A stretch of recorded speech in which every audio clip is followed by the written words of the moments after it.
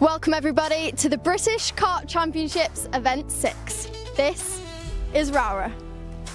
Nestled in the unique location on the edge of the Lake District, this track is known for its undulating and distinct character. With crests, falls, tight bank turns and more, this track offers a serious challenge for the IAME and KZ2 drivers here with us this weekend. The track is 1,030 metres long. The drivers will first face an elevated first chicane you can see there before heading into the two hairpins, McRae's and Iredale's, setting themselves up perfectly for this long main straight before heading into the Stuart S's and down the hill towards St John's and Sunny Bend. Finally, the drivers will go around Paddock Bend and that will be the lap complete at this one-of-a-kind circuit. Wow, what a way to start the show. Welcome everybody once again to Rowrah. We're here in Cumbria for event 6 of this year's Wera Tools Motorsport UK British Kart Championships. Andrew Mather and Keogh Lynch with you for what could be a really important day in the stories that we're telling across the course of this season. We are now into the second half of the season, Keogh, and this is where it gets serious. All these championship battles that we've been building up across the first half of the year, we've got our contenders now. We know who's going to be pushing for those big trophies at the end of the season, but now they've got to go out there and win them. That's right, it always gets intense at this stage. Thrilled though to be back at this location, as the entire paddock is. We haven't been here in about 3 years. One thing though I do know is going to be a huge factor, which is a complete contradiction to our last event, is the weather. So far it's been completely unpredictable and I do think that's going to be messy for the drivers. Yeah, Friday was really nice weather during the practice sessions, and then Saturday's conditions, the rain came in. We've got no idea what's going to be happening here today on Sunday for another full round for all of our IAME categories and the finals for KZ2. We could see our first British Kart Champion of 2026 crowned here today. More on that later. But let's learn a little bit more about this Rowrah circuit. We've been out on track with the drivers. Rowrah. There is no other circuit like it in the UK. It's fast, it's technical, and it is physical for these drivers. You know how this works. We're going to go and get some insight from the track with not only some local drivers, but some local heroes here today. We're here at turn 1 with Caden Hakura. Caden, tell me about this turn 1. It's a very different turn 1 to what we're used to here in the British Kart Championships. It's very elevated, it's very steep. And it's really tight and hard to manage that corner. And it's the first part of 3 corners, in fact, through this chicane. Tell me about turn 2. Tell me about what you're thinking on a race start as well. It's going to be very tight, very hard. There could be some spins, some crashes. And you better watch out. Where do you want to be? Where do you not want to be on a race start? You usually want to be on the inside for a race start. But it's a tricky one as well, because if you're on the outside, you do actually have a nice line into this third part, this really wide curb, because this is an important part of the circuit as well, isn't it? Yes, it is, because you don't want to get mugged off the track, and you really have to take that curb so you can get a good exit onto the straight and into the hairpin. And what about in the wet? Do we want lots of this curb in the wet? Especially in the wet. Very good. Well, that was the first few corners. Even more challenges when we get down to the hairpins. Over to you, Keogh. Thank you very much, Andrew. I'm here with Water Swift driver Evan Owen. Evan, it's good to see you back here after a couple of years. This corner, though, the first of the 2 hairpins, how important is it to get a good exit out of here? It's very important because someone can overtake you in the second hairpin if you don't get this one right. And in the wet, of course, we want to take a very different line. Yeah, around the outside, better. Here now with Evan at the second of the 2 hairpins. Evan, so you've got a good run out of that first hairpin. This one then is a good overtaking opportunity. Can you tell us a bit more? Yeah, if you get a good exit out of hairpin 1, this one's a fast and flow. You can overtake and then make it stick down the main straight. That's right. Thank you very much for the insight, Evan. Let's move along to Andrew with our next driver. Thanks, Keogh. We're here with Aaron Richardson, one of the very local drivers. Aaron, you're based just 5 minutes behind us. We're here at the Stuart S's, one of the most important parts of the circuit. Tell us about the entry into this corner first. Oh yeah, I mean it's like one of the fastest corners on the track. I think you like open it up loads into it, so you can run straight line off the corner. and obviously it's really good for overtakes. One of, maybe not the biggest overtaking opportunity, but definitely one of the big ones into here. You know, that gravel trap on the left-hand side is always there to catch out the unwary. And then you're immediately into another tight chicane here as well. How do you tackle a move into this part of the circuit? Oh yeah, because obviously it's a fast corner, you don't have to slow it down as much as all the other corners, so it's a lot easier to make a move stick, and yeah. And then this tight chicane as well, which the exit of is really, really important of. Where are you trying to position the kart? Because there's not much margin for error through this part. But yeah, obviously the barrier is really close to the curb, so you've got to get as close to the barriers as you can, so you can get the best exit off the corner so you don't lose too much time. Absolutely. Lots of action is to be expected in this part of the circuit, and more great corners further down the circuit with Keol. Thank you very much, Andrew. Here with another very familiar face from the circuit, Jess Edgar. Jess, it's very different for you guys here in the KZ. You're carrying a lot of speed before this right-hander. Then you have to go down a couple of gears. Can you talk us through what it's like? Because there's a lot more on your plate than in the other classes. Yeah, there's a lot happening all around this track really, but down the hill is really fast, obviously downhill. A couple of gears down and then into this left, which is another gear down, so it's quite a busy part of the track for us.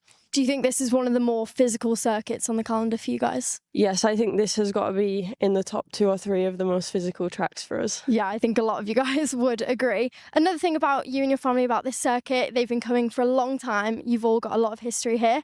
There is your name up on the poster. How nice is it to return to a circuit that you and your family have a lot of history at? Yeah, it's really nice to return home and race at home, somewhere that I've been coming since I was 4 years old. My first time in a Bambino would have been here, so it's nice to come and race at home in front of my family as well.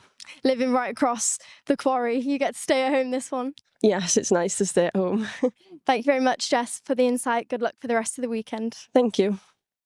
Well, here we are at the exit of the final corner. The challenges keep on coming for the drivers here at Rowrah. This is another really key part of the circuit, not just because it's the run to the finish line, but it's tight, it's compact. You can make a move if you're brave down the inside onto a very early apex, and then you've got to get your line right through under the shadow of the Cumbria Kart Racing Clubhouse here. It's a great place for the spectators to watch as well. You're in a real feeling of an amphitheatre at this point of the circuit. It's a great place for a race to finish. We're going to see plenty of close action here this weekend across the 2 days of racing, but particularly on Sunday. We're into the run-in of the season now. This is where it gets serious for the Wera Tools British Kart Championships. More to come here from Event 6 in Cumbria.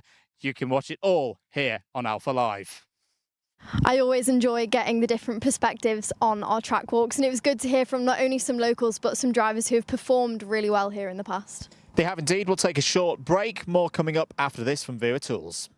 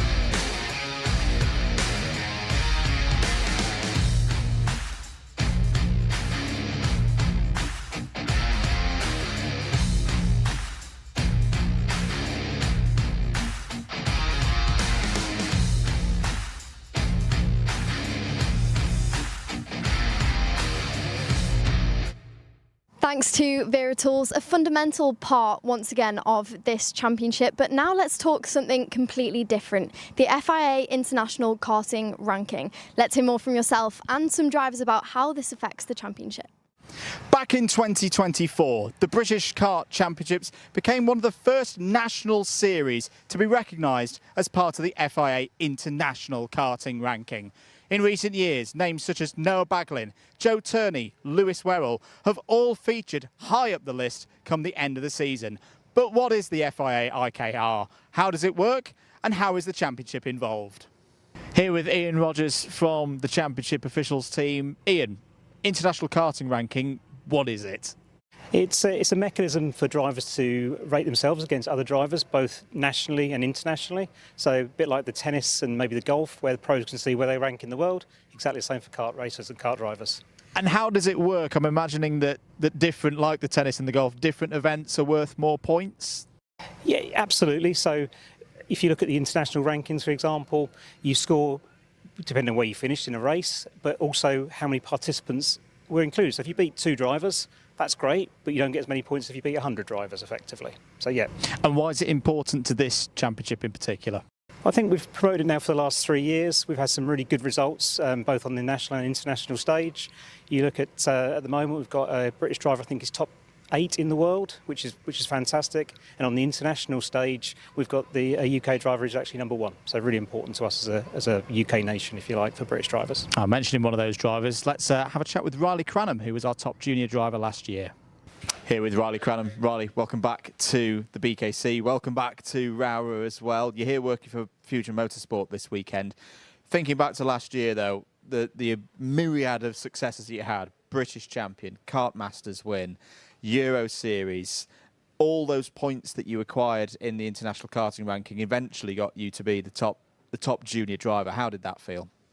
Yeah, you know, all the hard effort put behind the season, you know, it's good for me. Like, we've worked so hard last season with the team, and it's nice to be recognised for what I've achieved. Did it change anything for you getting that achievement? Well, obviously, it's a big confidence boost knowing you're one of the top in the world and the season. So, you know, you take a lot of confidence into your next season, whatever you race, and yeah, it just really helps. And pretty cool getting one of those FIA President's medals as well, wasn't it? Yeah, very cool. Riley, thanks for your time. Thank you.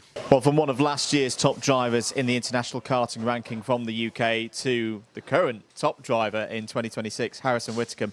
Harrison, it's been a busy year for you already, doing double duty in the British Kart Championships, racing in, you know, the Champions of the Future Academy as well. All those points that you accumulated have given you a really good position so far this year. Yeah, it's been amazing. I've just been trying to get out in the kart as much as I can. It's important to accumulate the points in the finals because obviously that's where the points come through. It's just about keeping consistent, yeah, and bringing the good results in. I say that's similar to what Riley said as well, that consistency and being rewarded for it. It's quite a nice feature of the season, isn't it?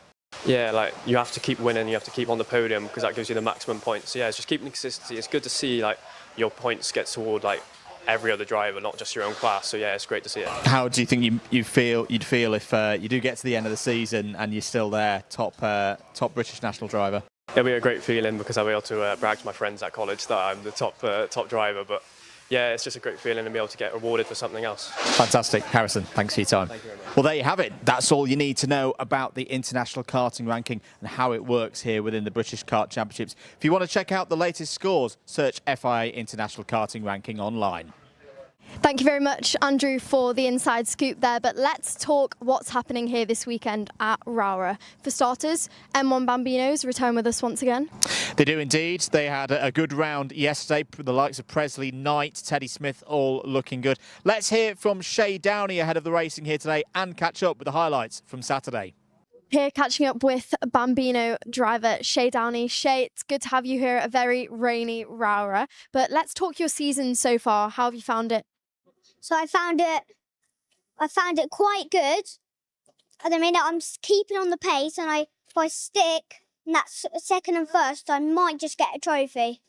Exactly that. And you said you had a little bit of engine issues at round 1. Do you think that ironed out for this one? Yeah. I need to keep going fast, and I need to keep with Prez. And this is not the only form of motorsport you race in. You've mentioned you run a dual program. Can you talk to us a bit about what else you race? Yes, I race F2 stock car. I came from last to first. Well, not first, but came last to 6th. And that was because you had to start at the back because you're a new driver. Looks like you're not going to have to do that this weekend, though, because you've qualified on the front row. What's your knowledge of this circuit like? Have you been before? Yes, I've been there quite a few times. I've had a couple of practices here. Well, thank you very much. Best of luck this weekend. Thank you. Saturday's finals started with M1 Bambino. Teddy Smith, Presley Knight on the front row of the grid. Rainy conditions for the first time in the 2026 campaign didn't stop the drivers having a clean start up towards turn 1. A positive one as well for Shay Downey, straight up to second place. There was a good scrap further down the order in the middle of the race for George Miller and Nicholas Anser. With the rain, there would be a few spins. Henry Exton falling foul at hairpin number 2. Ryla Stevens had some challenges as well, and unfortunately fell off the lead lap. But it would be Presley Knight taking a second win of the season. A clean sweep of the points here at Rowrah. He takes the championship lead into Saturday, but with strong challenges from the likes of Teddy Smith and Shay Downey. Presley Knight taking that win there has not only built on his confidence, but he has gained on the championship leader, who is George Miller. Let's move along though to a class that is still close as ever, and that is Water Swift Restricted. Let's hear from your current championship leader heading into this weekend and see what happened yesterday. We're here with Arthur Bowers in the BMR awning, our championship leader in the restricted category heading into this weekend. Arthur, tell me about your season so far. We started at Wilton Mill, then went to Lark Hall. Tell me about those races. I got a start. First, we started off at Wilton Mill, where I got a third on the last day, and then we went to Lark Hall. And then I got a second and just a second, I think. But you've been scoring lots of points. Yeah. You're leading the championship. You're looking to go further. Who have you been working with? Who's been helping you? My team, BMR, Tom Grice. And your mechanic Joe as well. Yeah. And what have you learnt from them as well? What's the biggest thing that you've learnt so far this year? You don't have to win to extend the points. So yeah, you can keep it nice and consistent. We're here at Rowrah, tricky circuit, lots of corners. What's been Joe telling you about through the practice sessions? To open the hairpins up. Yeah, because those hairpins really, really important. How much do you enjoy racing? Because your dad used to race as well. He raced on 2 wheels, you race on 4. What is it about karting that you really like? I think I like it because how fast they go. Yeah. What's the fastest you reckon you've gone before? Probably in a mini. Yeah. Super stuff. Well, best of luck for this weekend, Arthur. I'm sure we'll see you towards the front again, and we'll see you later on in the weekend. Nerves in the air, plenty of rain too, ahead of the first of 2 IAME Water Swift Restricted finals at Rowrah. From lights out, Hendrix Fallot took the early lead. With strong performances through the heats, he had plenty of confidence heading into the final. Elsewhere on lap 1, problems for Patrick Wood. He would spin out before a great battle ensued between the likes of Ollie West, Benjamin Schlivar and Freddie Baker. Back and forth for positions in the top 5 they would go. In the end, Freddie Baker would win out on his way to a podium finish. Problems in the second half of the race would befall Ollie West, who span out at hairpin 2 and be joined by Ollie Woodall. But it was Hendrix Fallot taking a maiden BKC victory. A brilliant display ahead of Freddie Baker and Arthur Bowers. Let's see what happens in the final on Sunday. Fantastic result there from Hendrix Fallot after the form he's been on so far this season. Could today be another win for him? Could be indeed. Well, we'll see later on with the IAME Water Swift Restricteds. Their heats coming up in the not too distant future. More previews of more of our classes coming up after this from Demon Tweaks. Here at Demon Tweaks, you probably know us for our massive kartwear range. We've got everything from suits, boots, gloves and helmets from the biggest brands in the business. But we are so much more than that, because if you're looking for kart parts, well, we've got you covered too. We've got everything from Rotax parts, sprockets and chains, discs and pads, data loggers and dashers, fuel tanks, steering wheels, bead breakers and loads more. But of course, it doesn't just stop at the track, and if you're looking to build your skills in the sim, then we've got everything you're going to need to build the ultimate rig. So whether you're just getting started or you're already at the top of your game, Demon Tweaks has got you.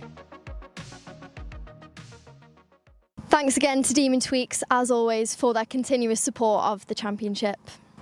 Yes, let's move on to Water Swift then. The stories are growing and growing in this category in 2026. Coming into the weekend, Mason Hibbert, off the win in Scotland a month ago, had another victory in Europe and was looking in really good form. Championship leader at the start of the race meeting. Struggled in practice, struggled in qualifying as well, was not looking good for him at the start of yesterday's racing. Before we look at the highlights though from the final, let's catch up with one of our drivers also in the Fusion team, Charlie Clough, and then get the latest from what is going to be a very dramatic class here today. Here in the Fusion Motorsport awning, catching up with Charlie Clough for the first time this year. Charlie, it's good to see you back. You had a really positive start to your year over in Europe as well. You were definitely deemed as one of the drivers to watch. How's the start of your season gone? It's been a tough season so far. We're hoping this weekend goes better than it has at the start. We have seen you have some ups and downs so far. What do you think it's going to take this weekend to push that little further? Just keep my head up and try as hard as I can. And here at Rowrah, we know there is some significant elevation changes. There's some really fast flowing corners. Do you think you're one of the more experienced drivers in the field? You raced, of course, various circuits over in Europe. Do you think that's going to help you this weekend? Yeah, because I've been to this track quite a lot of times and hopefully that helps me. And this is the point in the season now where we see drivers kind of turn it around. They can get the results they're looking for. Specifically you, last year, we saw you get some really positive results, especially towards the end of the year. Is that what you're looking to do with Fusion for the rest of this season? Yeah, try to get a bit better. Thank you very much, Charlie. Good luck this weekend. Thanks. Thumbs up for racing here at Rowrah, IAME Water Swift with plenty on the line. Drama before the race start. Dimitar Uzanov, meant to start third, was out with technical problems. Alfie Davidson took the race lead from the early stages ahead of Chester Forks. Bodie Batch would have trouble in the early stages out of hairpin number 2. Problems for Hugo Williamson as well. The privateer out in the early laps with a spin at hairpin 1. Mason Hibbert had not had a good time through the heats, but with some smart driving, picked his way up the order and gained valuable points. Dramas as well for Alfie Davidson, out from the race lead, handing victory to Chester Forks. LBJ Stubbs held on ahead of Hibbert, but Forks, it was a first win since 2024 in the British Kart Championships, ahead of a pleased Stubbs and an even happier Hibbert. Could that be the moment that we see Alfie Davidson's fate decided within this championship? That's not a result that we'd usually see from a driver of his category, which did mean that Mason Hibbert regained the championship lead. Let's take a break though from yesterday's racing and get the insight of a KZ driver around this circuit. Welcome to the race centre here with Ralph Youngling. Ralph, good to see you once again in the KZ2 category this weekend. Rowrah, really interesting circuit for the KZ2s and very different to what we had a couple of weeks ago at Kimbolton. Should we go through a lap? Yeah, sure. Okay, so yeah, going into turn 1. So of course this corner's uphill, so it's a blind apex. So the right is really important that you carry enough speed through, but you also set up the left. And you can't really see the apex, so yeah, it's really, really important because there's a barrier on the inside of the curb, but you don't want to hit that or run off too wide coming out of it. I imagine tyre pressures are really important through this part because you're leaning on the left-hand side a lot. We've then got this run towards these double hairpins. Overtaking through this part of the circuit? Yeah, definitely one of the major overtaking points down into this hairpin one. So if you get a run and you do the first bit of the sector good, then you can get a run, go in quite hard into hairpin 1 and they can't really get a switch back. So yeah. It's really important that you go in really hard and to really get the kart rotated and carry the speed. And yeah, similar thing going into hairpin 2, pretty much the exact same corner. This one's got a bit of banking, so you can brake later than you think. And yeah, really important to get a run because this is pretty much the main straight of the track. So if you mess this up, or mess the hairpin 2 up, you lose down the whole straight. Another big difference to this weekend, we don't know what the weather forecast is going to do when we get to Sunday. I imagine this part of the circuit can be quite tricky in terms of grip levels if it is going to be raining. Yeah, so I've never actually driven here in the wet before. So yeah, I guess I'll find out what it's going to be like. But yeah, everyone that I've spoken to says the wet is really good around here, so I'm excited to see if it does rain. And it's a proper roller coaster circuit as well. These corners must be great. This right and then left towards the end of the lap. Yeah, they're really fun corners, really fast, really flowing, especially the downhill right. You go literally over the hill, you have to pull a gear as you're going over the hill, it's really physical. And then down the hill, the really fast right is really fun, and then the left as well. I really enjoy those sorts of corners, so yeah. Well, that was a great talk through the lap Ralph, in terms of the rest of this season, we've got this round, we've then got the events at Silverstone. How much are you looking forward to this run into the end of the year? Yeah, well, Silverstone's a really exciting track to have on the calendar. I drove the first ever test day there, and I think it was a really amazing track. Haven't been there since, but we'll do some testing soon, and yeah, that's a really, really exciting event. And I think the grid will be really good as well, so I'm really looking forward to that. Super. Ralph, thanks for your time. Best of luck for this weekend. Thank you for that, Andrew. I always find the KZ perspective so impressive to see. The amount of times that they must change gear around a circuit like this is physically challenging. Let's get back to racing though. Junior X30 is up next. It is indeed. Really interesting story in X30 Junior coming into this weekend. We talk about home advantage in sport. Well, in a way, there's no home advantage this weekend for two of our lead drivers in this category. We've already heard from one of them, Aaron Richardson, earlier in the show on the track walk. George Edgar, though, he leads the championship. He's the other local hero, as it were, within this category going into this weekend. A great performance from him last time out at Lark Hall. That's right. Let's hear from George Edgar himself and watch yesterday's highlights. Here with George Edgar in the Mick Bout Racing awning. George, big weekend for you, this one. First of all, racing at home, how does that feel? Yeah, for me, my home track at Rowrah, it's where I started a very long time ago. It brings back some good memories, and obviously I'm here, all my family's here to watch, so yeah, it's good, it's cool. Let's go back to the last round. It was a very strong weekend for you at Lark Hall. A lot of championship points, but not without its trials and tribulations, was it? Particularly on that Saturday with you got the win, but you had a bit of an issue with the chassis. Yeah, so on Saturday I managed to be pole and then take the final win, but unfortunately it was a little bit harder than it needed to be because we found out after the final the kart was cracked, but we still brought it home for the win and managed to take the championship lead after the weekend, so it was a very, very good weekend. In a way, does that give you quite a lot of confidence that you were able to get that kind of result with that problem?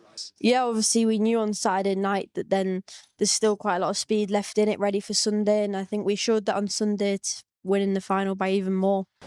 Now, one of the other interesting aspects about your class and this particular weekend is that you're not the only driver from this part of the world in Junior X30 racing up at the front. We spoke to Aaron Richardson yesterday. How's that as a dynamic in this championship battle between the two of you?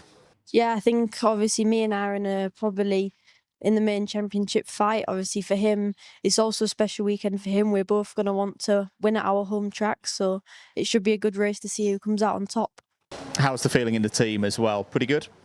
Yeah, Mick, Dan and my mechanic Ashton have been working very hard, making sure everything's right. We've been testing, got the kart set up right, and we've just had qualifying, and we've managed to take pole, so hopefully we can carry that on throughout the rest of the weekend and bring home a double win for my home race. Fantastic stuff. George, thanks for your time. We'll leave you to it. Thank you. Plenty of questions to be asked and answered in the X30 Junior final on Saturday. It had been a tough start to the weekend for Rocco Shenton, but the rain had turned the fortunes of the number 6 driver around. He would lead in the early stages from pole position with a strong start from the front row. The grip changing everywhere for the drivers, everybody battling for grip.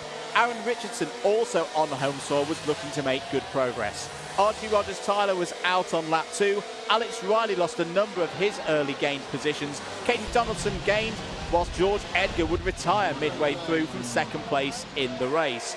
Rocco Shenton was left out front. A marvellous victory for Rocco. It was his first since 2022. It had also opened up the championship scores. Aaron Richardson leading going into Sunday.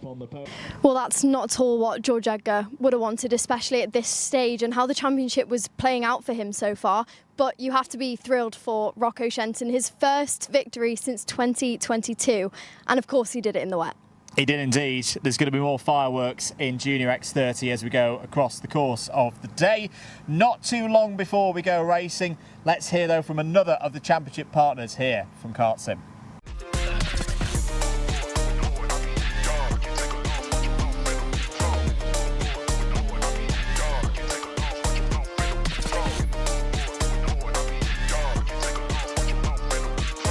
Wera, what a start from the so hard, heading up into the top section.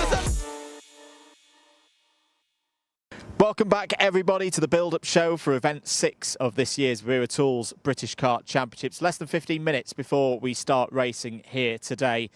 Let's talk X30 Senior. This has been some story so far this year, dominated by premium karting. The inter-team battle between Harrison Whitcomb, who had both final wins in the first meeting, then Freddie Lloyd, who returned to the championship at Lark Hall. He took the second 2 finals of the year. It's going to be a really interesting dynamic between those two and other members of the premium karting team heading into today's meeting, because they had another good result yesterday. More on those highlights up in a bit. Before we get to those though, let's hear from one of our drivers in Senior X30 with Levi Sangera in the MDL team. Here in the MDL awning, catching up with returning Senior X30 driver Levi Sangera. Levi, it's good to have you back at the British Kart Championships. For starters, can you tell us as a whole what it's like to race in this championship? Because we know we see you in a few over the years.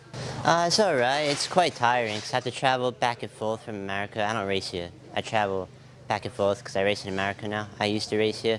But I think the championship's pretty cool and I like it a lot, yeah. You're doing a dual program over in America as well. Do you think this gives you kind of a bit of harder work to do when you get over here up against these drivers who do club races, for example, week in, week out? It can be hard, yeah. Against these drivers, it can be hard. The aggression level here against America is really different. So I always have to like adapt to their style, but I get used to it. And compared to some of the other tracks we reach on this calendar, some drivers say it is one of the more tricky tracks. It's technical, especially in this wet with all the undulation. How do you find it in the senior kart? I actually like it. It's quite fun, actually. I like the elevation changes. It's quite fun. Makes me happy. And you had your best result today at Lark Hall. Do you think you're able to build on that this weekend with MDL? Yeah, I think I can, yeah.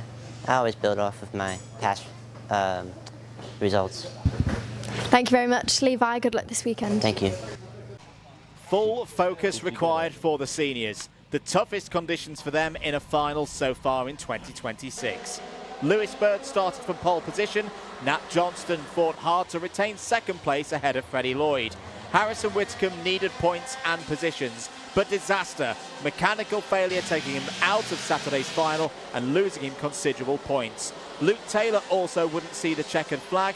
Alexander De Benedictis and Morgan Moore would go back and forth, both gaining a number of positions in the first half of the race.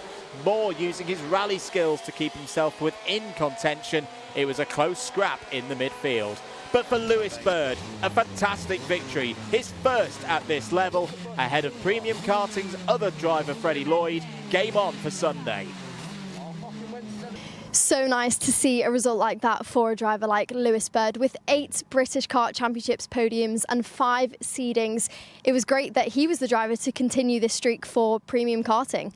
Let's talk KZ now, though, who are returning with us this weekend here at Rowrah. And Noah Wolf, since round 2, has clean swept. He has indeed. There's a lot to unpack for KZ2 this weekend. The first thing, this is a very different circuit to what we had 2 weeks ago at Kimbolton. We've also got some returning faces to the championship here this weekend. None other than Ella Stevens, last year's runner-up in KZ2, returning for a little bit of fun here this weekend in between her F1 Academy races. We caught up with her earlier on in the weekend. Here in the Jade Racing awning, catching up with 2025 KZ2 runner-up Ella Stevens. Ella, it's great to have you back. As many know, you have made your transition into Formula 1 Academy this year. Tell us how that's going and what made you come back. It's been a bit of a tricky start so far. I mean, it's my first season in cars, so it's always going to be a little bit difficult. But generally, it's just an amazing opportunity. It's amazing to be racing for McLaren. And I know everyone in this paddock is thrilled to see you back here this weekend. I'm guessing the goal for you this weekend is going to be different. Last year, you were racing in tents for a whole championship. This year, it's a one-round wonder. Is that going to change how you race this weekend? Probably, yeah. I think just no pressure, just having a little bit of fun is going to make all that difference, you know. No pressure, just no one thinking, oh, get a good result. I'm just here for some summer fun. So. And the gearbox car around this circuit, it's very physical. There's a lot of gear changes with the elevation changes. Is that a challenge for you this weekend? How are you finding it? I think the elevation makes it a really cool track. It's definitely one of my favourite tracks, hence why I'm here, and I happen to be free for it. So I think it's just a really cool track. It's got all the different types of corners and different gears. Speaking of this track, your teammate Jess Edgar is another local driver to this circuit. We know she's fond of it as well. Jess Egger, of course, has been through the Formula One Academy experience. How nice is it that you get to come back, return to the British Kart Championships and sort of share the experience that you've both had now? It's great, yeah. I mean, we used to be teammates when we were about 13, so then obviously Jess went off, come back with some tips, and then now it's my turn, so it's great to be teammates again for the weekend. Full circle moment for you two. Well, thank you very much. Best of luck this weekend. Thank you. Great to hear there from Ella Stevens. Now, Ella could have a bit of a role to play here today. This is where it might get a little bit complex, folks. We'll try and take you through this as easily as we can. Ella's a guest driver this weekend. Same for Alan Kenyon, same for Sam Lewis. They will not score championship points here today. However, with the pace that we've seen from them, Alan Kenyon looking really, really quick so far this weekend, they could get in amongst it in terms of the title picture. Noah Wolf could win the title today.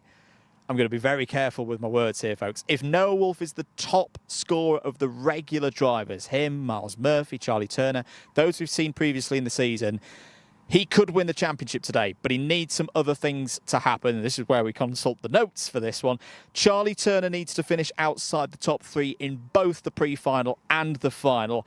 And he needs Miles Murphy to not finish second in either of those 2 races here today. If all of those things happen, we could be calling, we probably will be calling, Noah Wolf as champion here today. Should note as well, it wasn't a good day yesterday for Noah Wolf. He had spins on both lap 1s in the heats. He fought back well in the second one, so he got a good number of points, which doesn't sound great. But there was also problems for Charlie Turner and Miles Murphy. So there's going to be all kinds of permutations up in the air today. In a way, the neutrals of us, we want it to go to Silverstone. We want it to go all the way. But Noah Wolf in a very strong position, despite having some troubles yesterday. That's right. Good recoveries from him, though, despite the action of yesterday. And just like that, Andrew, that is it from us here on the Build Up Show. Let's go racing. We'll see you out there.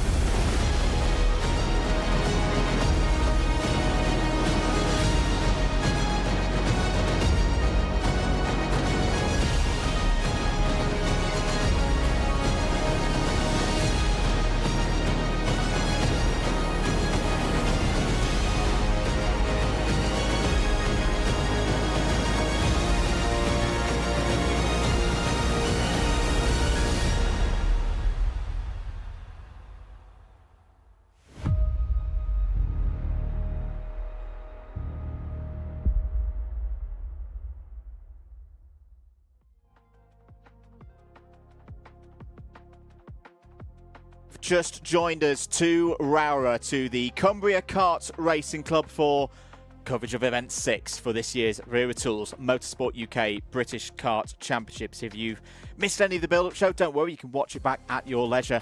The paddock show as well that went out last night, you can watch that. We will be playing that at lunchtime, of course. Let's talk racing with myself, Andrew Mather and Keil Lynch in the box. This is what I like to call, Keil, a moving day. It is not the day that will mathematically decide the championship round this circuit of just over a kilometre in length, 12 turns. It undulates, 19.7 foot change from top to bottom in terms of elevation, racing here since the 1960s. But, you know, you've got the weather is not as bad as it was this time 24 hours ago. It's a little bit overcast. In fact, it's not a little bit overcast. It's very overcast at the moment. Rain in the air, but it's not pouring down with rain like it was for the start of Saturday.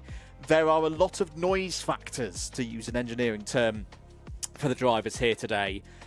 This is the kind of race day where a driver can either gain 10 championship points, lose 10 championship points, that when we get to the end of the season, we go, they've lost a title by X number of points, and the difference maker was back at Rowrah. This could be a very consequential day in terms of who ends the year as a British kart champion. You're right, it's event 6, so we've reached over the halfway point now when we were over at Kimbolton with the other half of the British Kart Championships. And this is the stage where drivers really start to think about the championship. Yesterday's round did call for some really interesting results for who were the championship leaders, and a lot of them have changed. They have indeed. Let's go through a little bit of your schedule and just get you up to speed with what's happening. So everybody has had qualifying already. The IAME categories have had a fresh qualifying this morning. Remember, this is a double header for them. They had a full championship round yesterday. This is a full new championship round for them. The KZ2s, they had their qualifying yesterday. 2 heats. They've had the first quantity of championship points awarded to them. They will have a pre-final and a final here today. So we'll start with the M1 Bambinos. Their first heat coming up at 10:15. It'll be 8 minutes plus 1 lap for them. Water Swift Restricted, Water Swift, Junior X30 and Senior X30. That's the order in which they will run through to around 11:30. That's when we will have our KZ2 final. The first big one of the day for those drivers. Then a repeat of that IAME rundown: Bambinos, Cadets, Inters, Juniors, Seniors, that take us through to lunch break at 1:15 local time here in England. And then the finals will start with Bambinos at 1:45, Restricteds at 2:15, Water Swifts at 2:45, KZ2s, which could be the first time we see a British champion crowned, depending on how Noah Wolf performs across the course of the day, and others as well. There's quite a few permutations, as we touched on in the build-up show in that one. That'll be at 3:15. And then Junior X30 at 3:50. And X30 Seniors at 20:04, all being well. Of course, that is subject to change, as any race meeting schedule is, but all being well, that will be run to a tight ship by Ian Rogers and the timekeeping team and all of our officials out there on circuit. There is Henry Exton on your screen. Keol, yesterday for the M1 Bambinos, their toughest day of the season so far, wet conditions. It was very dry on Friday as well, so they really had no prep at all. Straight into the wet conditions, and I think all of them performed really, really well. Absolutely, it's great to have them back with us. These are such young drivers, and of course, maybe not all of them will have as much experience as some others in the wet, especially around this circuit. Ourselves, as the British Kart Championships, haven't been here since 2023, and a lot of these drivers were too young to race in 2023. Although they've said they're loving it so far, it's a bit like a roller coaster for these young ones, with all the undulation, all the elevation changes that goes on around this circuit.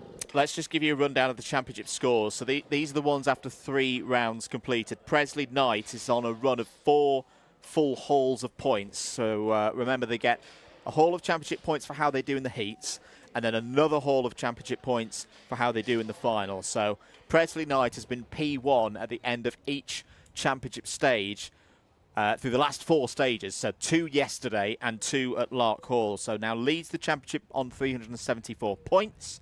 George Miller had a bit of a tough day yesterday, but has had a decent qualifying in this one. We'll get onto the grid order in a minute. George is on 359. Shay Downey, 353. That's Briella Stevens there, staring us out there on the camera, the full focus there for Briella. Shay Downey on 353 is third. Stanley Thurston, I want to say, is our youngest driver out there. He's only recently turned 6 years of age. Has been in the full championship, though. 352 at the moment for Thurston. Exton, 5th on 332. Briella Stevens, 6th on 328. Nicholas Answer, Cheyenne Asgomi, Teddy Smith and Oakley Rudman completed the top 10. Should note as well, Teddy Smith, if you were with us last time out at Lark Hall, heart-wrenching moment when he was disqualified for being underweight. Nothing that Teddy did himself in terms of his driving. He finished P1 on the road. He's a little bit further down the order, but still very much part of the championship fight. Engines fired up. We are ready to go racing here on Sunday at Rowrah. Let's go for it. M1 Bambinos up next.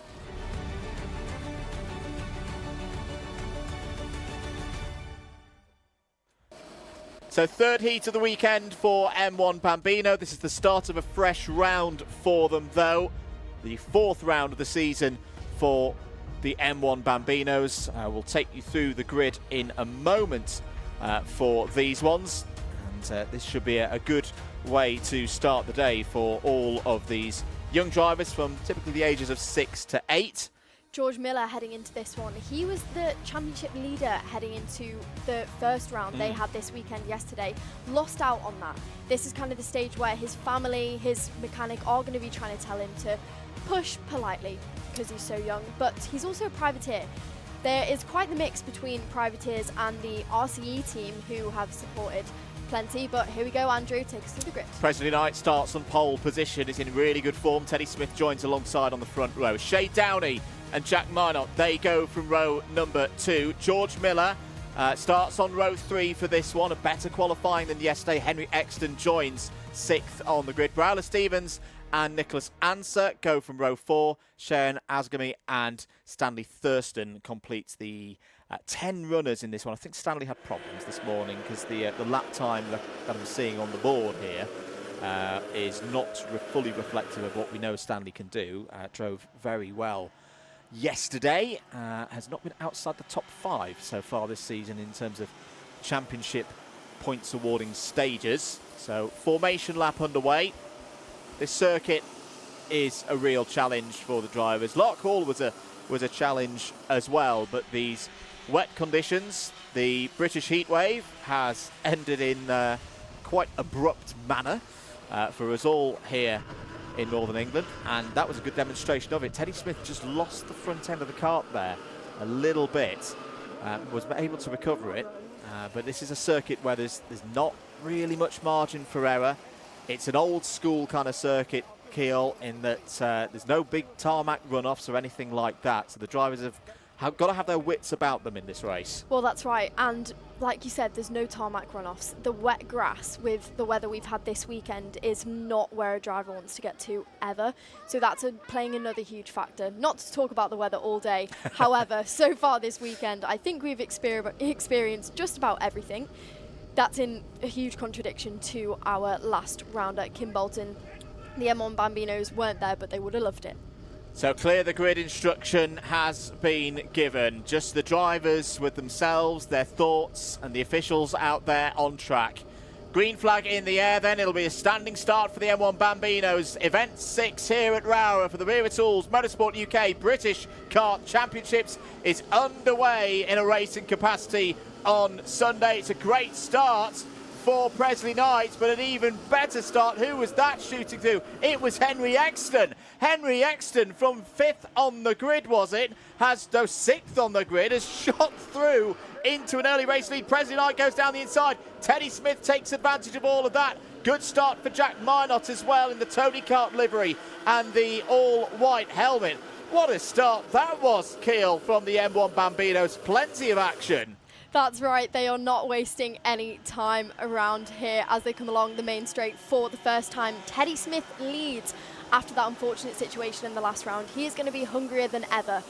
Hard one to take for the youngsters. They head through the chicane now and down the hill. That's someone going for a move there. Shay Downey, number 51, we heard from him earlier on in this weekend, and he gets the move done, takes all off the curb. As we can see, track conditions aren't great. You saw Jack Mintot kind of struggle there with his kart. This is the stage where the track can be a little bit greasy. It's drying out. You can see where the dry line is, but there are some serious wet patches. If you have a first lap like that, Andrew, there is going to be people that are on the outside on that wet line. There are indeed. So end of the first lap, Smith leads from Downey, Exton, Minot, Knight, Miller, Thurston, Stevens, Anser and Asgamy. And good to see George Miller on the attack in this one. That was Jack Minot having a little go at Henry Exton.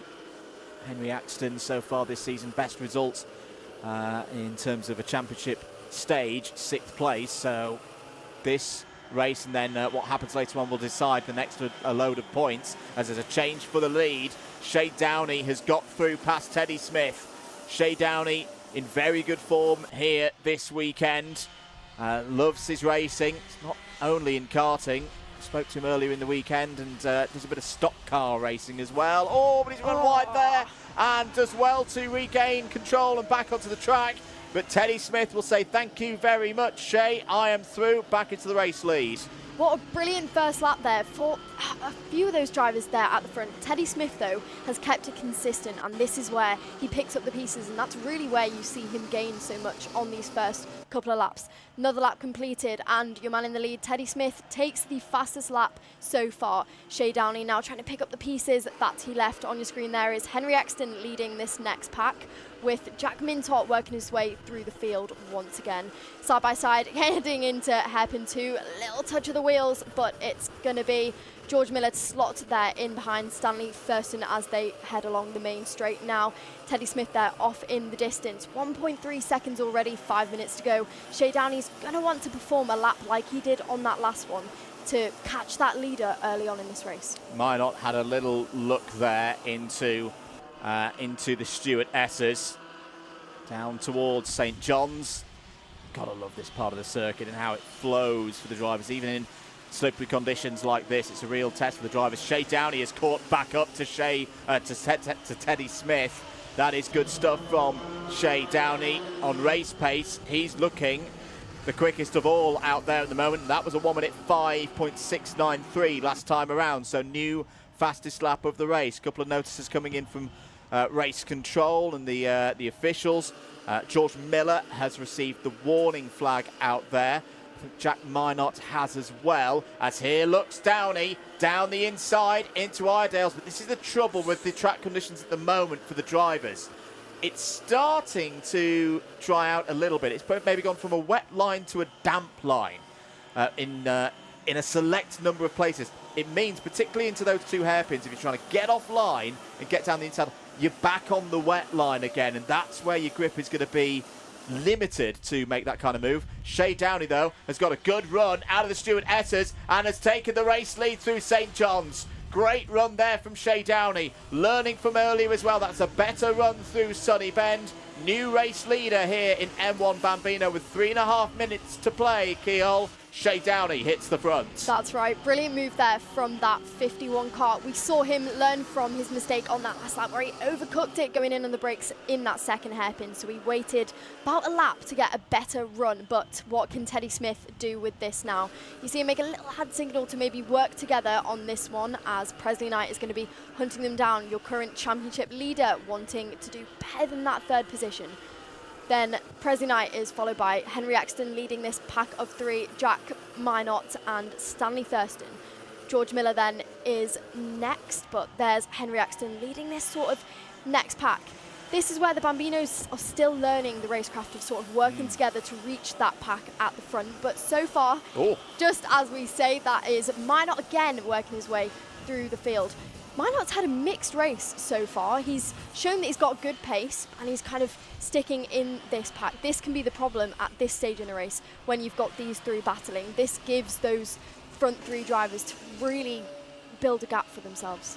Stanley Thurston just at the back of this trio as well has done well to move up from 10th place on the grid. Has gained 4 places. Another new fastest lap of the race has just gone in from Downey, 1 minute 5.21 seconds. But you saw with that move from Minot, the grip is starting to come in for these drivers. He went to the outside. Exton was using the classic karting wet line, and maybe that's not the line to be using at this stage of the race. The clouds are lifting here at the circuit. Just looking outside of our commentary position, it is brightening out there. We had a lot of rain at this stage of the day yesterday. It did clear up around 1 o'clock. And it was quite nice in the evening once again here in Cumbria. We've got just over 90 seconds of this race to go. Can get in touch with us here in the box, whether you're watching on the Alpha Live YouTube channel or over on Karting UK. We've got all of your comments coming in. Good morning to Ethan Guest, who's cheering on Noah Wolf and Rocco Shenton today. Ethan, who's been doing a lot of club racing this year. Good morning to Yuzuki Sato as well. Hello, mate. Hope you're doing well. Yuzuki, who I'm sure will be tuning in to cheer on Harrison Whitcomb when we get to the Senior X30s later on in the day. Hello to Shaz as well, Shaz Walsh. Jan watching from Germany. The sensible streamer is ready here with the popcorn today, and a certain person called Brendan Lynch is in as well. Good morning from Germany. I hope your weather is better than what we've had so far this weekend, but less than 1 minute to go now, and Shea Downey is 2.2 seconds down the road. Teddy Smith still in kind of his own air right now, trying to make up the ground on your race leader, and Presley Knight is in that same position. Henry Axton, though, takes a slight look behind car number 46, doesn't quite make the move done. Is he going to get it around the next corner? Stays patient, has a look, but he is right on the back bumper as they head towards down the hill. All of the curb takes Jack Minot. Jack Minot there in that position again. These three have been kind of battling this entire race. It's going to be who can come out for this 4th position out of the three of them at this stage in the race. Another lap complete. It is Minot that leads these three into this, but there is now no time in between them. It's now Thurston that's catch up in those last couple of corners now with those two battling. Into the hairpins then. Is he going to... No, he's confident. He doesn't take a defensive line, and it works out because everyone runs slightly wide, takes a look behind him, and he has a bit more breathing room than he did on that last lap. So the time has hit 0. Timer has hit 0. We're not quite on the final lap yet. Downey leads from Smith, Knight, Minot, Exton, Thurston, Miller, Answer, Stevens and Ascombe. But that's going to change potentially. Oh no, good defence there from Jack Minot. Carried the speed round the outside through the Stuart Essers. Nothing really that Henry Exton could have done on that occasion, but he's going to have another go as they run towards St John's. Can Exton go round the outside? It's getting close there as they run towards Sunny Bend. I tell you what, Minot's got good speed mid-corner. He's able to turn it in, carry the speed a little bit more so than Exton at this stage. Last lap board is now out. As Marshall takes a step back there as Minot drives to that line on the inside. Downey is clear. Downey just needs to bring this one home. Thurston's going to have a go here at Exton in that number 32 car. No, thinks better of it. Still a little bit too greasy down the inside there into McRae's to realistically go for a move. That's given Minot a little bit of breathing room now. Has he got the control into... Oh, he used the wet line there, and that was an error. Through goes Exton. Here comes Thurston as well. What happened there was Jack Minot just used a wetter part of the circuit into Iredale's. Well, that's a great response down the inside into the Stuart Essers to retake 5th place ahead of Thurston. But that's what we're talking about now with this circuit. There's the wet line, there's the damp line. You've got to be on the damp line to go quick. Over the line, Shay Downey celebrates. That's heat 1 in the books for Shay Downey. Teddy Smith's going to take P2. Presley Knight will come over the line 3rd. Good points for the championship leader. Minot will lose 4th place there to Henry Exton. And I think there's been another little spin further back between Minot and Thurston because they lost some more time there. George Miller has lost 7th place at the end there to Nicholas Answer. So that's been a change on the last couple of corners. Maybe it was George Miller who had the spin there on that last lap. It was 1:13.9 over the line. Bryla Stevens comes home in 9th place, and then it'll be Shane Asgamy coming home in 10th place. Asgamy currently on personal bests through sectors 1 and 2 so far on this lap, and that is a PB to end the race. Good work there from Cheyenne at 1 minute 8.6. That's a nice way to finish your first race of the day. That was fun. That was a brilliant first couple of laps initially from your race leaders. They spread out a bit. Safe one for the championship leader, Presley Knight. He won't be unhappy with that in these stages of the race. Brilliant, though, for your race winner. That is... You saw his family there. There he is in all of his glory. Shay Downey doesn't only race this, he also races over in stock cars at his young age. Teddy Smith then and Presley Knight rounding out the top 3 for that one. Henry Exton, Jack Minot, Stanley Thurston made it difficult for each other, but went over the line in that order. Nicholas Ashan, George Miller, Bryella Stevens and Cheyenne Asgamy round out the top 10. That was a really great race to start the day, Andrew. It was indeed, and if you enjoyed that, there'll be more later on from the M1 Bambinos. They'll have a second heat later on in the morning, which, to give you the exact time for when that will be at, come on Andrew, find your notes. There it is, 12 o'clock for the M1 Bambinos. Let's go up into the IAME Water Swift Restricteds. This championship picture, Keol, I'm finding really difficult to call who's going to win it at this stage of the season, because I think it can be typified as being... We've got a number of drivers who've all had maybe a very good day, but some not so good days. It's wide open at this stage of the season. Let's get ready for it, though. Next up, IAME Water Swift Restricted.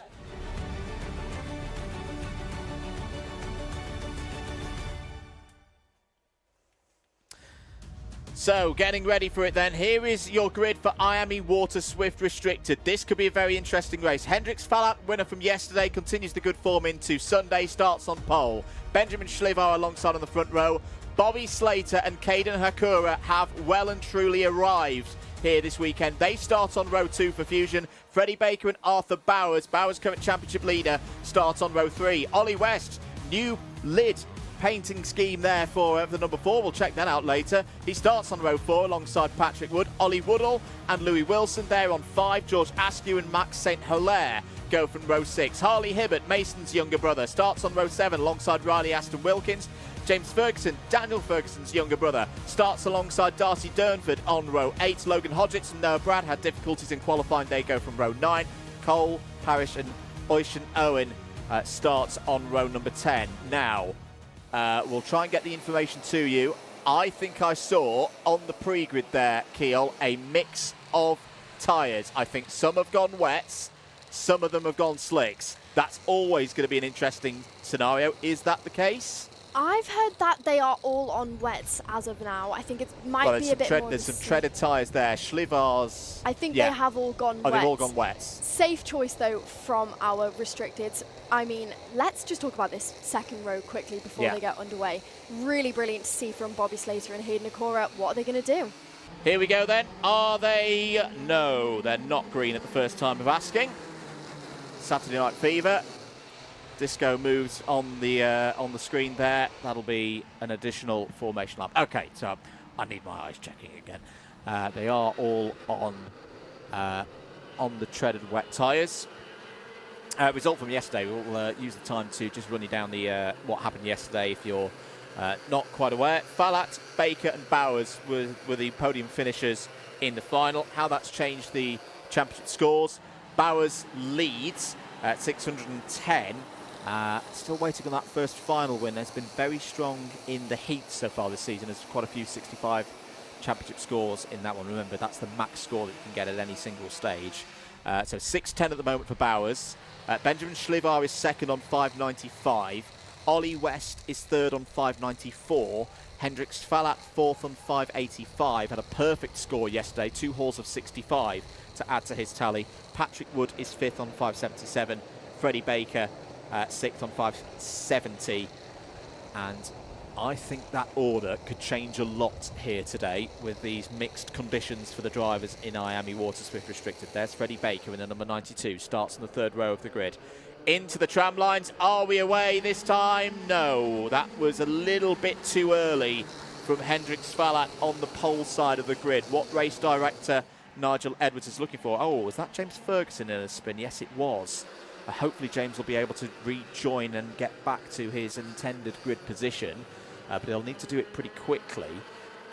What Nigel Edwards is looking for, parity across the front row.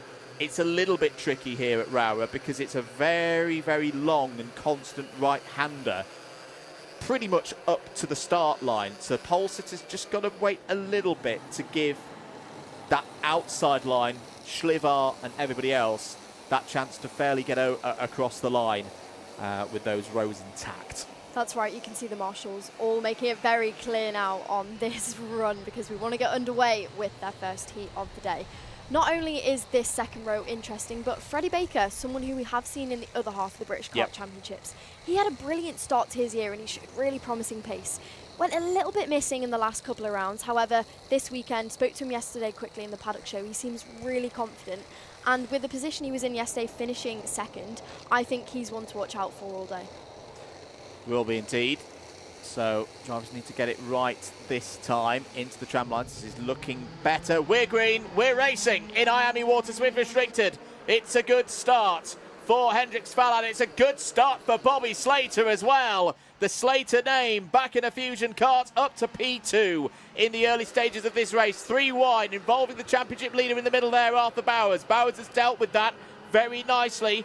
Squeezes through into 5th place. That's a great start again from Hendrix Falat, channeling the inspiration of the helmet design. He's racing in a Nigel Mansell tribute helmet here this weekend. Well, our Nige would have been proud of that start. Into the lead and clear by probably about half a second, Keel. That's right, Benjamin Schliever, though, wants to gain that position back that he lost off the start. Is he going to do it right now? He takes a look, can't quite get it done. Freddie Baker on his tail once again, showing good pace so far this weekend. Bobby Slater now needs to get his head down and focus on that race leader. 7 minutes plus a lap to go. First lap complete then. It is Hendrix Fallat, your pole sitter, that leads. Bobby Slater, Schliever, Freddie Baker, Arthur Bowers, Ollie West, Caden Okora and Oliver Woodall in that top 8. Patrick Wood and Lewis Walsh. Freddie Baker has to take a slightly defensive line there, which is going to let that kart number 98 of Arthur Bowers, who's your championship leader, through right now. Schliever still trying on Bobby Slater around that second chicane. Is he going to get a better run down this main straight? We'll have to see. Close as ever, Schliever's now on the inside. For the next corner, it looks like he is going to make it through. And that is Arthur Bowers, who's also going to follow him through. Brilliant move from Arthur Bowers. Bobby Slater is now under pressure from Freddie Baker. That is how fast things can change in heats like this. Freddie Baker can't quite put that much pressure on him just yet. Not enough to get past, but we are reaching the end of the lap. And that is Ollie West now. Ollie West, third in the championship. New helmet colours this weekend. Looking on form today. Is indeed. Here's the pack a little bit further behind. Race leader Fallat makes a little adjustment. Schliever and Bowers will try and close in as he battle for fourth place between Baker, Slater and West. Spoiler alert for Formula 3, so close your ears now if you don't want to hear that. It's been a great day for the Slater family already. Older brother Freddie has taken the lead in the F3 standings this weekend in Budapest. Could this be a best result of the season so far for Slater? He did just lose out there to Ollie West, but got to remember, Bobby Slater in his first year at this level. Ollie West is a seeded driver, was here last year, and has been racing very well this season. So this is more than a commendable effort from Bobby Slater. This is the strongest performance we've seen from the youngest of the three brothers so far this season. There's Dimi Uzanov in the foreground. We'll see him in a moment in the Water Swift race. Ben Schliever has just set the fastest lap of the race, 55.63 seconds. And he's being pushed on here by Arthur Bowers. This is good tactical work between these two. If they can work together, the track is getting to that kind of stage where you can do a bit of a shake and bake and get back towards Hendrix Fallat. That was a good first sector, though, from Hendrix Fallat. Has he had the communication from trackside to say, those guys behind you, Hendrix, are starting to catch. You just need to move this out a little bit. He's responded. He has done. He leads by 1.5 seconds once again. Hendrix Fallat really up and coming in his early stages of this championship. Race Bambinos in the past, but his first debut this year with the Wera Tools British Kart Championships, and has made a very good impression. Schliever, though, setting fastest laps is what he's going to need to do to close that gap, because it's stretched again, now being 2.1 seconds. On that lap, though, these two working together has shrunk it that slightly, now being 1.1 seconds. Arthur Bowers is doing the clever thing at this stage. This is another driver with experience. He knows where his position is in the championship, and there's still just under 4 minutes to go. Oliver Woodall there sets a new fastest lap. Another driver who at Loch Hall we saw did brilliantly. I've been really impressed with Ollie Woodall. He's turned a corner these last few weeks. Had a bit of a tough day yesterday in the final, but took the win last time out in front of the Alpha Live cameras at Loch Hall. Was your driver of the day from Wilton Mill, and no driver of the day here this weekend. That's because for the last IAME meeting it went to the Honda Cadet. So for anyone wondering about that and not seeing the driver of the day interview, we'll have lots of them when we get to, I think it'll be when we get to PF International later on in the season. It'll be a very busy weekend for us filming the interviews for that. 3 minutes to go in this one. Gap's closing again, Keel. It's down to 0.7 of a second now for Fallat to the rest. So this race for IAME Water Swift Restricted, this cadet category, it's the Water Swift engine, the platform that the slightly older drivers use with just a little bit less power, the power capped. That's what we mean by the term restricted. They are catching Fallat here, and Schliever's going alone as well. That's right. Someone in the live chat did say, what does restricted mean? Like you said, Andrew, it's the Water Swift engine, the Water Swift kart, but restricted, so it's suitable for the younger classes that are going to learn. Schliever loses out on his position with 2 minutes to go after all that effort. leading up to Hendrix Fallat. He loses out to Arthur Bowers. Not lost out on too much though. He's still in touching distance as they head through the first chicane once again. He's going to have to push for this lap as now it's getting serious. Arthur Bowers, now your race leader, in striking distance, not too far off as they head towards hairpin 2. Hendrix Fallat is got to get ready now to be under some pressure on these last couple of laps. What we've seen from him though is that he's good at keeping his cool, defending when he needs to, and I think that's what we're going to see towards the end of this. Schliever now straight on Bowers. Didn't take him long to make up for those mistakes. We can really see a proper dry line now out on the circuit. Also, puddles still, so it's definitely not safe just yet. The grass, of course, will still be very, very wet. Schliever there, very close to Bowers. Not going to make a move at this stage, though. Bowers takes a slight look behind to think, yep, still right there as they head one more lap complete. 1 minute and 25 seconds to go. Oliver Woodall still holds on to that fastest lap. Does indeed. So I think we'll have 3 more laps for this one. Fallat leads from Bowers, Schliever, Baker, West, Woodall, Wood, Hakura, Louis Wilson, who's been very good so far this weekend as well. Had some great results in the heats yesterday. It's P9, and then Bobby Slater completing the top 10 as things stand. Those chasing pair down towards the stewardesses now. Bowers ahead of Schliever. They're continuing to work together. Harley Hibbert has had a warning for something out there from the race officials. Just a warning at the moment. The number 49 has had one as well. That's Noah Brad for the TW Racing outfit. 30 seconds to go. There is the number 49 of Noah Brad just heading down the straight. Teammates battling there. That's Cole Parrish getting through. Nice move there from Cole Parrish. And with that is up to 16th place. 16 seconds on the clock. Another lap is nearly complete. Then let's see what your race leader can do. The gap has shrunk. We can see on the timing there that they have come over the line. It's now 5/10 and a couple of laps to go. This is where it gets serious. Back to the race leaders then. Bowers looks like he's under a little bit of pressure now, but they are close as ever to Hendrix Fallat. Benjamin Schliever still doing the clever thing of pushing that driver along.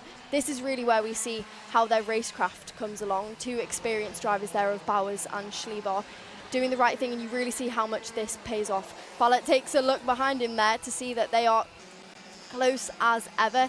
Here is former restricted driver and former champion, RBJ Stubbs with XL last year. Watching the class he used to be in, it's so good to be here, especially this weekend. We've seen the classes be really in support of each other.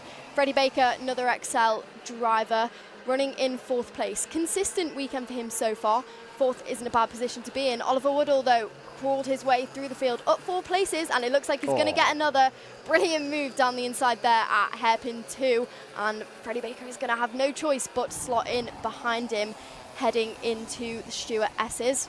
That was a mega move. That was a proper move from Oliver Woodall. I'm sure that will be another cottage pie powered overtake as Schliever has a look there at Bowers. Bowers did well there. Just held the line. There was no option for Schliever but to get out of the throttle. And well, for Hendrix Fallat, this is going to be another race victory. Takes heat number 1 of the day, heat 3 of the weekend, and continues to accumulate these points. Hendrix Fallat wins by half a second ahead of Arthur Bowers. Benjamin Schliever takes 3rd. Oliver Woodall in 4th. Freddie Baker in 5th.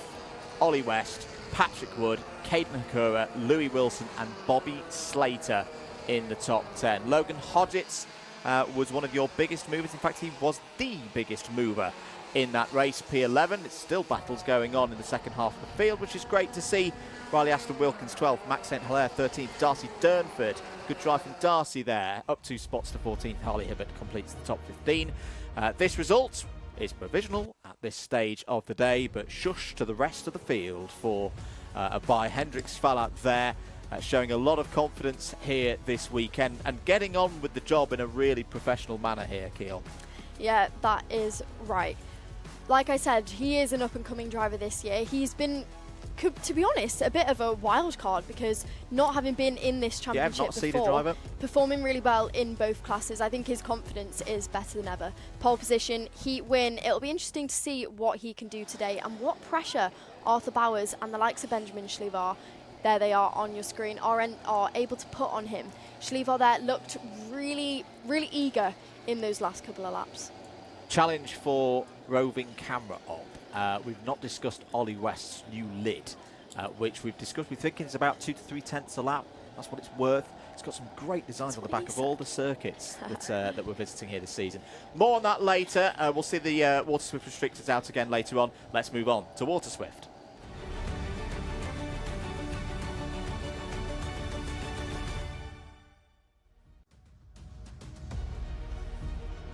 Let's get into it then. IAME Water Swift. Alfie Davidson starts on pole position, wanting to put yesterday's problems behind him. He's joined on the front row by the in-form Mason Hibbert. It's a fusion lockout of the front row. LBJ Stubbs and Chester Fawkes, yesterday's winner. They go from row 2. Dimi Uzanov and Hero Tsay go from row number 3. On row 4, Oliver Tsay and Evan Owen. Charlie Clough and Bodie Batch complete the top 10. Harry Chapman, the new E-plate holder from last week at the Shenington Super Prix, starts on row 6 alongside Ivans Voronins of Latvia.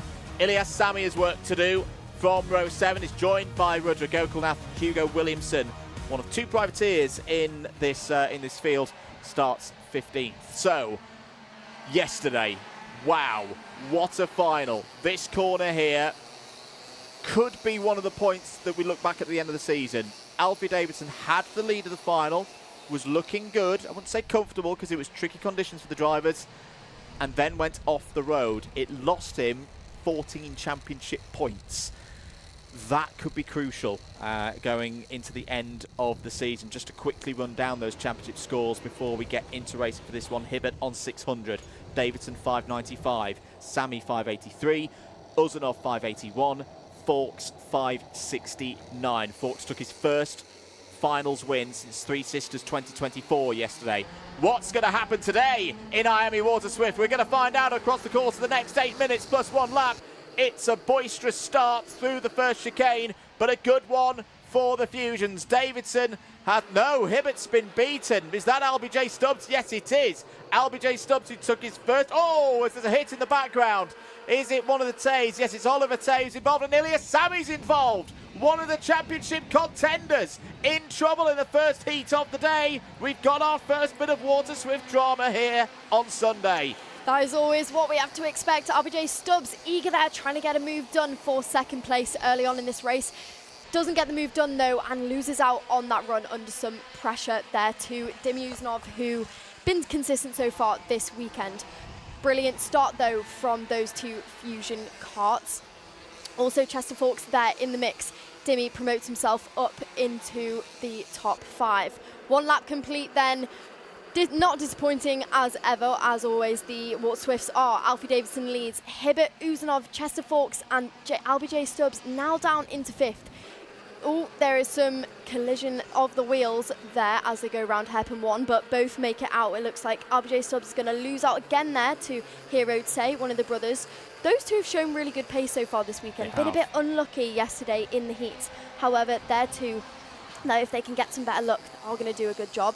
Great move there from Chester Fawkes once again. Chester, experienced driver within this class. Let's look at a replay, though, at what happened along that first lap with the likes of Ilias Sami, like you said, one of the championship contenders involved.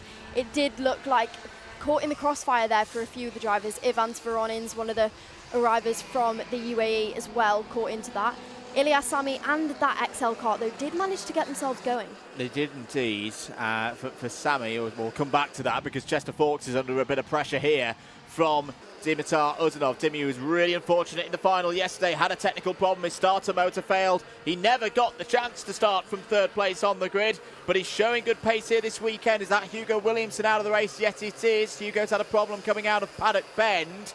He's okay, that's the most important thing, but that kart's going to be in a tricky position to recover. Here goes Hibbert down the inside of Uzanov, gets back into 3rd place. Fawkes returns to 4th. Hero Tsay there as well in the 124. This is good stuff from all of these drivers. No, apologies for second place. Hibbert now up to second place. He had a real torrid time through the heats yesterday. Came alive in the final, was up more than 10 positions. It was a big swing of points. As I say, early in the race, it looked like it was going to be a big day for Davidson. Out front, his title rival and teammate Hibbert down the field, and it completely swung across the course of a 3 or 4 minute period. That's why this championship is, in my book, one of the most exciting to watch year in, year out. Out of the second of the hairpins, down towards the Stuart S's once again. Alfie Davidson clear by 3 seconds, and this will be good for his mindset, I think, Keogh, because that must have been a really tough moment yesterday for Alfie. Wears his heart on his sleeve. He'd driven brilliantly up to that single point where he just lost control a little bit in the slippery conditions. He did recover, he did finish the race, scored points for, I think it was 13th place, but he's going to want to put that behind him. He is doing right now with 4¼ minutes to go. I know, that's correct. Really unfortunate for Davidson. We saw him earlier on in that day in the paddock, and he was just staying really consistent. That is Harry Chapman, the recent E-plate winner, taking a trip over the grass at turn 1. RBJ Stubbs unfortunately gets caught in that and shows his frustration. There is the recent Fusion comer, Charlie Clough, behind his teammate there, working a bit further down the pack. But like we said, yeah, Davidson, this is exactly what he needs, especially for his confidence heading into the rest of today. More moves, though, from Chester Forks down towards the front of the pack on Hibbert. The question of today is, can Hibbert continue this comeback? Because the whole thing yesterday completely changed. It was Hibbert leading, and then before the final yesterday, when Davidson didn't finish, it was looking like Hibbert was going to regain that championship lead. Dimitar Uznov down the inside there, brilliant move, back into that 3rd place. He hot on his heels though is Hibbert, and Hirotei still at the back of that pack, ready to pick up the pieces once again. Another lap complete. Dimi takes a slight look behind him. No moves just yet for those two Fusion karts. Fusion's now an advantage here, even though Dimi says work together, but no, Mason Hibbert says no. No time for that today after this weekend's antics so far.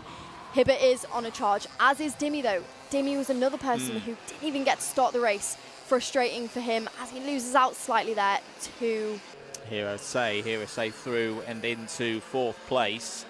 This is a good performance from Hero. Was 4th in the final, the first final of the year at Wilton Mill. So has had good races earlier on in the season. I think this has been the most complete weekend that we've seen so far from Hirose in this championship. 2.5 minutes to go in this one. Davidson leads from Forks by 3.2 seconds. Forks is the fastest driver on circuit though, a 52.102 last time around. Mason Hibbert sits in 3rd. I think Hibbert would take this at the moment if you compare it to what happened at this stage of the day yesterday. Now, yes, at the end of the season, Hibbert will hope to see that score 49 out of 65 from yesterday become a drop score. In the IAME categories, the X30 categories that run across the full calendar, they have 5 drops. So best 15 from 20 scores when we get to Silverstone. But you don't want to necessarily be using too many of those scores in the first 2/3 of the season. Want to reserve them for a little bit later in the year if strange things occur at the last round, or a little bit of misfortune when the title is on the line. Here come the drivers. That's now I like to see that car. That's Rudra Gokulnath in the fresh Kart Giza livery. So part selling online, and I like to see that. This is an effort run by the A3E racing team, and a much smaller team than say those at the front, and good to see that support coming in. Change for second place. Hibbert has got through past Chester Forks. These two know each other very well. They've raced up through the divisions of British karting. They're both racing out in Europe this year as well in the IAME Euro Series. At this stage of the season, they're pretty much racing each other every couple of weeks or so, not every week. Now, a number of these drivers will be heading to PF International next week for the big one. Kart Masters will be there with coverage from Alpha Live. 40 seconds remaining. And this is a good run once again from Hibbert. Real turnaround from yesterday, because he really looked like he was in a tough spot. It was difficult to watch. Yeah, that's right. Davidson and Hibbert going to be built with confidence heading into this one. Chester Forks, another consistent run for him though so far. Just losing out on that position, but clock is still on 20 seconds plus a lap to go. There is Evan Owen in the Danny Curl Academy kart. Evan had his first podium this year.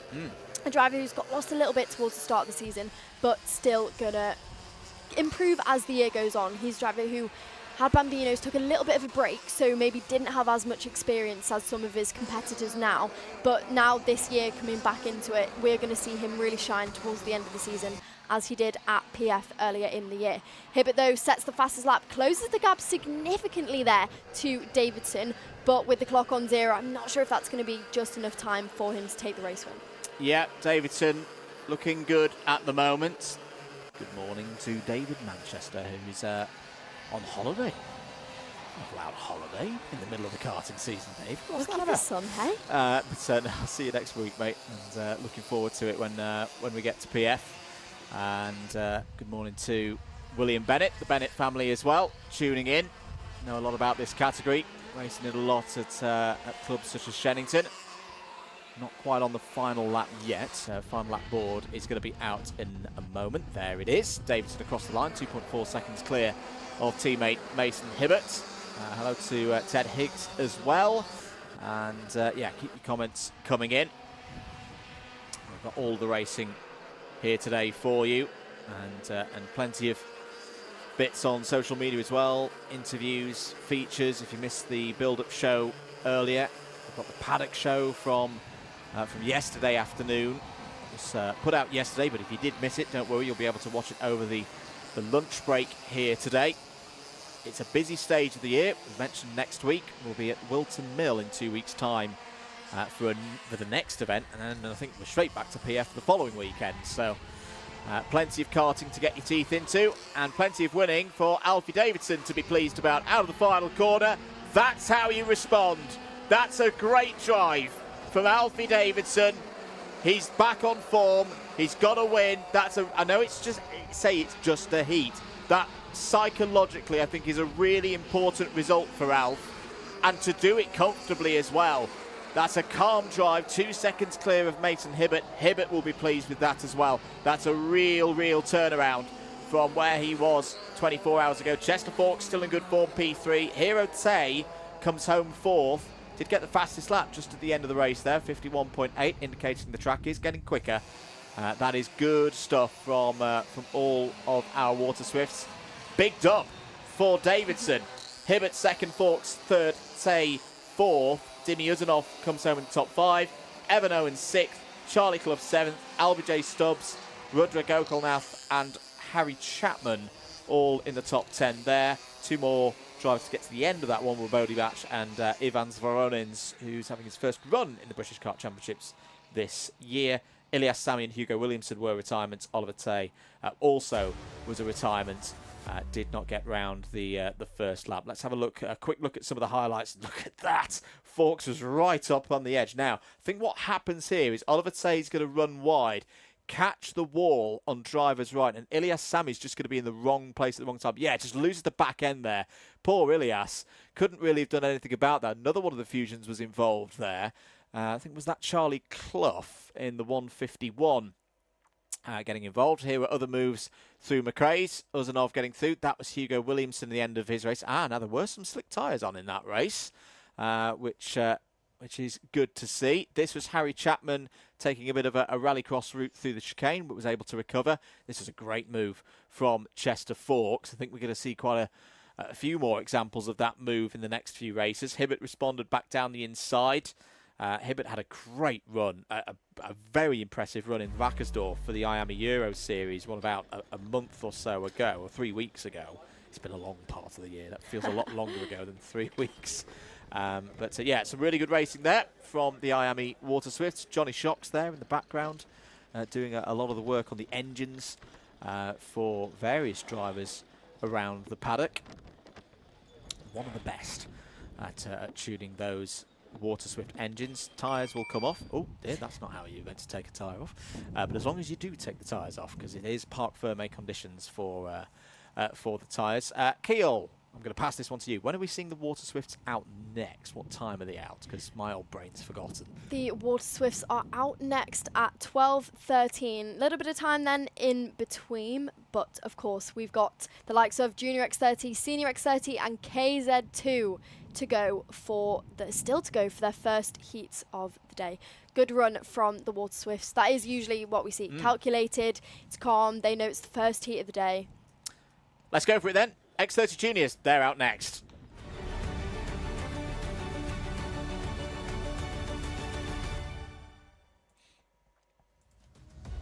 Here's a grid then for the juniors. Rocco Shenton starts on pole position, looks in inspired form in these slippery conditions. Jacob Backler on the front row as well after a great qualifying. And it's the home favourites, Aaron Richardson and George Edgar. That's Jess Edgar on the screen.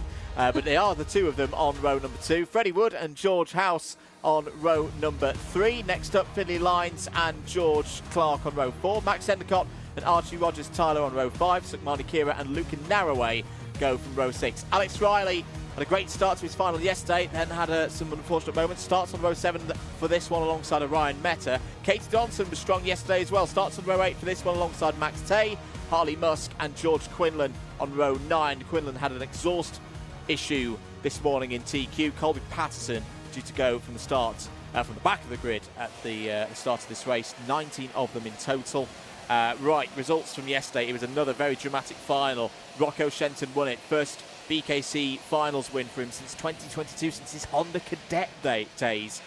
Finley Lines second, Freddie Wood third. George Edgar was running in second place and then clipped a barrier, broke the front right corner of the kart and retired. It meant that Aaron Richardson with fourth place took the championship lead. 6:14 is the score for Richardson. 6:05 is for Edgar, who got both final wins last time out at Lark Hall. Kira third on 5:74, joint with Shenton. This could be a big day in the story of the 2026 X30 Junior British Kart Championship, and we're not going yet. That is a false start. We will go round for an additional formation lap, which is probably quite useful for the drivers in these conditions. I'm suspecting everyone is on slick tyres on a damp track. The turnaround, though, for Rocco Shenton. I spoke to Rocco and his father on Friday, and they were really struggling, really struggling. They were trying various different things with setup, and in the dry and warm conditions, they were nowhere, frankly, and they were saying, we are praying, we are crossing everything for rain on Saturday. Whatever rain dance they did, it worked, and Rocco's whole weekend has been transformed. Now, it's been wet this morning in time qualifying. He's delivered the performance again. The question is now, I think he's still going to be very strong in this one. You're going to need that height, that weight transfer to get the tyres going. But if the conditions start to get better across the day, does Rocco hold himself at the front of this order, or do we start to see a return to the struggles like we saw on Friday? Well, this is the Junior X30 question of the day, and what I found interesting there on that outlap was Rocco Shenton is confident. He's looking around. He's thinking, why are you all tyre warming? They're all on slicks now in these damp conditions, and he knows that his best shot is in these conditions. He is cool, calm, collected off this start. He is indeed. So they're under starters' orders. Shenton and Backler on the front row of the grid. Into the tram lines then. Do we go green this time? Yes, we do. Racing for the first time today in X30 Junior. Good start for Shenton. Not a good start for Backler. Going to be down several positions. Aaron Richardson has taken advantage of that. Is it up to second place? Freddie Wood, who got his second podium in a row, is up to third. Shenton's run a little bit wide. Richardson's going to have a chance here to take the race lead. He's trying to squeeze there. Shenton's nearly on the wet patch. That's great racing from those two. Aaron Richardson takes the lead on home soil. Here in Rowrah, there's a little bit of a conglomeration in the second half of the field. There's George Edgar in the number 2, goes round the outside and gains a position there, but Richardson and Shenton are gone. Clear at the front of the field. Wood third. Finley Lines, who was on the podium yesterday as well, is up to P4. Backler 5th, Edgar 6th. Richardson, brilliant start. We knew to expect this from this driver. On home soil, we knew exactly what his intentions were. Rocco Shenton, though, will not be happy with the start of this one, and he also won't be happy with these conditions.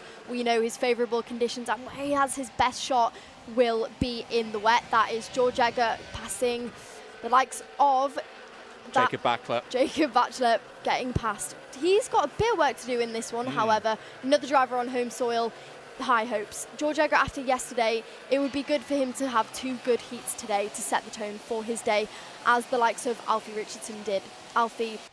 Davidson did in that last heat.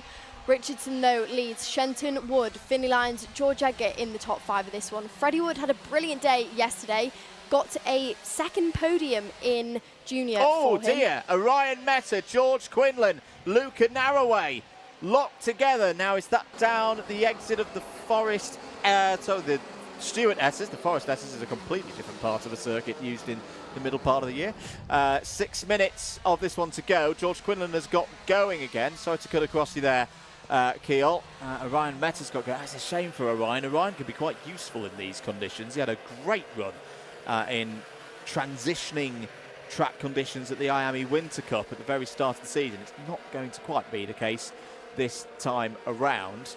And racing continuing. George Edgar has caught and passed Finley Lyons. That's Lyons up to, Edgar up to P4. Lyons down to P5.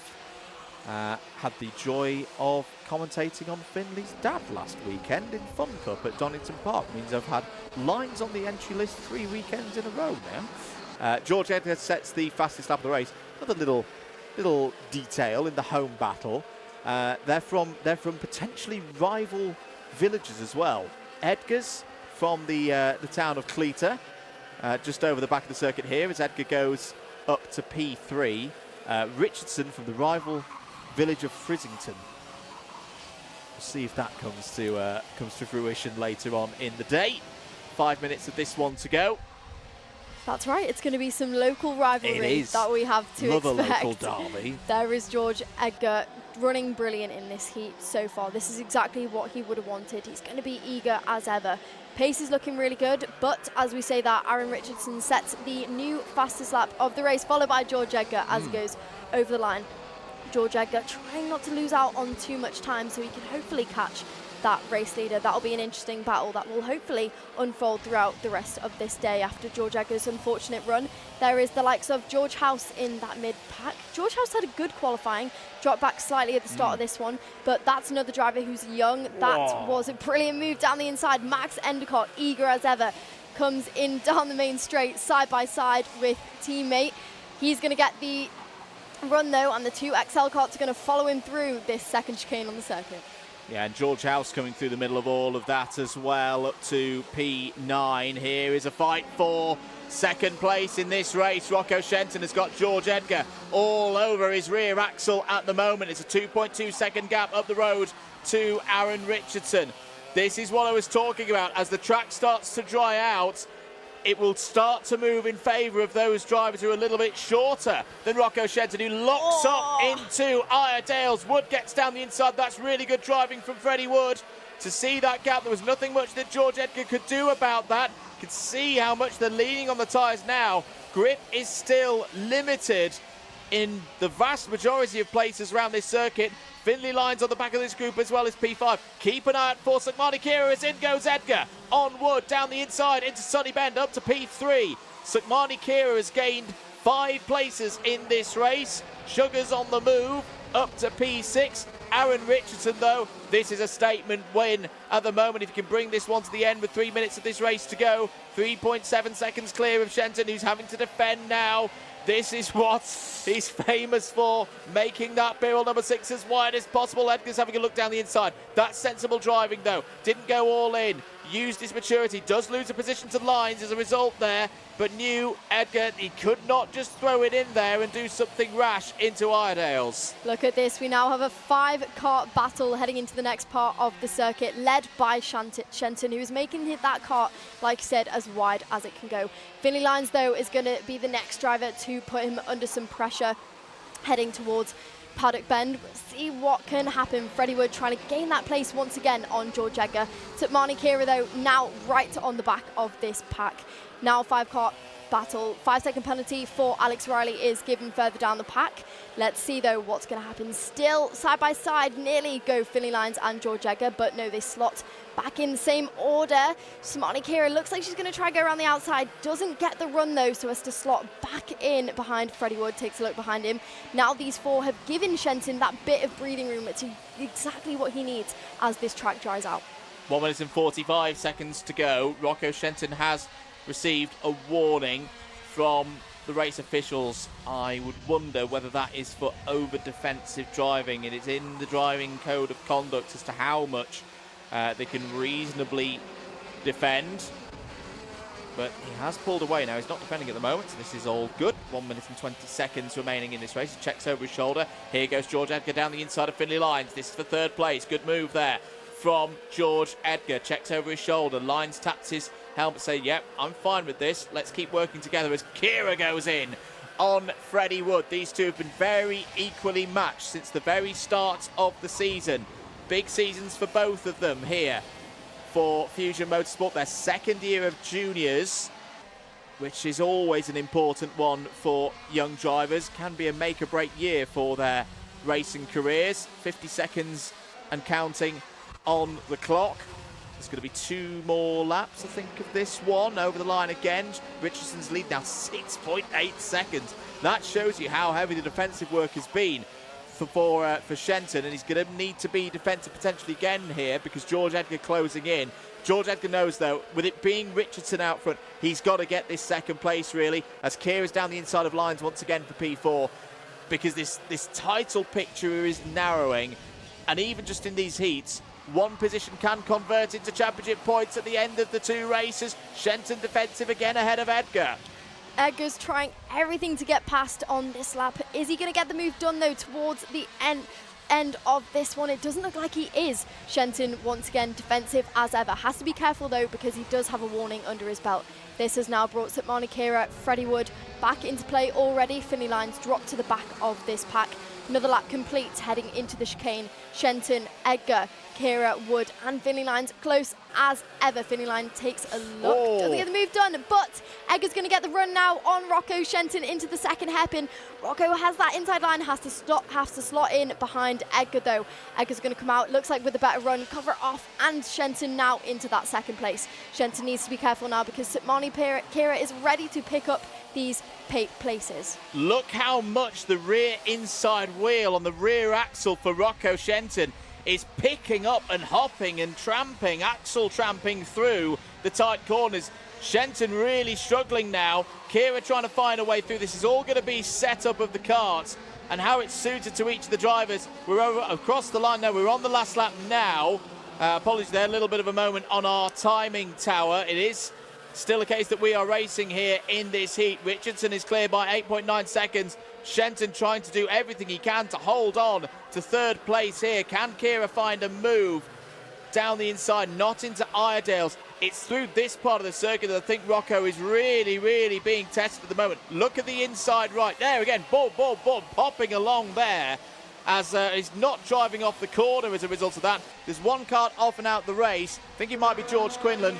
Waiting for Aaron Richardson to come over the line. There he is. There is the checkered flag. That's how far ahead Aaron Richardson was of everybody else. George Edgar is going to come home in second place. Shenton holds on for a battling third there. Well done to Rocco Shenton. That was not easy at all. Sukmani Kira, good drive there, gaining 7 places, finishes in P4. We do have to give the credit there to our race winner. It was almost as if he wasn't there in that one because of the battle we had for that second place. Richardson gains that heat win on home soil. Brilliant start to the day for him. George Edgar, of course, comes straight back through the pack, eager as ever after his difficult day yesterday. Shenton, though, he's going to struggle if this is the weather for the rest of the day. We don't know if that's going to be the case. The rest of the drivers heading through the checkered flag now. That should round out the field, I believe, for our Junior X30's first heat of the day. It looks like it is. They're all heading in now. Aaron Richardson there in all of his glory. Home soil takes a first heat win, setting the tone for his day. 1-0 to Frizzington then in the local derby of X30 Junior. George Edgar and the fans from Cleator will hope to strike back in heat number 2. Rocco Shenton third, Sukmani Kira fourth, Freddie Wood, Finley Lyons, Alex Riley, George House, Jacob Backler and Archie Rogers-Tyler all finish on the top 10 in the top 10 on the road. Alex Riley does have a 5-second penalty though, so we'll lose 2 positions as a result of that. Harley Musk, P11, good drive there from Harley, up 6 places across the course of that one. George Clark having a bit of a tricky weekend, P12 in that one. Max Endicott as well, not what the reigning IAME Warriors final X30 Junior champion would be expecting. P13, Katie Donaldson went forward again. P14, Max Tay 15, George Quinlan, Luca Narroway and Orion Meta had problems in that one. I think it was Colby Patterson who actually stopped late on. Yeah, for the XL Motorsport team, Colby having a really, really tough weekend. It's just not got going so far this weekend, but very talented driver. Could always turn things around later on in the day. There is Aaron Richardson. I'm still getting used to this this medley of the Argenti livery being on the Fusion karts. Aaron, the driver backed by the Argenti Academy in this category of racing with Fusion. There's another Fusion driver, Dylan Patel, one of our seniors getting ready. And yesterday, we don't have favourites in this commentary box, but we do recognise when drivers persevere and get their best results, and that was the case yesterday for Lewis Bird, who's just in the background there. More on that in a bit. Let's get ready for it then. First heat of the day, third of the weekend for Senior X30.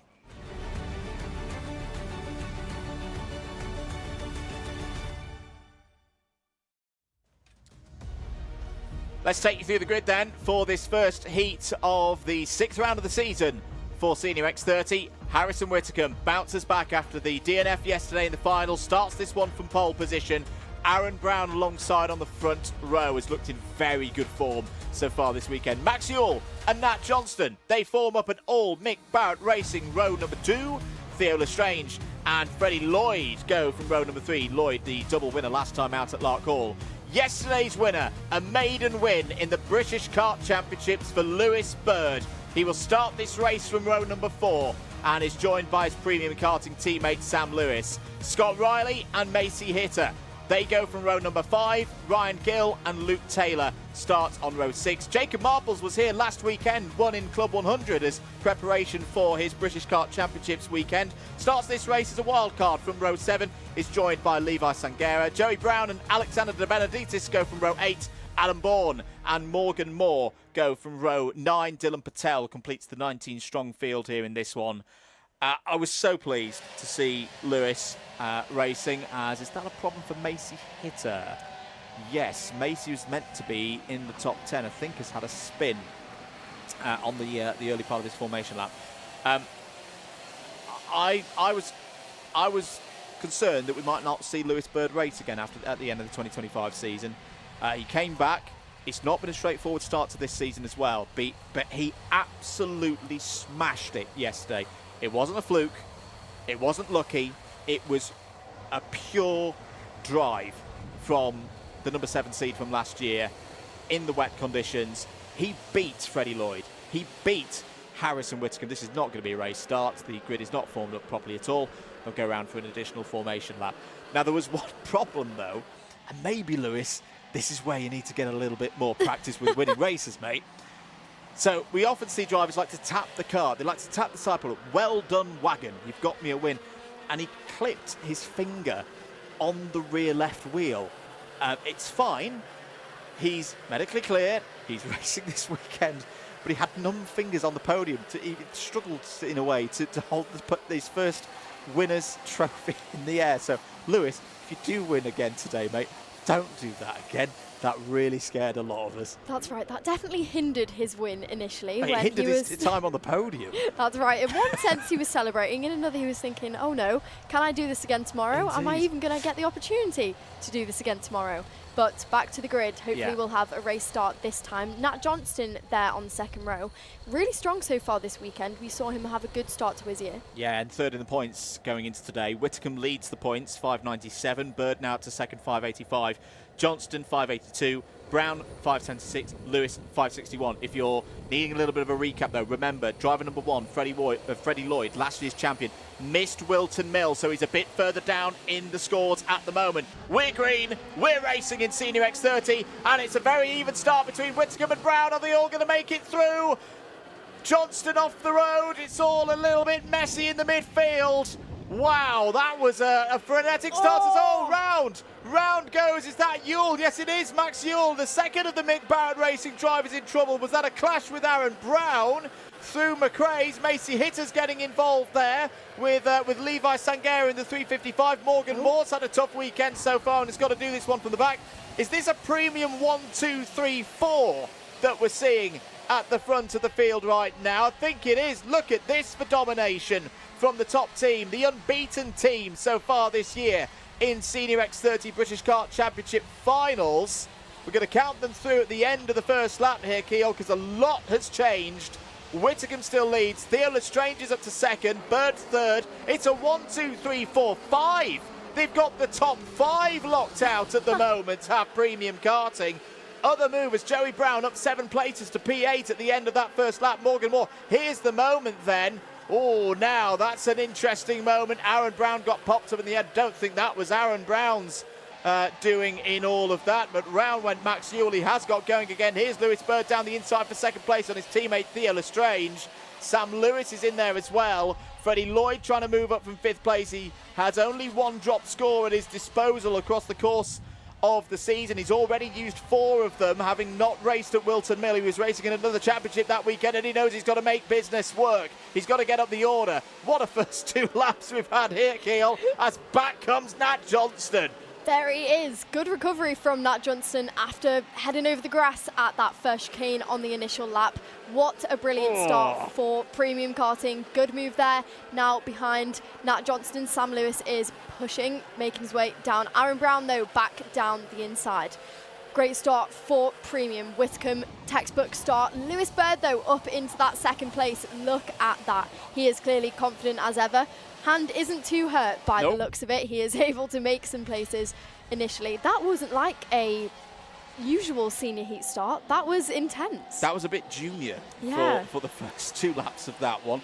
As here comes Joey Brown. Great to see this. Joey Brown on the attack down the inside. Takes 7th place. That's a gain of 8 spots now. Joey had a really, really good weekend last time out at Lark Hall. Got a podium. It was a good first day. His second day was not what he wanted, but a first podium of the season in the first round in Scotland. There's another change. That is for 3rd place within this heat. Freddie Lloyd through and past Theo Lestrange. Freddie a little bit frustrated yesterday. He had speed, had a back and forth battle with Nat Johnston, which meant that once he got through and into 2nd place, Lewis Bird was just up the road, too quick, too much even for Freddie Lloyd to overcome in the latter stages. What can he do here today? 4 minutes and 42 seconds remaining on the clock. Aaron Brown is the fastest driver on circuit. Aaron Brown starting to get a bit of momentum going.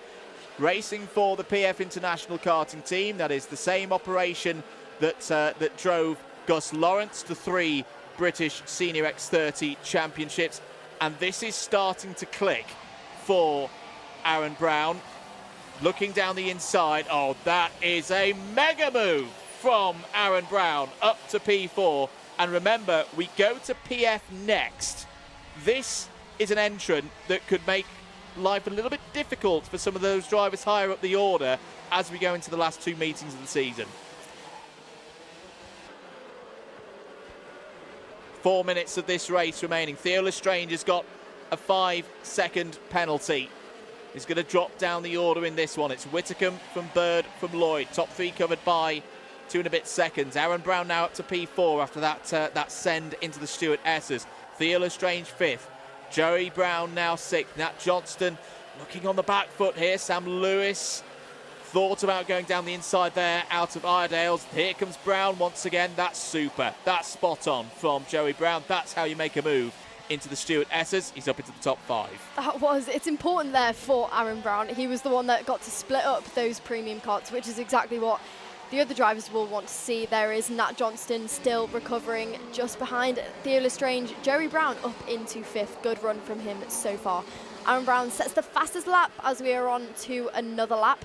Here is Theo Lestrange, Nat Johnston, and just in front of them is Joey Brown still. Nat Johnston, great move at hairpin 1, but he's not going to get it stick. This is the thing about making the move on the first hairpin, because he's going to lose out, and now he's going to lose another position to another premium kart. That is Brown now putting pressure on him, and he's lost the momentum down the main straight. Difficult there for Nat Johnston, but we've seen him recover in the early stages of this race. We will see that again. Whitcomb 2.4 seconds clear with 2.5 minutes to go. Indeed. So Morgan Moore there, now up to 8th place.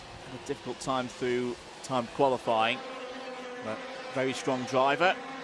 Races both at a national and European level. You can see the wind as well. You can see the nation's flags just overlooking paddock corner there.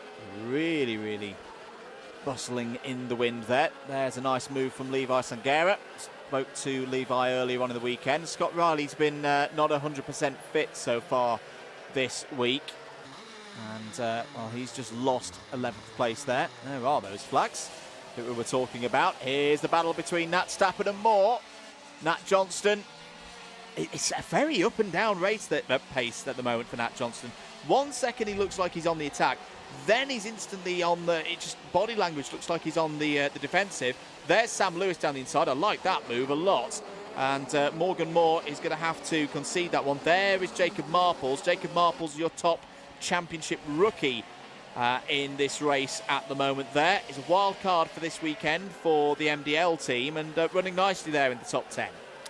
That's right. Like you said, good start for Nat Johnston this weekend. He had a podium earlier on in the year. Yeah, 3rd yesterday. Dropped up slightly and then continued with the podium yesterday. He seems to be feeling confident this weekend with Mick Barrett racing. Here, though, is the number 8 kart of Morgan Moore, a bit further back.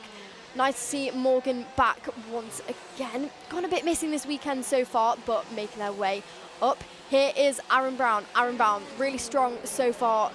Got to hunt down Lewis Bird, though, who's still running in that 1st place.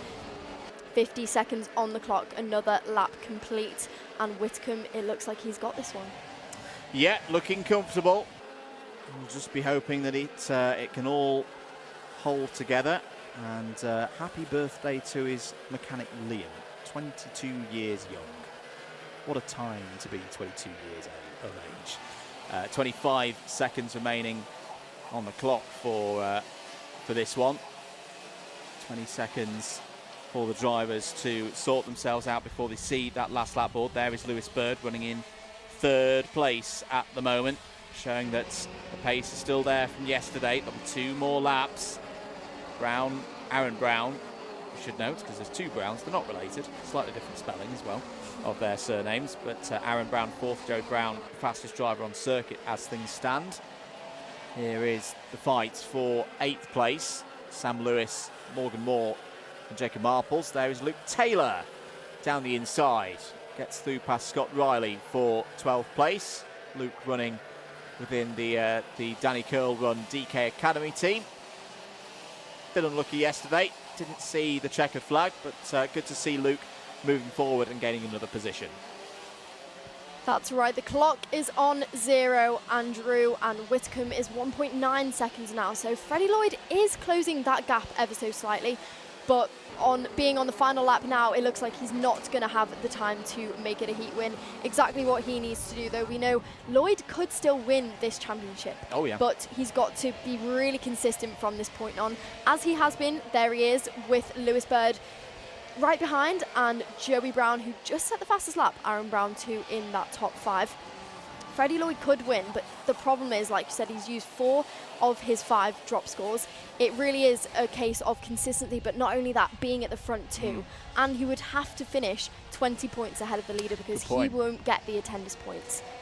Very, very good point. More on that later. But for Harrison Whitcomb, well, like we saw with Alfred Davidson, that's how you respond from disappointments in the previous day's final. Harrison Whitcomb has taken the first heat of the day in Senior X30. Calm drive there from pole position. Battles still raging on. There's Alexander De Benedictis and Macy Hitter going back and forth for 18th place. All of them over the line. And after a fierce start, they all finished that one with Whitcomb on top. It's a premium karting 1, 2, 3 in the end. Freddie Lloyd second, Lewis Bird third. Aaron Brown and Joey Brown complete the top 5. Theo Lestrange sixth. Nat Johnston, Sam Lewis, Morgan Moore and Jacob Marples take us down to 10th place. Biggest move in that race was Joey Brown, up 10 places. Levi Sangera up 3 spots, the second of the MDL Motorsport runners coming home in 11th place in that one. Luke Taylor, we saw that move on Scott Riley. That was good enough to give Luke P12, Scott Home P13. Ryan Gill 14th. Max Ewell, after that incident on lap 1, comes home P15. Dylan Patel, Adam Bourne, Alexander De Benedictis and Macy Hitter complete the 19 finishers in that one. Now I'm interested here to see the body language inside the team. 3 very competitive drivers who've worked brilliantly for this team. They've all had at least one final win so far this year, but ultimately we're getting to that stage of the season, Keol, where it's about winning a championship as an individual, isn't it? Well, exactly. And when you've got drivers the likes of Whitcomb, Lloyd, and it has been Lewis Bird, it is difficult to keep that sort of team perspective. Let's move right along, though. KZ2 up next.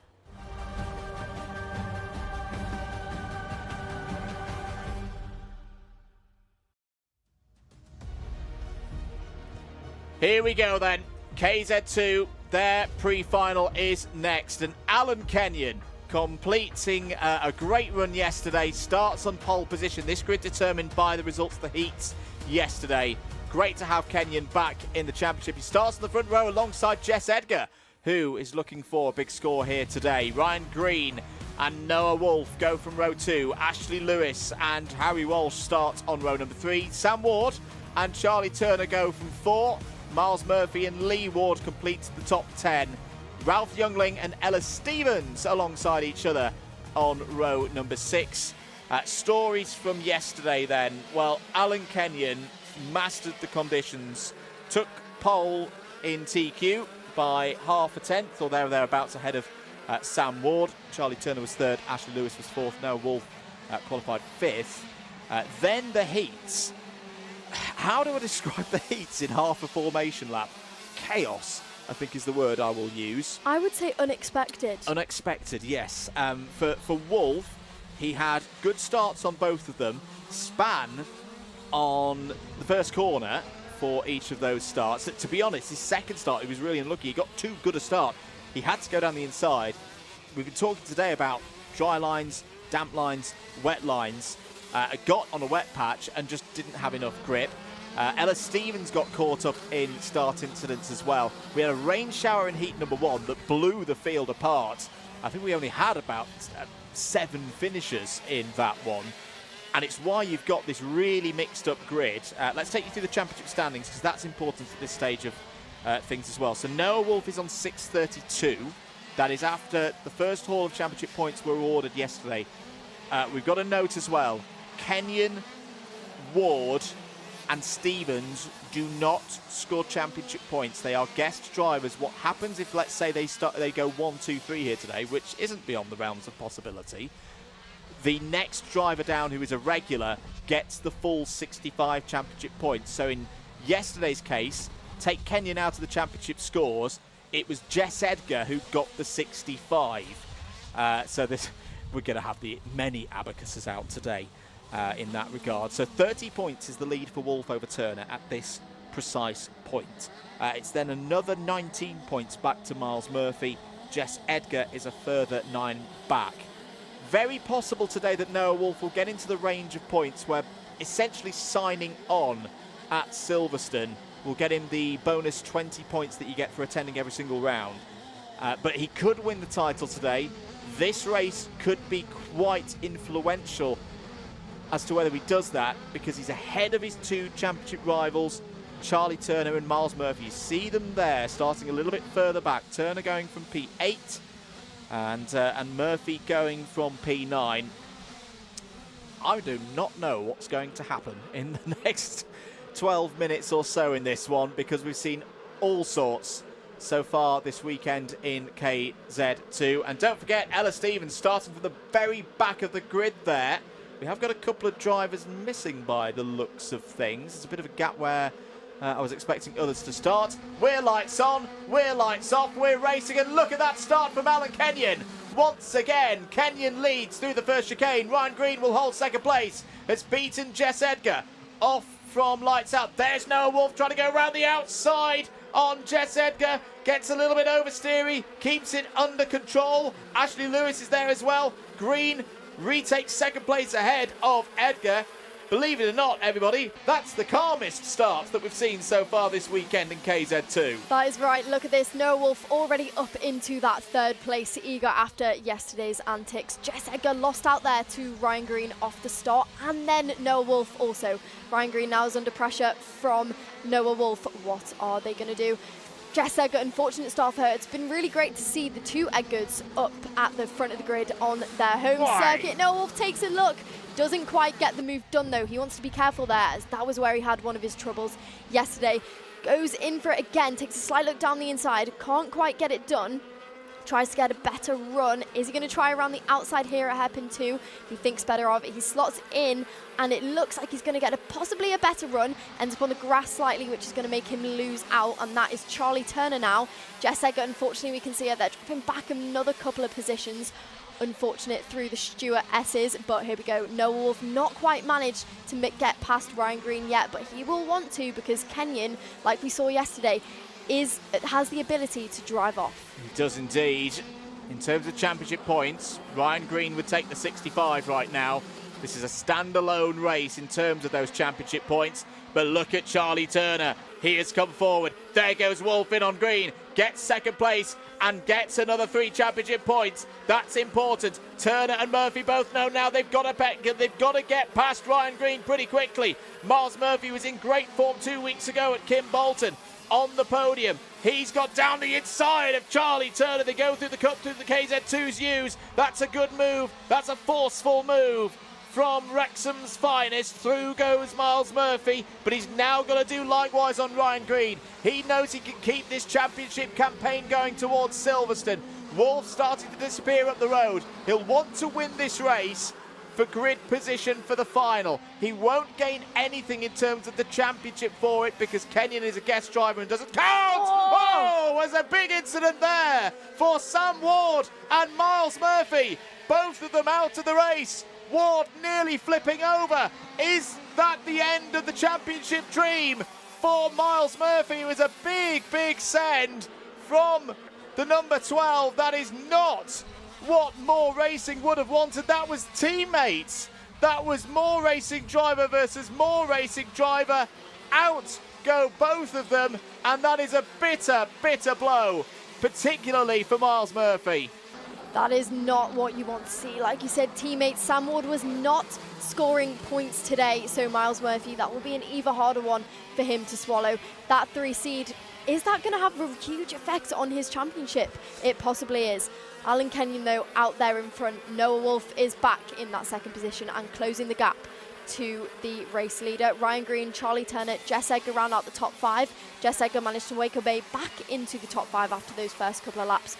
Ralph Youngling, Ashley Lewis, Lee Ward, Harry Walsh and Ella Stevens, returning runner-up from 2025, makes her way back into that 10th place. Ella yesterday, really fast in practice. Struggled a bit yesterday in not only the conditions, but the races in KZ were really unpredictable. Well, I say she was really unlucky. She retired from the first heat, just was in wrong place, wrong time. It was Noah Wolf spinning out in the turn 1 that forced her into the dirt. There was simply nothing she could have done about that one. I think we can have a look at the replay. All drivers okay. That's the most important thing in that incident through McRae's, as Harry Walsh goes for a move. So what happens here? So Murphy gets a little bit of oversteer out of the chicane. Sam Lewis goes for the move. Oh, he loses the back end. He just loses the back end there, takes the NASA panel, and that's the scary moment. Thankfully, Sam is okay. You see the core strength that these KZ2 drivers have. Sam Lewis is essentially holding the kart there with his core, with his legs, to make sure it doesn't fall on top of him. That's a really rough moment for both drivers. They are okay. Miles Murphy is driven back to the pits. He would have been he would have been mechanical flagged if he'd continued on because the NASA panel was completely off. That is such a shame for those two, as here's a fight for third place. Second in the championship points as well, because Turner's going to get down the inside. That's important. That's a very important move in terms of whether the championship is going to be decided today. Charlie Turner has a brief of if Noah Wolf's going to take the full complement of points, Turner finishing second of the regulars in these pre-finals and finals will mean that Wolf has to go to Silverstone, has to go and do something there. That is great stuff from Charlie Turner. We saw it when he won the final at Warden Law. On pace, on balance, he's not got what Wolf has got, but if there's an error, if there's a problem, Turner's right there. That's why he is still in this championship fight, and he knows how to win championships like this. 2022 KZ2 British champion, of course. That's right, that is what he needs to do this weekend. He needs to be clever. He needs to prevent Noah Wolf from being able to win it from just showing up to Silverstone. So far, he is on par for that. He looks like he is charging through in that third place. Noah Wolf, though, claiming the fastest lap. And look at this. There is a 7/10 now between your two race leaders, and Kenyon is going to be under some pressure now. These two haven't necessarily come across each other in racing distance yesterday because of the difficulty that Noah had during the heats. Noah hasn't faced this yet. Noah had a really strong couple of rounds since round 2, clean swept. Here, though, is that 2 seed of Ella Stevens further down the pack, just with Lee Ward, Ralph Jungling and Harry Walsh there in that top 7. These 4 trying to gain those last couple of positions. Another lap complete, though. Look at this. Wolf is about to put pressure onto Kenyon. Still 5 minutes and 14 seconds to go. We've got a DDMM spreadsheet of doom call here. If this race finishes like this, Noah Wolf cannot win the championship today. He can get in range of just needing to sign on and getting the 20 bonus points to get him over the line, but with Charlie Turner third on the road, Kenyon not scoring points, so Turner would get the points for second. That is leaving him in a position where even if he doesn't finish in the final, he's accumulated enough across the course of this weekend that he's bumped his score up, that Wolf, even if Wolf gets to 65 in the final, he cannot mathematically rule out Charlie Turner here this weekend. It's more down to the fact that Wolf dropped a couple of points yesterday from what he potentially could have got, but this is a really good run from Charlie Turner. He is keeping the championship alive going towards Silverstone. 4.25 minutes of this race remaining. Ashley Lewis, if we've not mentioned already, has got a 5-second penalty. That is going to be quite costly at the moment. Lewis running 6th on the road. 5 seconds would drop him down to last of the runners. And Ella Stevens currently running in 10th place on the road. About, 2 seconds there or thereabouts behind. Here is the battle between Green and Edgar. This is for 4th place on the road, 3rd place of the regulars in terms of championship points. Jess Edgar now with an opportunity here to potentially take 3rd place in the standings for the whole season away from Miles Murphy. With Miles Murphy out of this race, Keol, this is a door starting to open for Jess. See, exactly that, and this was huge for Miles. Every point in at this stage and the penultimate round for them really, really mattered. Jess Edgar, though, exactly what she needs to do. It was good to see her start on the front row. Didn't quite get the first couple of laps that she would have wanted, but she is fighting back. Under pressure now for Ryan Green. What can she do with this 3 minutes and 15 seconds remaining? So Noah Wolf has caught up to Alan Kenyon. We nearly saw this as a battle in one of the heats yesterday, and Wolf then had a spin at this very corner in, I think it was the first heat. So we're going into a little bit of uncharted territory here this weekend. Alan Kenyon, who has had sporadic appearances in the British Kart Championships in KZ2 in recent years. His best results in a final, I'll go back to 2021, when he was in the top 5 at Dunk as well. And he has been a seeded driver before as well. Ran a lot in that 2021 campaign. It's been great to see him back here, showing everybody in this paddock what he can do. Everybody in the KZ2 paddocks around the country already knew what Alan Kenyon could do, but this is a really, really strong display. There's Ralph Youngling up to 8th place. It's been a difficult season for Ralph aboard the Sodi Vitesse machine. Strong package, but isn't part of a big team like the Jades and like likes of More Racing and others that have just simply got more data available to them to get the kart set up. He's got Lee Ward just behind him there and Ella Stevens. Here is your battle for 4th place on the road. Jess Edgar not quite able yet to find a way through. It is a tricky circuit to overtake around this, Kiel, and that's before we put in the fact that it's greasy, it's slippery out there for the drivers. And especially in these KZ karts, we know the serious amount of gear changes that they have to do not only makes it harder when going through corners, they have to downshift and upshift, but then trying to make overtakes and going offline can make them lose out significantly if done incorrectly. Round hairpin 2 though, Jess lost out slightly at the start of this lap. Doesn't look like she's going to be able to put the pressure on just yet. Ryan Green sitting where he needs to for now. Apologies, Emma. Yeah, was I calling Sam Moore Sam Lewis earlier? I do apologise for the incident between the 3 and the 12. Sam Lewis is in the previous race. I was still having my brain on senior X30s. 60 seconds to go then in this one. Alan Kenyon still ahead of Noah Wolf, but I think Noah will be thinking championship now. He will be quite happy, I think, taking 2nd place in this one and taking those 4 points, moving to 697. But as mentioned earlier, Charlie Turner's 3rd place on the road right now is converting through to 62. That would be enough, irrespective of what happens in the final, to go forward and go on to Silverstone. We will have the special event at Silverstone as well. That's before the final championship round. So 17th to 19th of September for the special event for the KZ2s. The first race of the KZ2s at the new Silverstone circuit, and then the 8th to the 10th of October is where we will have the final championship round. Here is Wolf though, all over the back of Kenyon. What can Noah Wolf do here? How much does he want this win on the road? Alan Kenyon is unbeaten so far this weekend. He's mastered the conditions, but this is the driest set of conditions that the KZs have had so far this weekend. Down towards Paddock Bend. Time is up. Final lap board is out. Can Kenyon take the pre-final victory? That's right, it's now time to shine for Noah Wolf through the first chicane. Nothing he can do just yet into hairpin 1 though, and he gets closer than ever. Towards hairpin 2, this is where he has it. Like you said, he should be thinking championship at this point.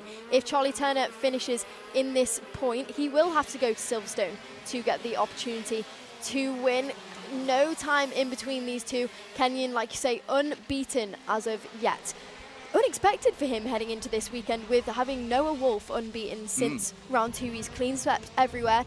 Looks like he's going to play it safe. We're on to the final lap now. So there we go. Alan Kenyon will start on pole for the final. Checkered flag is out. Noah Wolf has got another 65 points on the board, but Charlie Turner across the line there gets a 62. And per our calculations in the box, we'll verify them over the lunch break, that takes the title, even before we get to the final, on to Silverstone.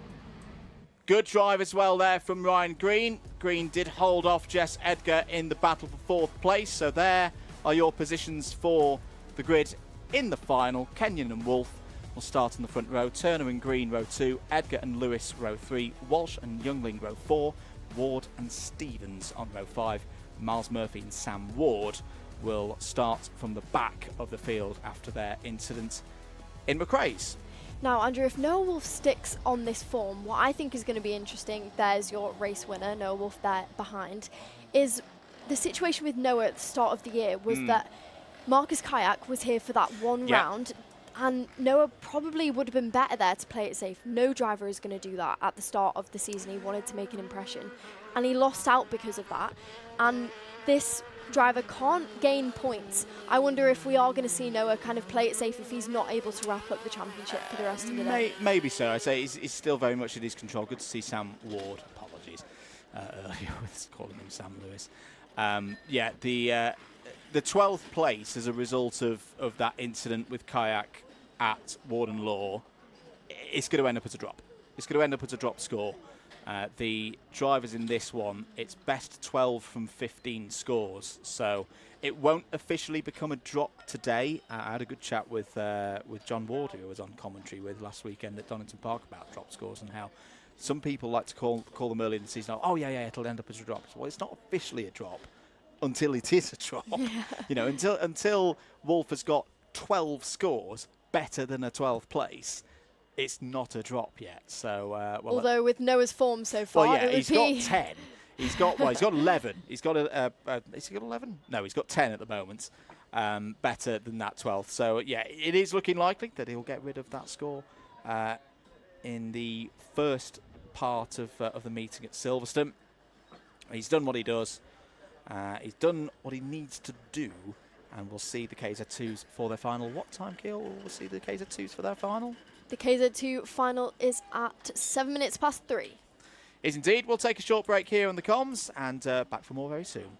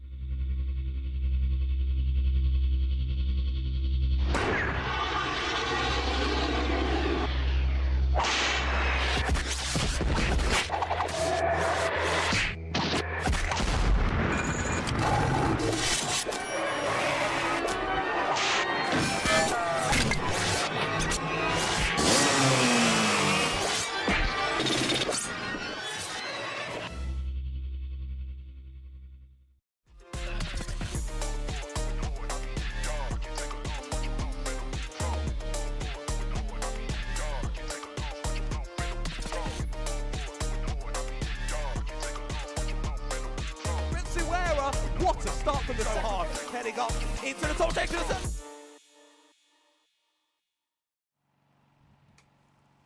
Welcome back, everybody, to live pictures here at Rowrah for Event 6 of the Wera Tools Motorsport UK British Karts Championships. Andrew Mather and Keel Lynch on commentary duties for you today.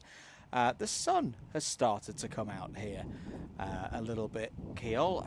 This is better conditions than we had at this stage of the day yesterday, and once again it's going to keep everybody on their toes, isn't it? It totally is. I can't say I was expecting that. Friday's conditions as well were dry, but it looked kind of gloomy at times. It was. Thursday I got slightly sunburnt with James and Dan and Jonesy here with getting all the equipment set up. Friday was almost perfect in that it wasn't too hot. We're all sick of this heat wave.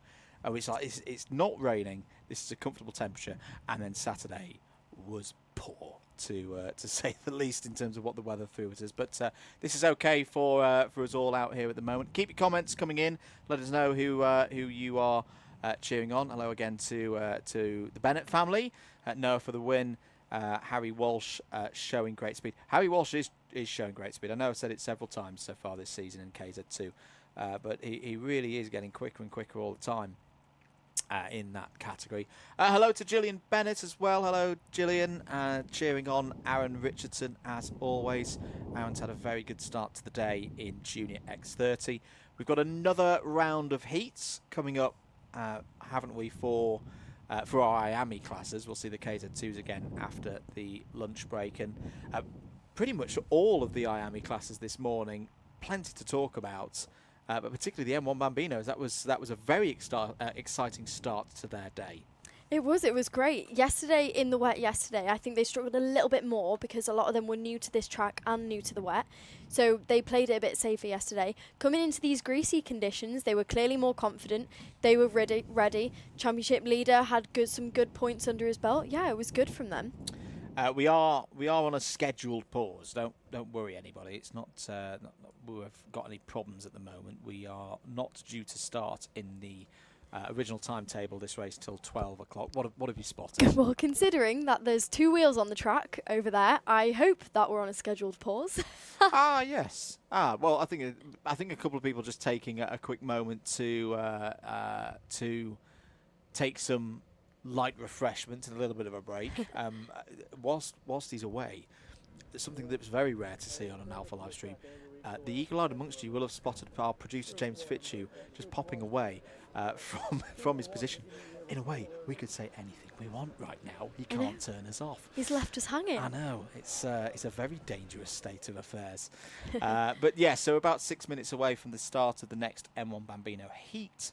That'll be another one for 8 minutes plus 1 lap. IAME Water Swift Restricted will follow at 12:15, 12:30 for the Water Swifts, 12:45 for Junior X30, and then 1 o'clock for X30 Senior. James is running back. Okay, okay, we've got to behave ourselves now in the next 20 seconds. Act natural. Nothing happened. So yeah. Keep your comments in, everybody. As I say, plenty coming up. This is the time of year where it's just hit after hit after hit with British karting. I know there's other karting races going on around Europe these next few weeks, but if you want your fill of British karting, next week, Kart Masters. I want to say 3 days. I might get told off for this. It is 3 days. It is 3 days. It is 3 days. Because I'm there for 4 days. Because we've got another one of the Slipstream podcast recordings, the Bump Draft podcast. That's happening on Thursday with myself, Piers, and Henry. So that'll be good fun. 3 days of coverage for Kart Masters. Really looking forward to it. And we've got some big names. I've seen some of the entry lists. It's going to be good. It's going to be really, really exciting. And then we're back at Wilton Mill the following week for event number 7 of the British Kart Championships. That will be one for the other half, for the other classes not here this weekend, if you catch my drift on that one. And then, as he scrolls down, we're at PF for the next IAME race. So that is a set of meetings running Friday through to Sunday. We'll have build up all the interviews on the Saturday and the live coverage on the Sundays. And of course, don't forget, if you don't know and you've been living under a rock, TV highlights for this race day and some of the highlights that you saw earlier on in the day from Saturday will be on Sky Sports F1. For various viewings across the course of the second half of the week to come. So if you've got that channel, if you've got Sky Sports F1, do give that a watch. Big thanks to everyone and their kind words and their support for that new programme here this season. That's right, Andrew. This is a great little camera of the paddock. We can see Ilyas Sami there charging through ahead of his heat shortly. We saw LBJ Stubbs walking the other way. We saw another driver on a bike. I think that's Evan Owen and his younger brother who has his first event in the Wera Tools British Kart Championships this weekend, sat together ready to spectate. Is indeed. So you can see the Bambinos in the dummy grid shed there. There's Ollie West running across the screen with his fluoro helmet. I don't know. I've been saying a lot so far this season. I normally don't like a fluoro yellow helmet, but I'm flexible. You're backtracking, Andrew. I'm not backtracking. I'm just, making exceptions for like really particularly good ones. An exception. So and Ollie West goes in that category. So good to see that. I can see some of the other IAME Water Swift Restricteds getting across into. They'll be going into the assembly area and making their choices on what tyres to use. It'll be slick tyres unless the rain starts to fall in the next 5 minutes. I think we'll take a pause here whilst we're waiting for the next race and have another little look at the dramatic, the wonderful shots of this Rowrah circuit. Welcome everybody to the British Kart Championships Event 6. This is Rowrah. Nestled in the unique location on the edge of the Lake District, this track is known for its undulating and distinct character. With crests, falls, tight bank turns and more, this track offers a serious challenge for the IAME and KZ2 drivers here with us this weekend. The track is 1,030 metres long. The drivers will first face an elevated first chicane you can see there before heading into the two hairpins, McRae's and Iredale's, setting themselves up perfectly for this long main straight before heading into the Stuart S's and down the hill towards St John's and Sunny Bend. Finally, the drivers will go around Paddock Bend and that will be the lap complete at this one-of-a-kind circuit. Thank you for that, James. We had to take another look at the intro, VT. Look at this stunning circuit. Those drone shots get the perfect explanation of the character that this circuit has. It's got quarries, bank turns, crests, some serious elevation.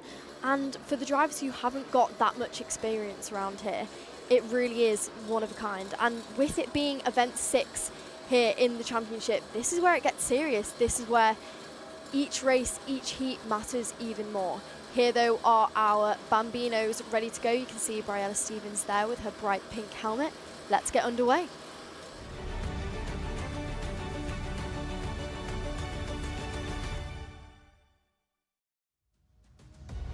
Let's take a look at the grid for our M1 Bambinos. Heat 2, Presley Knight, your championship leader, is on pole position with Teddy Smith alongside. Jack Minor and George Miller on the second row, Henry Exton and Shay Downey. Shay Downey showing really good pace so far this weekend. Briella Stevens and Nicholas Ashan are on that fourth row, and to round out the strong 10 grid, it's Stanley Thurston and Cheyenne Agomi. Brilliant first heat for the Bambinos after a difficult day in the wet yesterday and some greasy conditions this morning. It looks like they're going to have a full dry track for the first time since testing. Drivers had some practice of it during testing and now they are going to be able to go full race pace for this one, which we know our front row is going to like. Presley Knight and Teddy Smith preferring the dry, I believe, from the two drivers.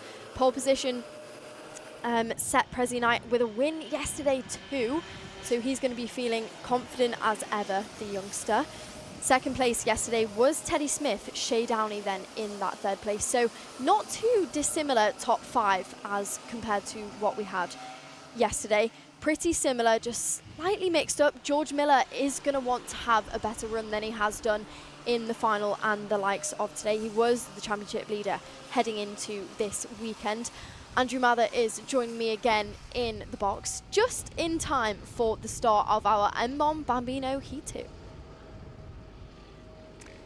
Here they are then, standing starts for the Bambinos, of course, so they will head along the grid now. You can see their parents and the RC mechanics getting underway. It's really nice with the Bambinos to see a lot of the parents getting involved. It's such a nice experience for them to kind of go through the sport together. Then when you see they go up the class, things can change. They get game mechanics when the parents get tired. But it's nice to see in these earlier stages. I know we've heard from Briella Stevens' dad earlier on this season what it's like for them being a privateer also. Here we go though, mechanics are clearing and it's nearly time. So can Shay Downey get another race win? What can the likes of Presley Knight and Teddy Smith do from the front row for this race? The lights will come on one by one when they go out. Second heat of the day for M1 Bambino is underway. Good start for Presley Knight there in the light blue helmet. Will have the lead into the first couple of corners. Teddy Smith slots into second place. Remember, the results from this race will be combined with those in the first race to set the grid for the final. Good start for Briella Stevens there in the purple and pink helmet, Kart number 22. I think Briella has gained a position in the early stages of this one. Here goes Downey down the inside of Smith. Not quite able to get through though, so it's still Knight from Smith, from Downey. That's your 1, 2, 3, and a good start for George Miller as well up to P4. That's right, George Miller would have needed that good start being the championship leader heading into this one. Brilliant start for Shay Downey though. Confidence seems to be just growing this weekend. Side by side out of it, and it looks like Teddy Smith's going to try and regain his position, doesn't quite get it done. Shay Downey gets the better run down the hill. There you can see them It is Henry Exton and Briella Stevens then further back, we can see in the camera. First lap complete as they come over the line. Let's see how it played out, the first lap for our M1 Bambinos. It's Knight, Downey, Smith, Miller, Minot, Exton, Stevens, Stanley Thurston, not great start for them, Nicholas Ashan and Cheyenne Agome. So 6.5 minutes remaining in this one. Downey, as things stand, would be on pole position for the final with 2 intermediate classification points. Knight on 3, Smith on 5. And this is the first stage of the day where championship points are awarded to the drivers. So Downey would get a full haul of 65, would break that run that Presley Knight has had over the last 2 rounds, where he's been first all the way, has accumulated a good number of points through that run. Knight would still be getting a good haul of points with second place in the intermediate scores as things stand. Here is your battle for 5th place on your screens. Henry Exton in the white helmet, holding position there, the kind of black and gold. I do quite like that. It reminds me of, now I may get my facts wrong here, it reminds me of like a 1970s Wolf in Formula One. Jody Scheckter with that helmet set of colours. Henry Exton running in 6th place. Briella Stevens 7th. We spoke to her dad at Lark Hall about what it's like running one of these M1 Bambinos. A lot of these drivers, not just running in the M1 set of Bambino regulations, they run in the Mighty E Bambinos as well. We've got some racing involving them coming up in the not too distant future. Here's a change though for 5th place. Good work there from Henry Exton and Briella Stevens. Briella helping there to get through. Jack Minot drops to 7th place. Now, some of you may have spotted, why are they still on treaded tyres, Andrew and Keogh? It's not wet anymore. Well, all Bambino classes run on a treaded tyre at all times, whether it be horrible conditions like it was yesterday, you know, low 10, 11 degrees, windy, not very happy, or it's 38 degrees in the middle of the infamous British heat wave of 2026. They always run on treaded tyres, so that's the reason why everyone is still on what is a wet tyre. But this is a good scrap for 4th place now. George Miller trying to hold on. Briella Stevens, good move there before, working with that 32 Kart. Couldn't quite get the move done, but she looked like she had a run on him during the second part of that last lap, so we'll see what she can do. All getting close now from George Miller to that 28 Kart of Stanley Thurston. The pack is quite together, which is not what we saw yesterday, I have to see, so these dry conditions clearly being favourable. Presley Knight, though, 2.4 seconds down the road to Shay Downey, who's managed to get himself up into that 2nd place. Teddy Smith running in a consistent, once again, 3rd place.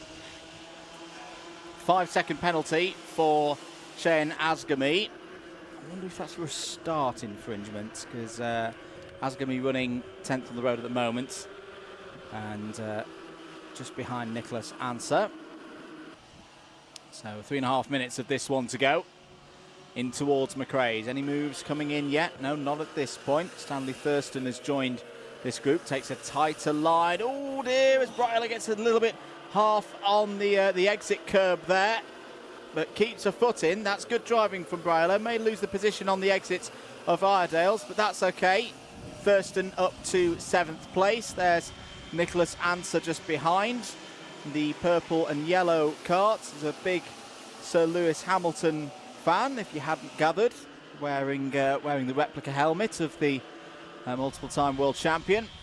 We have spoke about, we see quite a few of those within these young drivers' stages, and I do wonder, is it some of the parents, fans, the parents' views? What do you think?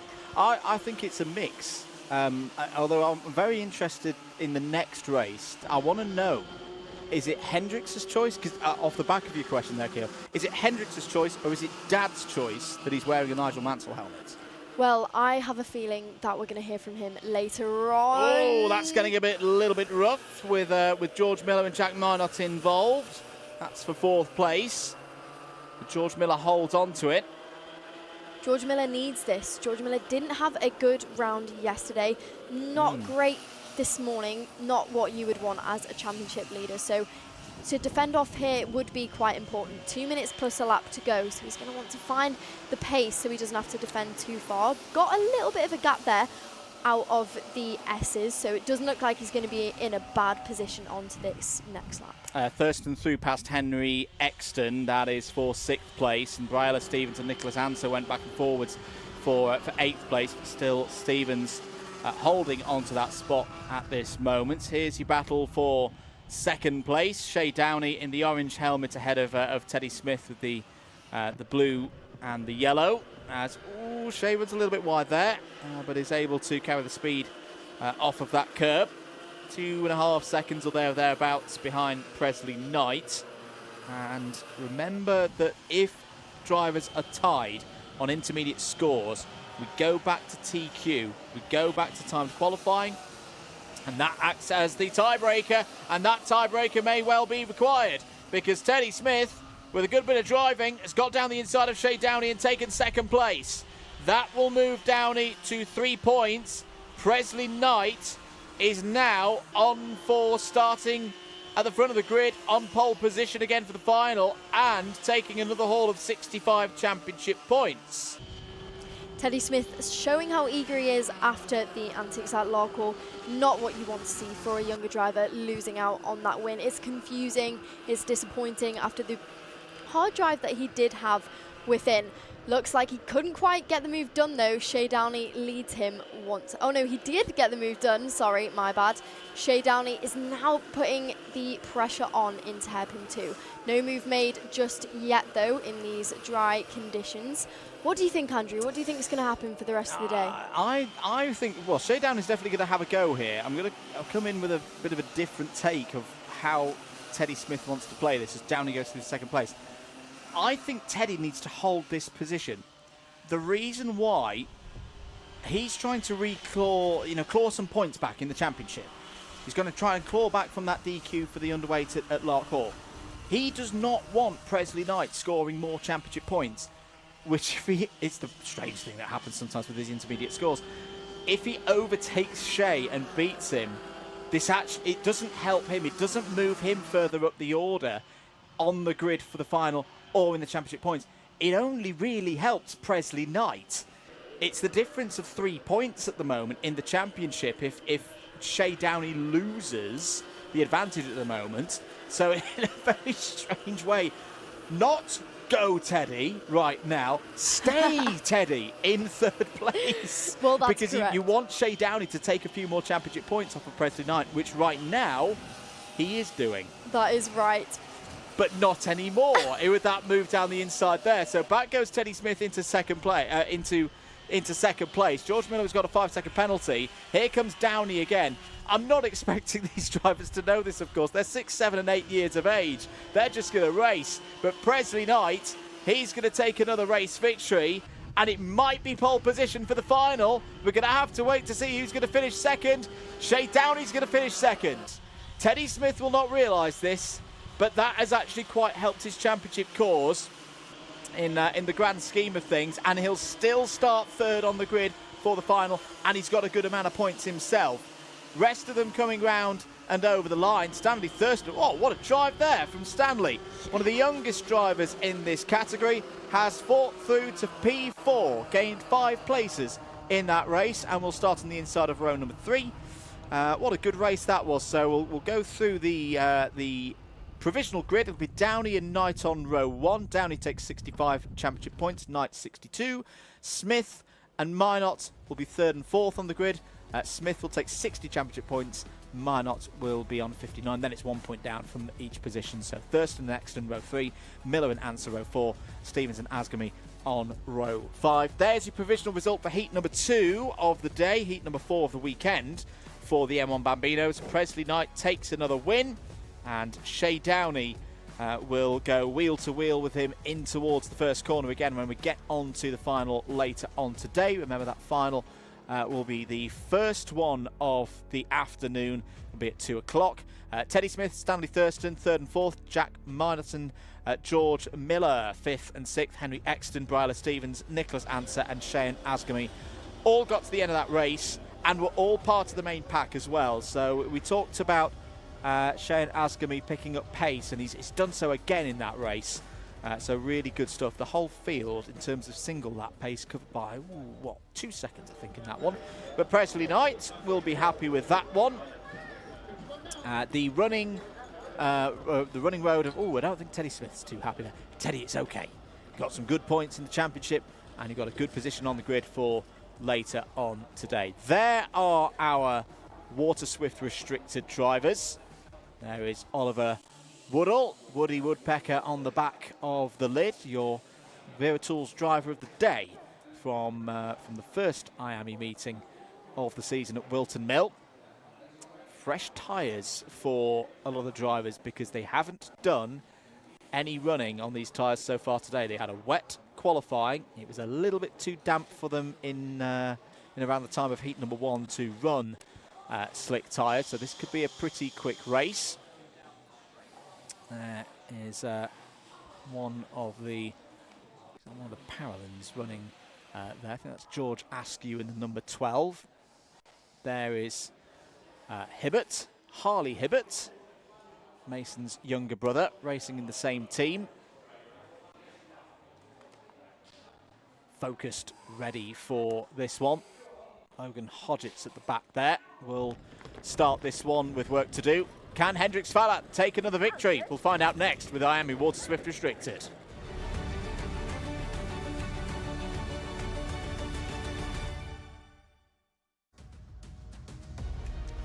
Here's your grid then for the second heat of the day for IAME Water Swift Restricted. Hendrix Fallat and Benjamin Schlivar start on the front row. Bobby Slater and Arthur Bowers go from row 2 this time. Freddie Baker and Caden Hakura there on row number 3. Ollie West and Patrick Wood go from 4. It's Oliver Woodall and Louis Wilson going from row 5. George Askew and Max St. Hilaire go from row number 6. Harley Hibbert and Riley Aston Wilkins have a good shot there from row 7. It's Darcy Durnford and Logan Hodgetts on 8. Cole Parrish and Ossian Owen on row number 9. Noah Brad and James Ferguson complete the 20-strong field here in IAME Water Swift Restricted, starting there on row 10. Hello to Louis and Ricky. Louis Williams Mabs Racing. Good luck to Chester Forks, who we'll see in the next race after this. Good to hear from you guys. Let us know, are you racing at Kart Masters next week?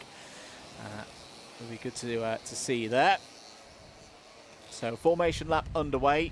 Quick recap of the points as they stand in the intermediate scores. Fallat 0, Bowers 2, Schlivar 3, Woodall 4, Baker 5, West 6, Wood 7, Hakura 8. So that's the top 8 as things stand after the first run for these young drivers earlier on today. Are we ready for a race? Into the tram lines, do we get going? Yes we do! Green lights on our screen, and once again Hendrix Fallat will lead through the chicane for the first time. Rest of them making their way through. That's a good quick start from the IAME Water Swift Restrictors as Wilson is off. Louis Wilson pitched into a spin and out of contention. Louis okay. That's the most important thing. But that is not what the Tim Wilson Motorsport driver would have wanted. There is the number 76 of Cole Parrish on the attack, going through past Riley Aston Wilkins and number 46.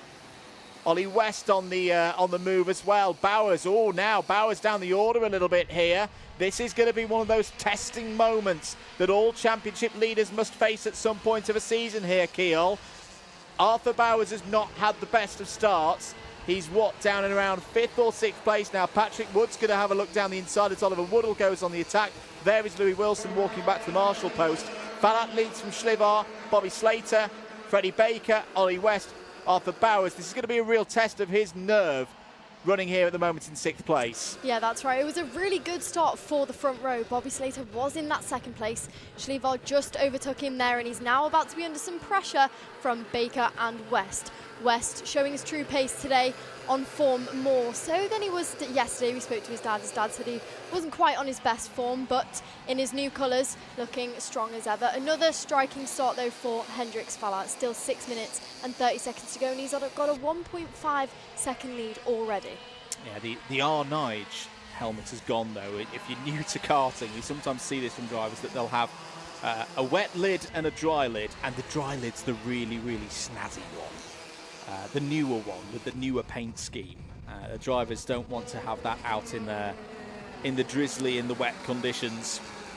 6 minutes of this race to go. Ooh, penalty for Caden Hakura has come up on our screen. Plus 5 second penalty there. That's going to be quite costly right now. That's going to drop Caden as things stand from 9th all the way down to 18th. That is a real shame for the driver who took us through the first chicane on our track walk back on Friday evening.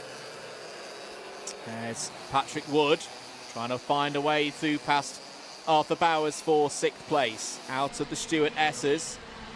Here's your group going 2nd, 3rd, 4th, 5th. Bobby Slater's had a helmet change as well. I actually want to say, I think he was wearing Alfie's old helmet in the previous race. There's some of our IAME Waterswift drivers getting prepared for their next race. Change in the order there. Baker through to 3rd, West through to 4th. Yeah, speaking of Bobby Slater, lost a couple of positions there, but he's still on the back of those two that just overtook him. So as long as he doesn't keep looking behind him now, because there are 2 karts in now, as long as he keeps focus on West and Baker, that he shouldn't be in a bad position, because like we said, there's 4 minutes and 50 seconds left. What we saw from them in the first heat was constant changing. We can see Baker and West now knowing exactly what they want to do, which is catch up to at least Benjamin Schlevar, who is off in his own air right now. Can't quite get the pace that Hendrix Fallat though has out in front. He's been quite untouchable so far this weekend, Andrew. He has indeed. He's continuing to build his score in the championship. Patrick Wood has a go there at Arthur Bowers for 6th place. Doesn't pull it off. Up the rise through the chicane once again. 4 minutes and 10 seconds of this race to go. Just to note, some really good drives through the field in the second half of the order. Cole Parrish up 5 places now. Noah Brad up 6 spots, so they're 12th and 13th respectively right now. Oliver Woodall, new fastest lap of the race so far. Trying to join the back of this group is running there in the red and black helmet in the number 40 DK Academy karts. His 8th place. There goes Bowers down the inside of Slater. Good move there from the championship leader. That's Bowers back into the top 5. One thing to note about Bowers is he has just been issued a warning flag from race control. It's important when these drivers are trying to make their way back up that they don't take it too far and end up getting a warning, because that would really spoil the positions he's able to gain. Not over the yet though for him, as long as he stays careful. He has just made a pass and he's now in his own air as of now. Going to be trying to make his way up to Baker and West. Woodall up to P6 there. You just saw ahead of Patrick Wood now. Harley Hibbert +3 second penalty is just coming on our screens. +3 is most likely going to be back to the start, and 2 wheels drifting outside of those tram lines before lights out. So Harley running 19th at the moment. Just the one retirement from this race so far, Louis Wilson. So Fallat leads from Schlevar by nearly 2 seconds. Baker 3rd, West 4th, Bowers, Woodall, Wood, Slater, Hakura and Max St. Hilaire all in the top 10 at the moment. Good drive this from Max. Racing, we talked about tribute helmets and inspirations of design. Max taking it to the next level. The whole kart looks like a McLaren with the papaya orange and the black livery. I wonder who they're supporting. I wonder who they're supporting. 2.5 minutes of this race to go. Freddie Baker has just set another new fastest lap of the race. Some good pace at the moment between Baker and West. This is mature driving from both of them. Be caught up to Schlevar. This is the fight for 2nd place. Look at this. Schlevar now under some serious pressure. Takes a look behind him along this main straight and realises he has no time to spare now. 2 minutes to go plus a lap. He's going to want to find some time, because these two are stronger than ever. Working together at the start of the race, they have managed to catch him. Looks like Hendrix Fallat though is too far out in the lead, 1.9 seconds down the road. With the time that is spare, it's not going to be enough. So it looks like there is going to be the battle for that 2nd place. No change just yet though, and we're about to complete another lap as we head through towards the first chicane. No change again. I'm wondering now what Baker's kind of thinking, because he can't spare to make a mistake or overcook it trying to get past Schlevar, because he does have West ready to pick up the pieces. Change for 5th place in the background. I think Ollie Woodall just got ahead of Arthur Bowers? Yes, he did. So good work there from Oliver Woodall. Gets another few points off his score in the intermediate standings. At the moment, Falat would be on pole position. Schlivar would be alongside on the front row. It would now be Freddie Baker third, Arthur Bowers fourth. If Oliver Woodall can catch up to this trio and maybe gain another position or two, Woodall could move up from row number 3. Here goes Baker down the inside of Schlivar. Battle is on. Really clever driving there from Ollie West as well to follow through and get up to third place. We've got 40 seconds on the clock. Falat's gone 2.5 seconds clear of this trio. How does Baker respond now? Unrealistic that they're going to catch up to the race leader here, Keel. This could get quite defensive in a moment from the driver in the number 92 Kart. Well, that's right. They made it look easy until now, but there is no more working together for Ollie West and Freddie Baker. Freddie Baker now out in front of this pack of 3. He will be seeing, like you said, Hendrix Falat is too far down the road. Ollie West has, clock is nearly on 0, so not too much time now to put a move in on Baker. Schlivar, though, still right on the back of these two, will be wanting to regain that second place. No more working together anymore. One more lap is complete. Clock is on 0. We are on to the final lap of the race. Hendrix Falat, your race leader, is down the road into the first chicane. They will go. Freddie Baker takes a look behind him along the pit straight to see that he has got no time to spare, goes slightly defensive, but West or Schlivar aren't able to make any moves. Looks like Schlivar was going to get slightly better run, but doesn't get it done. Defensive again into hairpin 2. Schlivar is going to try and get a better run than West. Doesn't quite get it done, and he slots back behind. Schlivar looking for the outside line here into the Stuart S's. Baker controls the pace through the Stuart S's. That's good work from the XL Motorsport driver. He's hanging on here, but doing enough to retain to a spot on the second row of the grid. Here is the dominant force that is Hendrix Falat, who's going to take another victory here at Rowrah and starts on pole position again for the second final in 2 days. Baker holds on to second place, West third, Schlivar fourth. That leaves the grid looking like this for the final. And remember, this will convert. Oh, as who have we lost there into the barriers? Is that Max St. Hilaire? I think it was Max St. Hilaire in the orange and black. Through sector number 2 has not come through, but that result leaves the grid at least provisionally looking like this. Falat pole position and another 65 championship points. That is that's a score that is still perfect through the whole weekend so far. Schlivar will be alongside on the front row, Baker and Bowers row 2, West and Woodall row 3, Wood, Hakura, Slater and Hodgetts complete the top 10 on the grid as a result of that second heat being combined with the first. In terms of the race, Falat, Baker, West, Schlivar, Woodall, Bowers, Wood, Slater and Hakura and Parrish all in the top 10. Great drive there from Cole Parrish, gaining 7 spots. George Askew, Logan Hodgetts, Noah Brad, Riley Aston Wilkins and Darcy Durnford all in the top 15. James Owen gained 4 places in that one to finish 16th. Ossian Owen and Harley Hibbert's the last of the 18 finishers, 2 retirements. Max St. Hilaire on the last lap, Louis Wilson on the first lap. It's so nice to see that towards the end of the grid, how the generation's changing. You've got the Water Swift drivers, some of the junior drivers now having their younger brothers enter into motorsport. You've got Oshan Owen, Evan Owen in Water Swift, James Ferguson, Holly Hibbert, all the younger siblings that have been inspired within the paddock to now start.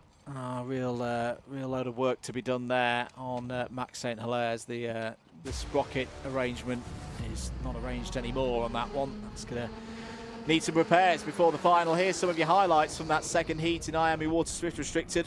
This was the moment for Louis Wilson. So I think it was a touch there with Ollie Woodall that saw him pitched into that spin. Cole Parrish was on the grass as well, so did very well to recover that one. Good scrap between Patrick Wood, Oliver Woodall and Bobby Slater. Oliver Woodall continues to impress me with some really shrewd overtakes. That was akin to what he did at Lark Hall when he took the race victory.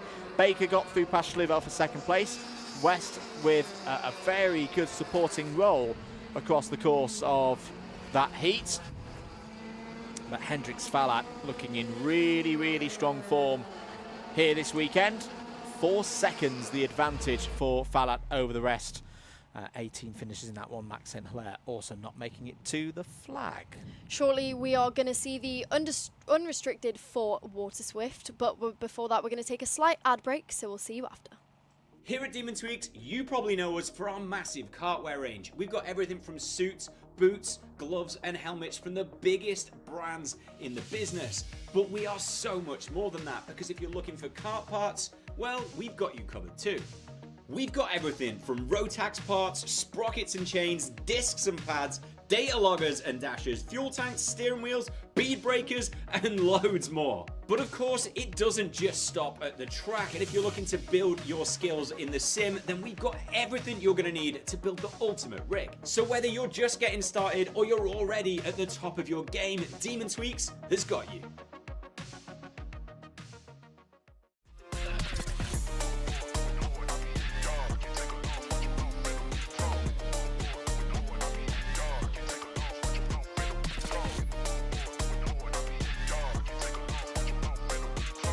Wera, what a start from the so hard, heading up into the top section.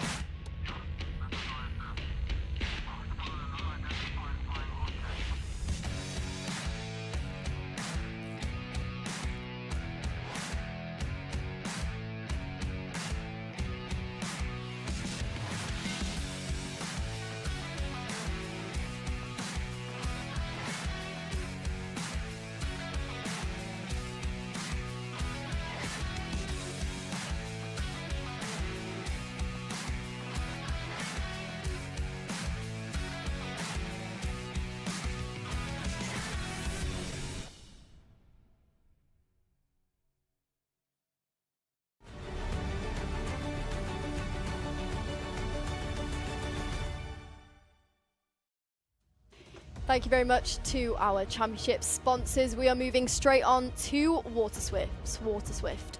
Alfie Davidson lines up on the front row of the grid with Mason Hibbert alongside RBJ Stubbs and Dimitar Uzanov on the second row.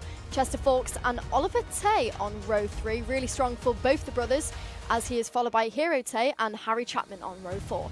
Avan Owen and Ilyas Sami are next. Rudra Gokunath and Bodhi Batch round out the top 12.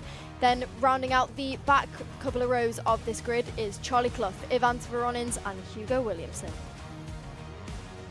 So I'll be honest here in the commentary box, we've got a bit of a dodgy door going on, so that is what Andrew was trying to sort. But Water Swift Heat 2 is going to be underway shortly. Really strong front row here. Both Fusion drivers, really experienced drivers, and both wanting to some redemption after yesterday.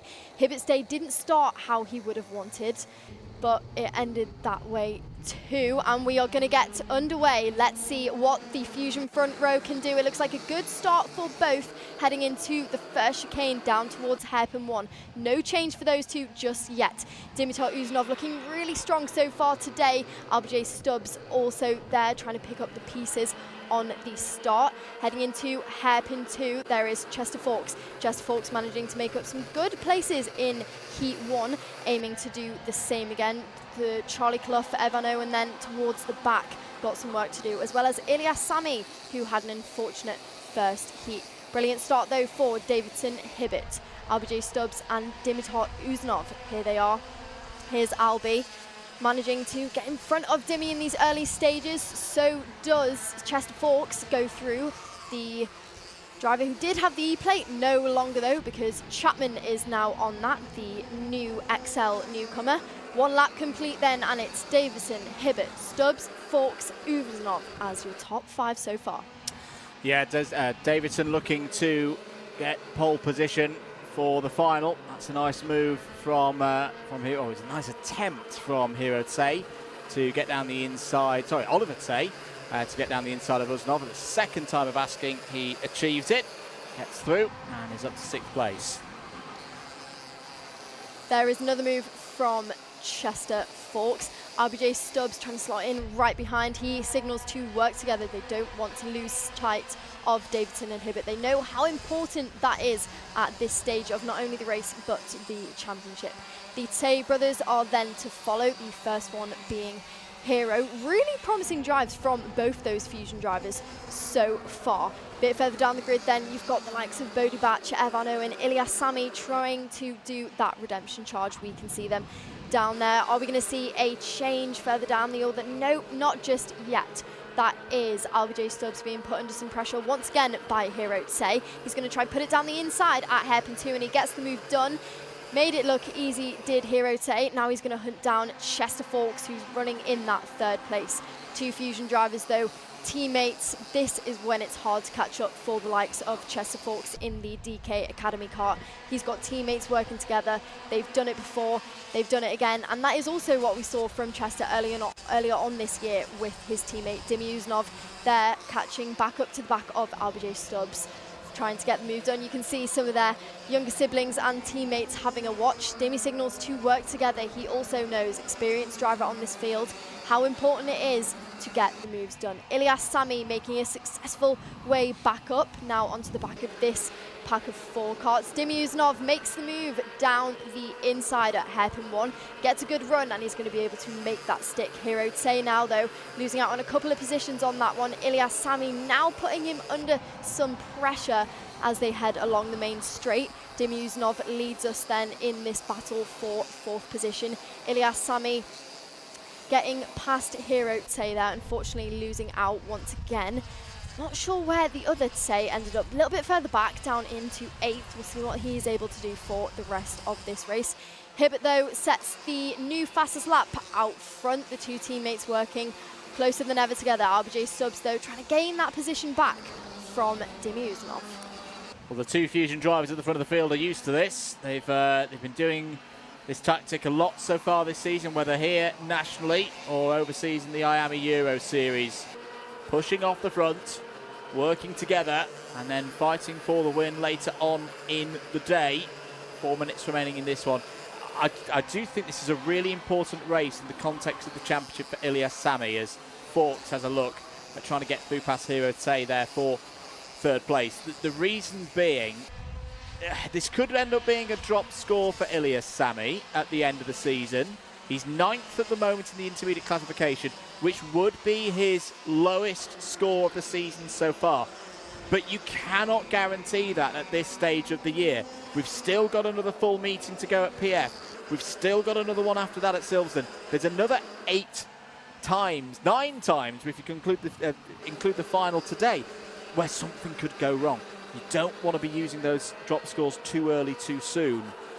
So whilst Ilyas Sami is in damage limitation mode and needs to be cautious to a degree, he's also got to go on the attack. There are some positions in that intermediate standings order to be gained potentially by overtaking others. But yeah, this could be a make or break or a bit of a turning point race for Ilyas Sami as to whether we're going to be talking about him in the title fight later on in the season. I agree. He was definitely one of the drivers that we thought we were going to see in that, not only in Europe working together with his teammate, but in the British too. There is Evan Owen, who's managed to make his way up just behind Ilyas Sami. They're running just inside the top 10. RBJ Stubbs managed to get past Dimitar Uznov now, and they've put a little bit of a gap on the Tay brother. Hero Tay, though, running brilliantly in that 3rd place. And I should say as well, for those of you who weren't here earlier, wondering, well, why is he on damage limitation duty, Andrew? He had a DNF from the first heat of the day, so we already know that there's one not so good score on the board in these heats for Ilyas Sami. The trouble is, he's stuck behind Oliver Tay at the moment. Uznov, Stubbs and Forks are starting to disappear up the road. Through St John's goes RBJ Stubbs. I still love that livery. It's the DK Academy decals, but with the purple and pink replacing the green, and the graffiti-style race suit as well for the driver who races a lot here in the UK, across Europe. Also races a bit in the Middle East. 1 minute and 40 seconds to go in this one. Davidson still leading from Hibbert. Hero Tay making it a 1-2-3 for Fusion right now. Forks 4th. And rest of them filing through. This is a much calmer IAME Water Swift heat. I think they're all knowing that they've got to get through this one first before they then go on full attack in the final later today. That is correct, Andrew. However, Alfie Davidson and Mason Hibbert, if we look on the timing screen there is 2 tenths in between these two. There is 2 ways they could play this, really, because they've been so neck on neck this weekend so far. Hibbert, leading the championship, knows he's a better day than what he had in the heats yesterday. Davidson, of course, needs this after that could be a whole change for his championship. Are we going to see these two battle it out on this last couple of laps, or are they really going to play it safe for the Fusion team? Well, we'll see. Charlie Clough has had a decent race in this one. Keel up 3 places, is into the top 10. Here he race leaders, Davidson and Hibbert. Now Davidson's going to want to keep this advantage. 4 points between them at the moment in the intermediate scores, but that will swing if Hibbert gets through. Although Davidson would still take it because he will have the time qualifying tiebreaker, won't he, from that performance earlier on this morning. So not much to be gained again for a driver in the slightly back. Hibbert will just want to bring this through and home safe and sound, get some more good points on the board. There is a move between the DK Academy karts as Evan Owen nearly gets down the inside of Ilyas Sami. Ilyas holding there in 8th place. Still 9th at the moment in the intermediate scores. It would be Davidson and Hibbert on the front row, Fawkes and Hibbert say on the second row. There's a move from Uzanov down the inside, gets through past Stubbs for P5. These 3 are doing it again, are Stubbs, Dimmy and Say, working together but also chopping and changing that bit too much that they can't quite make it onto that front pack. Can't hang on to Hero Say. RJ Stubbs though is going to try and do that again after his...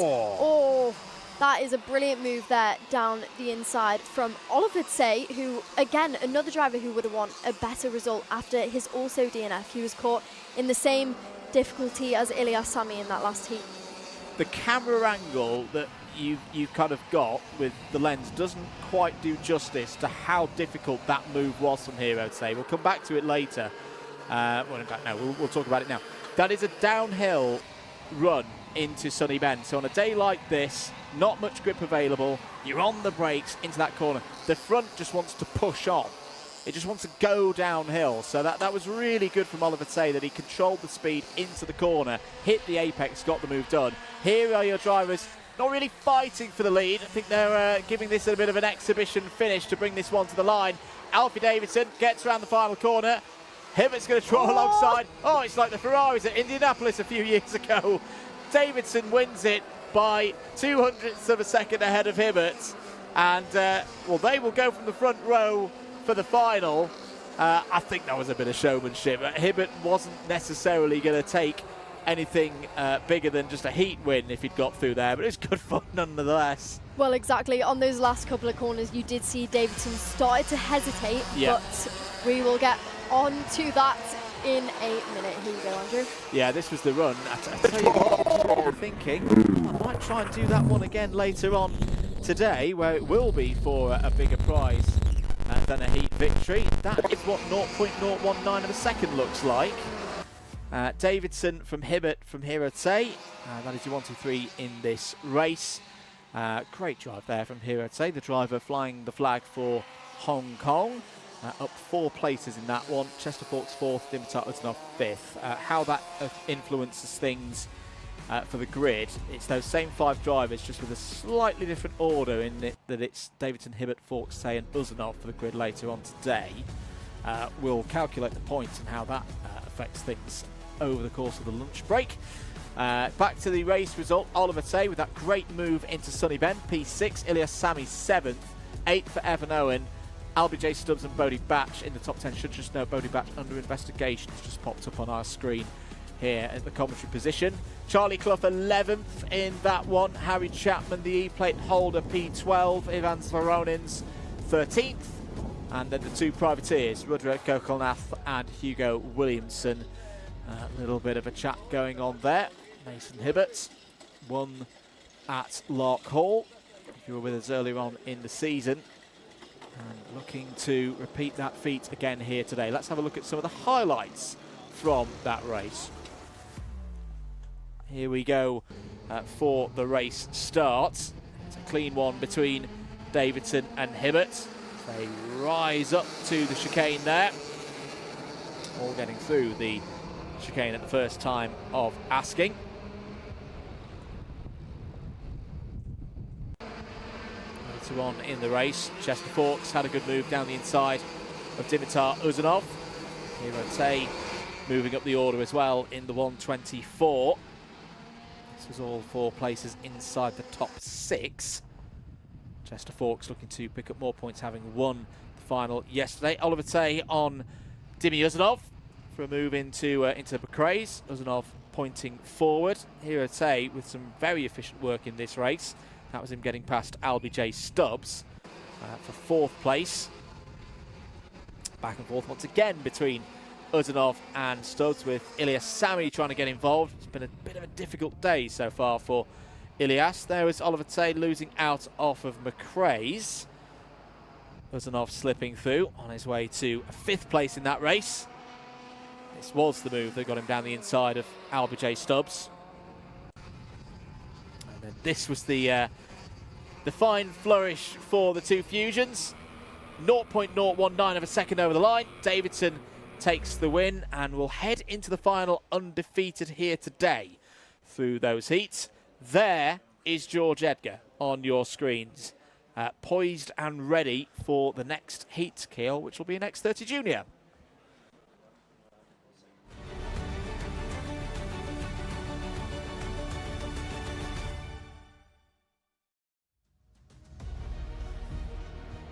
Here's a grid then for X30 Junior. Rocco Shenton and Aaron Richardson go from the front row. George Edgar and Freddie Wood will form up row number 2. Jacob Backler and George House start on row number 3. Row 4, Max Endicott and Finley Lines. George Clark, Archie Rogers-Tyler there from 5. Sukmani Kira and Alex Riley go from row number 6. Luca Narroway, Orion Meta, they're on row number 7. Max Tay and Katie Donson go from row 8. Harley Musk and George Quinlan start on row number 9. Then completing the field, Colby Patterson will start 19th for this one. Not at all what Colby Patterson would have wanted this weekend. Not what we see from him usually. So it'll be interesting to see how he can do from the back of this field. Rocco Shenton, though, full dry track for him. Not what he will be wanting at all. We saw some serious defence from him in the last heat, when it started slightly damp, so he's going to be at a disadvantage once again. Aaron Richardson, though, took a brilliant victory. George Edgar, Freddie Wood has been really on good form this weekend so far. Jacob Batchelor, George House, good qualifying for George House. We saw him drop back slightly in the first heat. A younger, new driver to this field. Also one of the smaller drivers, but I think we're going to see him keep progressing throughout this year. So the next chapter of this fascinating X30 Junior Championship is upon us. Teams will have done some setup changes since the first race. The track is now dry.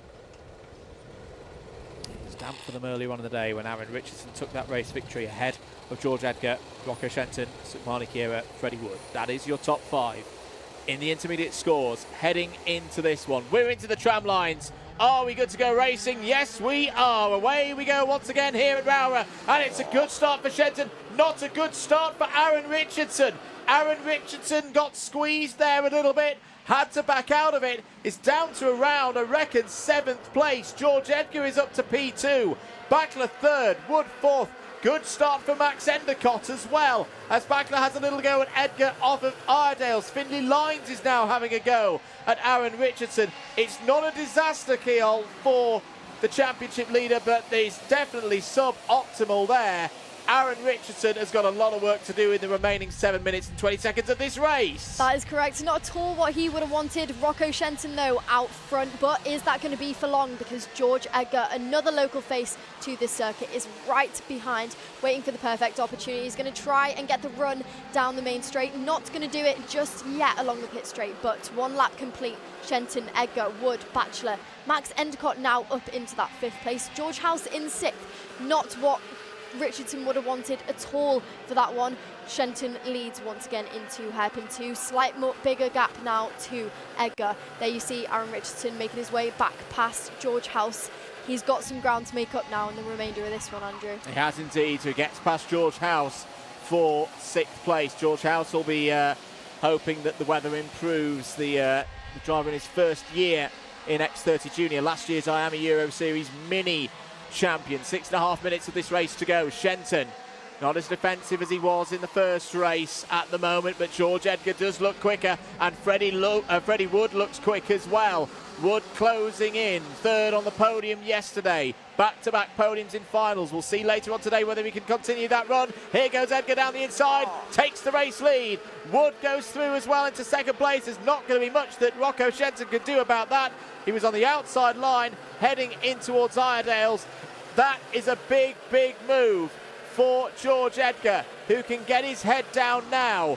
Wood defends into the Stuart Etters. Backler has a little go at Shenton. It's all going to stack up here. Here comes Endicott. Here comes Richardson.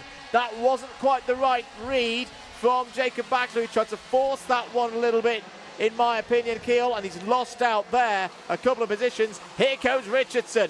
That is a good move there from Aaron Richardson. Apologies, we had a little bit of a wobble on the timing there. Aaron Richardson running in P4 now.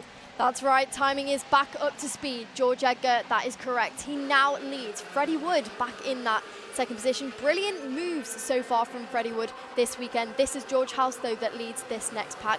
Finley Lyons trying to make up some ground, running in that 7th place, but under some pressure already from Sukmani Kira, Jacob Batchelor and Archie Rogers Tyler. Rocco Shenton now is in that kind of position where you've fallen back 2 places, tried to defend on that last lap, is going to have to get moving. And he looks, and it's Aaron Richardson that is behind him right now, the championship leader and last heat winner.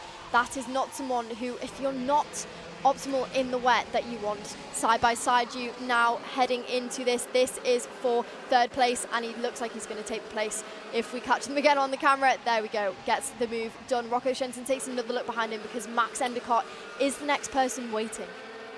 Yeah, it's a tough moment this for Rocco Shenton. Oh, that rear inside wheel popping up again. That Kart does not look happy around this circuit in these conditions at the moment. And that was better that time into the Stuart Essers. George Clark getting involved there in the 2:42 for the BMR team through Sunny Bend. 4 minutes remaining in this one. Spread out at the front of the order. George Edgar continues to lead this race from Freddie Wood. Aaron Richardson 3rd, Rocco Shenton 4th, and Max Endicott there in 5th place. Is Endicott going to go for the move into McRae's? Yes, he is. Spot on. Good stuff there from the IAME Warrior final champion in this category. Although Shenton's going to go back in and get the kart stopped. Well, he's hustling that number 6 machine round this circuit. And he's, I would say actually, he's got better pace relative to the other drivers at this stage of the race, Keel, than perhaps what we saw in heat number 1. But he's having to work really, really hard. Back end of that kart does not want to sit down. Well, I agree with you. If we had seen the defending that we saw in the last heat right off the bat, I don't think he would have stood as much of a chance in this one. But look at this. George House now is with Endicott, and they are both looking to take that position from Shenton. So Shenton takes a look behind him, knows he can't be quite as defensive just yet. Still 3 minutes plus a lap to go of this one. George House, though, gets a good run on Endicott as he takes a wheel in the grass, and he will go up into that 6th position. Sukmani Kira ready to pick up the pieces also from that as she runs side by side. Endicott still gets a better exit than her, though. She can't quite make the move just yet. He'll need to be careful of those mistakes because Kira and Lyons, who is shortly behind, won't want that. 2 minutes 30 remaining in this race. Apologies for the technical troubles through sector number 3. Can assure you that it is still Edgar from Wood, from Richardson, Shenton and House. That is your top 5.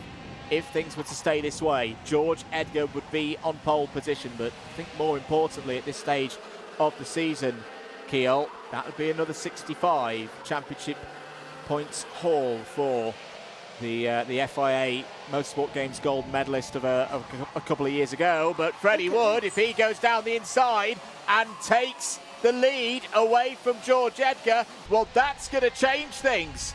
That is going to majorly change things in the story of this round.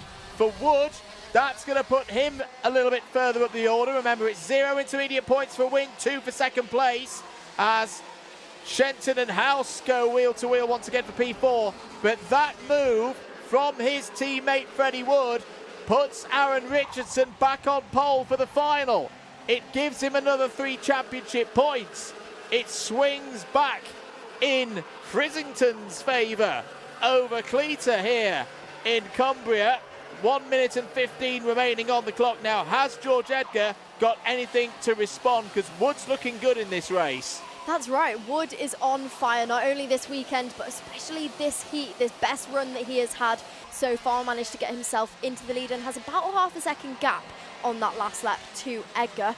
Edgar needs to give it his all now to gain back that pole position. Aaron Richardson's efforts to make his way back further up the pack is going to work. Rocco Shenton is going to lose out on a position to George House.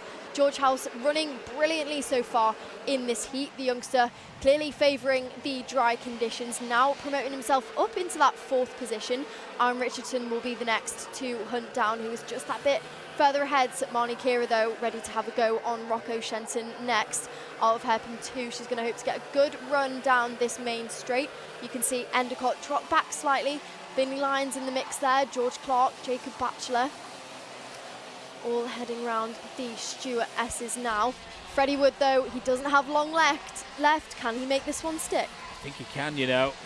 He's looking good at this stage of the race. Shenton's now got the attentions of Finley Lyons and Max Endicott and all. Oh, it's the BMR trio here again of George Clark and Jacob Batchelor. They've had a great season so far, those 3. Here goes Endicott down the inside of Lyons. Clark finds his way through as well there. That's good stuff from George Clark to put a move in on a more experienced driver in the shape of Finley Lyons there. Finley Lyons looking like he's on the back foot here in the latter stages of this second and final heat of this part of the day in X30 Junior. There's Alex Riley looking to get involved as well. Alex Riley has driven superbly so far here this weekend into the Stuart S's once again.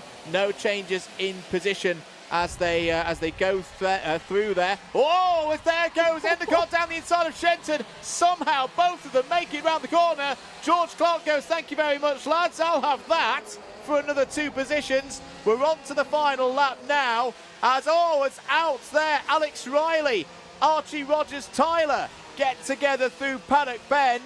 It's kicking off again here in X30 Junior. Yes, it is, Andrew. Final lap of the race. George Edgar is back into the lead. So we see on the timing, Rocco Shenton, though, here has been under some serious pressure. Not too sure how him and Endicott managed to come out of that one, but they did, and he is still running there in that 6th place. That's a big move then. So Edgar's retaken the lead of this race, and it's given him pole position back provisionally for the final. Another championship swing. Here they are, out of the final corner. Can George Edgar hold on? Yes, he can. Aaron Richardson thumps his steering wheel in frustration there because he knows how costly that could be come the end of today and the season. Edgar wins it 1-1 then for the local derby here at Rowrah. Freddie Wood, 2nd place. Aaron Richardson in 3rd. Oh, so Edgar takes pole for the final. He takes his first maximum score in terms of championship here this weekend. And, well, that will mean a 3-point deduction in the lead for Richardson. This one's going to run, ladies and gentlemen. This one is going to run all the way, I think, between these two, for that very reason of the racing that we've seen there. So it was 9 points at the start of the day for Richardson. It'll now be 6 points in the championship. Edgar wins ahead of Wood, Richardson, House, Kira, Shenton, Endicott, Clark, Batchelor and Lyons. That's your top 10. Musk 11th, George Quinlan 12th, Lucan Narroway 13th, Colby Patterson and Max Tay in the top 15. Katie Donaldson 16th, Alex Riley, Archie Rogers-Tyler and Orion Meta take us through to 19th. Here's your grid then as things stand right now. This is before any post-race changes, of course. Edgar and Richardson, the 2 local boys, to this circuit. And when you hear me say local, I mean local. They both live less than 10 minutes from this circuit in the opposing villages either side of the track. Edgar and Richardson on the front row, Wood and Shenton will be row 2, Kira and House row 3. Here is how it all started. And fair play to Aaron Richardson. That start could have gone very, very wrong for him, Keol. He got on the grass, he got out of the throttle, he made sure that he got through the first couple of corners, which was crucial. The race was always going to have opportunities later on in it for him to claw back. That was the move for Edgar to get through past Shenton and into the race lead. Shenton's number 6 machine looking really, really tricky to drive throughout the course of the race here. This was House down the inside of Jacob Bachelor for, what was that, around 6th place. This was Aaron Richardson getting through past Rocco Shenton into 3rd. That's where he would remain across the course of that race. Max Endicott was up to 5th place at this point. He would be the next driver to have a go at Rocco Shenton. Good driving there from BMR's team leader in this category. This was Freddie Wood going for the race lead on George Edgar.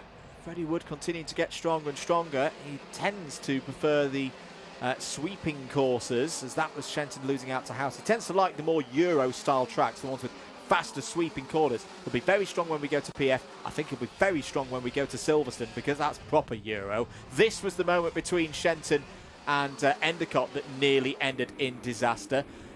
This is going to... Ooh, that's how Riley and Rogers-Tyler left the scene. 2 into 1 simply not going there into Paddock Bend. And I want to see as well if we've got a view of... No, we haven't, but that's the end of Edgar beating Wood and Richardson to the line.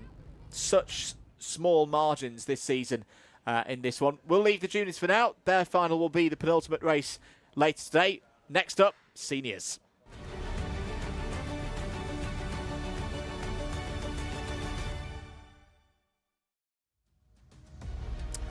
So the last race before we go to the lunch break, it is the Senior X30 class and their second heat of the day. Harrison Whitcomb, if he wins this race, will be on pole position for the final and take the full haul of championship points. Theo Lestrange, his teammate, starts alongside. It's a top 2 row lockout by Premium Karting, with Lewis Bird and Sam Lewis there 3rd and 4th. Nat Johnston, the first non-Premium Karting runner, starts 5th. Luke Taylor 6th. Where is Freddie Lloyd, you may ask? There he is, row 4 for the reigning champion in this category. Aaron Brown starts alongside him. Levi Sangera and Scott Riley go from 5. Ryan Gill and Max Ewell start on row 6. Alexander De Benedictis and Jacob Marples, they're on row 7. Adam Bourne and Macy Hitter start on row 8. Morgan Moore and Dylan Patel are on the last full row. Joey Brown will be sending it from 19th place on the grid in this one for Senior X30's second heat of the day. So, bit of a mixed up grid. The grid determined by the second fastest laps for the drivers in their TQ earlier today.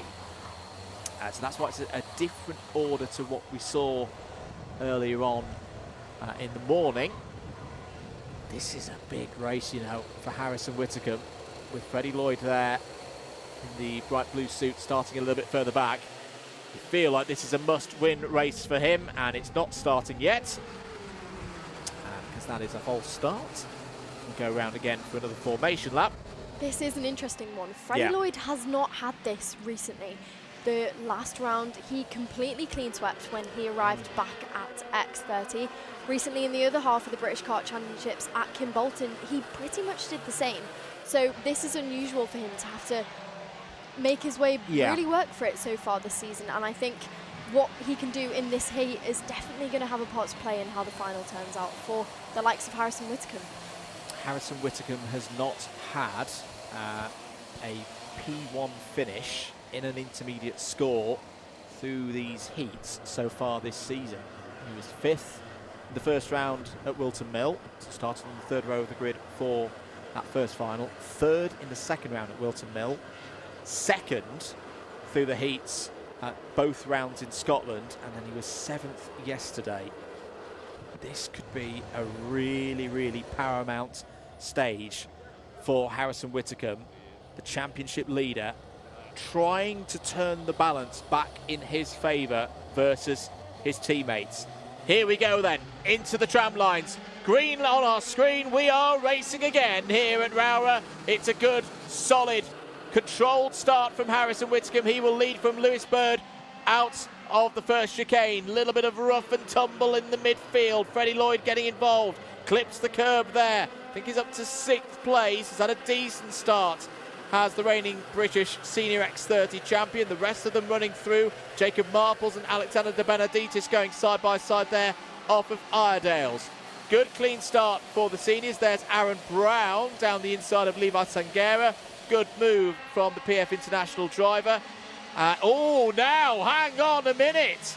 Harrison Whitcomb under investigation is the notice on our screen. That must be for something to do with the race starts here, Keol. Did he wander outside the tram lines? That is huge, Andrew. That is huge. That could have a huge part to play in not only this race, like we say, we are looking at championships this year. He was in a good position with Lloyd starting a bit further back after all of his clean sweeps recently, and that is huge. That will not be good to hear from him whatsoever. Here is a replay of the race start. Well, I don't think there was anything wrong with that. Now, the tricky thing from our angle here is we can't see when the lights are going out. Right.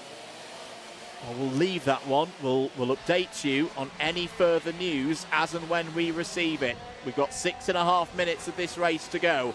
Whitcomb leads from Bird. Lloyd is up to 3rd. There's been a few changes back and forth in recent moments. Theo Lestrange and Nat Johnston fighting over 4th place there into the chicane. Johnston is through. Warning for the number 8 of Morgan Moore is the latest notification on our screens. I think quite a few drivers have got their chassis set up quite soft here today. See a lot of those rear inside wheels picking up through the tight hairpins of McRae's and Iredale's. Harrison Whitcomb will have received that notification as Aaron Brown gets down the inside of Theo Lestrange there and through and into 5th place. Levi Sangera is having a good run here. Had his best result last time out in Scotland. There is Lewis Bird. Lewis Bird, another brilliant start for him. He wants one thing, and that is the same result as yesterday. But Freddie Lloyd is coming up close behind. Can he hold fire of Freddie Lloyd while Whitcomb undergoes this investigation? He won't know that just yet, but this could even change his result all over again. Whitcomb is only 8/10, so still all could happen yet. Freddie Lloyd and Lewis Bird are getting closer, so he signals for them to work together. Whitcomb is still in touching distance, still in striking distance. He says to work together, but he gets himself into 2nd place. Lewis Bird, the clever thing to do now will be to work together, reach Whitcomb, and then go for it once again. There's 5 minutes plus lap left. Nat Johnston, another strong start, strong race for him, running in that 4th place.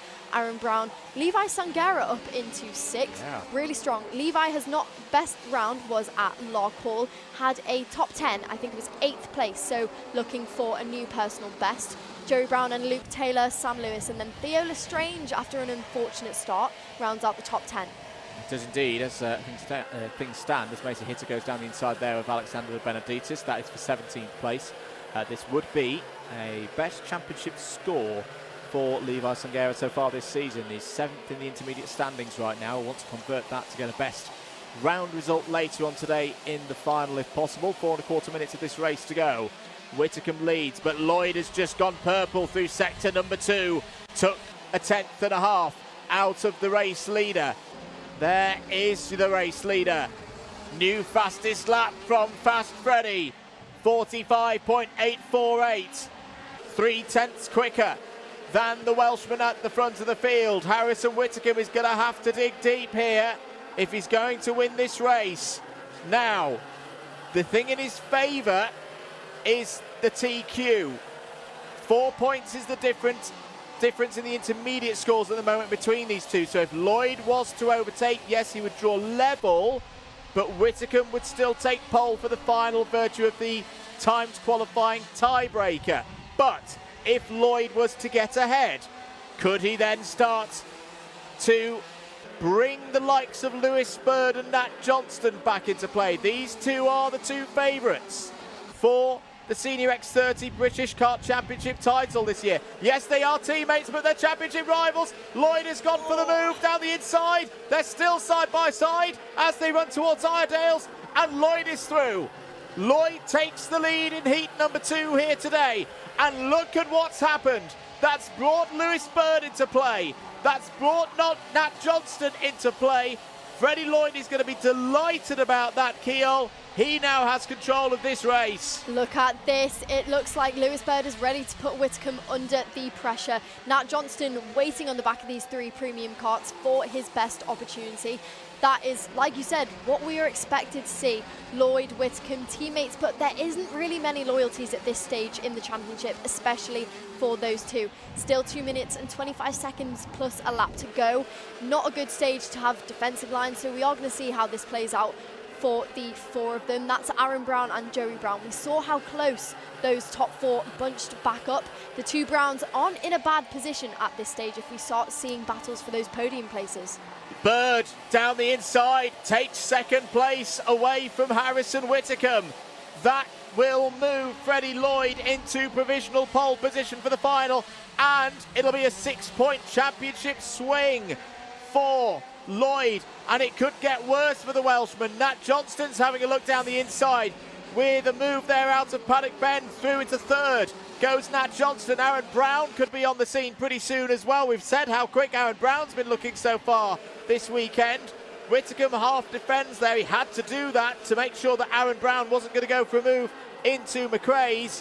1 minute and 30 seconds to go now. Now Whitcomb is under threat that he could lose his spot on the front row of the grid. If he can hold ahead of Brown, and Brown, as long as he doesn't drop to 6th place, he won't drop behind Lewis Bird in the intermediate scores. These are crucial, crucial moments here at Rowrah in the middle part of the season in Senior X30. 1 minute to go. 3 more laps then. Fast Freddie Lloyd. He is in the zone now, and this is danger for everybody else. This is what we saw at Lark Hall.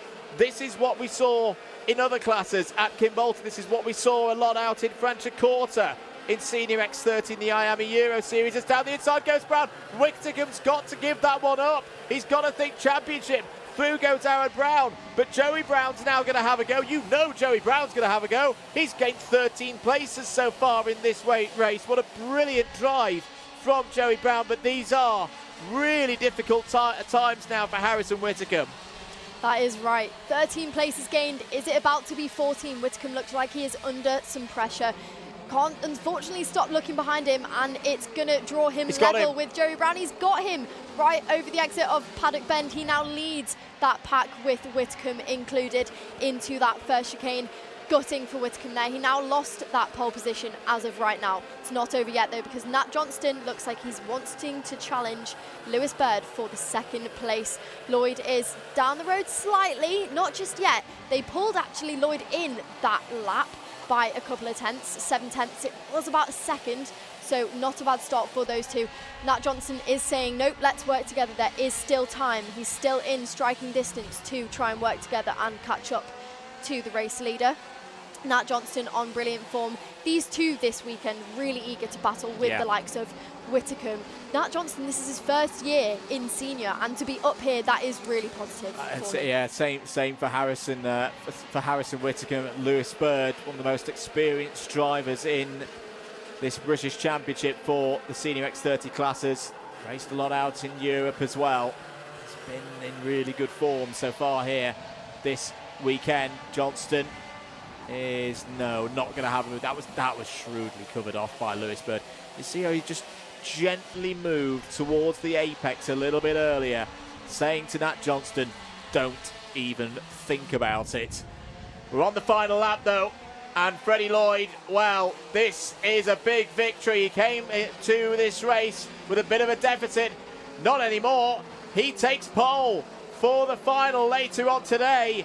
It's another 65 points to his championship tally, and that could be danger for everybody else. That now means that Freddie Lloyd has got first, third and second in terms of his championship scores so far this season. That is a really, really strong run from the reigning champion. And he will be joined on the front row of the grid for the final by Lewis Bird. That second place moves Bird ahead of Whitcomb. Nat Johnston third in that race. Aaron Brown fourth, Joey Brown fifth. Harrison Whitcomb has to be settled with sixth place there, held ahead of Levi Sangera, Luke Taylor, Morgan Moore and Sam Lewis. Jacob Marples was up 3 spots in that race to 11th, Theo Strange 12th, Max Ewell, Scott Riley, Ryan Gill, Dylan Patel, Macy Hitter, Adam Bourne and Alexander Benedictis take us down to 19th place. The grid provisionally looks like this. Lloyd and Bird on the front row, Whitcomb and Brown row 2, Johnston and Joey Brown on row 3, Aaron Brown, apologies, on row 4, should make that distinction. Levi Sangera, that's the best championship score of the season so far, 7th place on the grid for the final. We'll be joined by Sam Lewis, Morgan Moore and Luke Taylor complete the top 10. There is the scene down in scrutineering, Keogh Lynch, and I think Freddie Lloyd's going to be quite happy with that one. Absolutely. I mean, not the day that he would have necessarily wanted yesterday after all of the clean sweeps, but let's, of course, look at the highlights. This was the run into the first chicane, nice and controlled at this point for Harrison Whitcomb. The rest of them navigated their way through McRae's for the first time. Nat Johnston, good overtaking again. This is him getting down the inside of Theo Lestrange. Big point forward there from Freddie Lloyd, and went down the inside after the point there on Lewis Bird. This was the key move for the race lead. Thought he'd gone a little bit too deep initially. Side by side with Whitcomb off of the corner, but got the drive towards Iredale's to take the race lead. This was the key move, though, in terms of the championship picture. That move from Bird started to make things unravel a little bit for Harrison Whitcomb. Through would go Johnston, through would go Aaron Brown. Joey Brown would then have a go as well. Lloyd took the win, took pole, took 65 championship points for his efforts there. Lewis Bird second will join him on the front row, looking for a clean sweep. We shouldn't forget about Lewis Bird. We were talking about Lloyd, we were talking about Whitcomb, but Lewis Bird, well, on the form book so far this year, if you've won the final on Saturday, you've won the final on Sunday as well. Could that be the thing for Lewis Bird? Having waited so long for a race victory, could 2 come in one weekend? Can he do the double? That is the question. And what's most important is that he's got his hand. He can do it. He's safe. He is recovered. He's all good. That is going to be a really interesting one from seniors. And that rounds up our both heats for everyone. You are now going to enjoy the paddock show from yesterday during the lunch break, and we will see you for the main events later on. Welcome everybody to the British Kart Championships Event 6. This is Rowrah. Nestled in the unique location on the edge of the Lake District, this track is known for its undulating and distinct character. With crests, falls, tight bank turns and more, this track offers a serious challenge for the IAME and KZ2 drivers here with us this weekend. The track is 1,030 metres long. The drivers will first face an elevated first chicane you can see there before heading into the 2 hairpins, McRae's and Iredale's, setting themselves up perfectly for this long main straight before heading into the Stuart S's and down the hill towards St John's and Sunny Bend. Finally, the drivers will go around Paddock Bend, and that will be the lap complete at this one-of-a-kind circuit. Well, this is a drastic weather change from our last event, isn't it, Andrew? Summer's over, we're into the autumn already, and we're not even in August yet. So, yeah, welcome to the paddock show. It's a rainy one for us today. We're going to take the next 25 minutes or so to take you through things here for, what is this, the 3rd meeting of the year for the IAMEs, the 4th and penultimate round for the KZ2s. So we could see a champion crown this weekend, in fact. Noah Wolf, depending on how results go, could be your 2026 KZ2 champion by the end of the weekend. As usual, we'll be doing lots of different little interviews and pieces, so we're not going to pop into Fusion today. We're not going to pop into Premium. We've done a good amount with them already so far this We've weekend. seen a lot of insight from the Fusion drivers, especially on the track walk, which you will see later this weekend. Some local drivers here this weekend, which is nice to see. Yeah, it's a big factor this weekend. I think we'll have a little pop into the TWR Pantano tent. For those not aware, have a look. We're here at Rowrah. We're up in Cumbria, on the edge of the Lake District. Quite a few drivers based very close to here. The examples of the Edgars, Aaron Richardson in juniors as well. So they'll definitely be looking to be pretty quick here this weekend. We'll just have a see if one of our drivers in the TWR Pantano awning is looking up for a chat. We will have a little bit of a discussion of this kart, Hendrix Fallat. Hendrix has been looking pretty quick once again so far this week, running in the IAME Water Swift restricted category. Now, they've recently had a heat. Hendrix won the first one, was on pole position as well. And yeah, in the IAME Water Swift restricted category, looking pretty good once again. The bright yellow and black machine. You've got some other runners in here as well. You've got Noah Brad once again in here. And yeah, looking really, really good for a run. Kiel, who have you found? I've found a Romanian driver, Noah Brad. Noah, how's your weekend going here at Rowrah? I've been good, and I passed some good guys from practice, and I've been good, and I like enjoying it.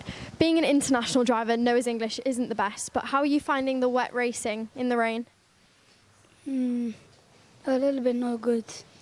It's hard, especially with the ups and downs of this circuit. It's very technical. But do you think you can do well this weekend? Yeah. Thank you very much. Good luck.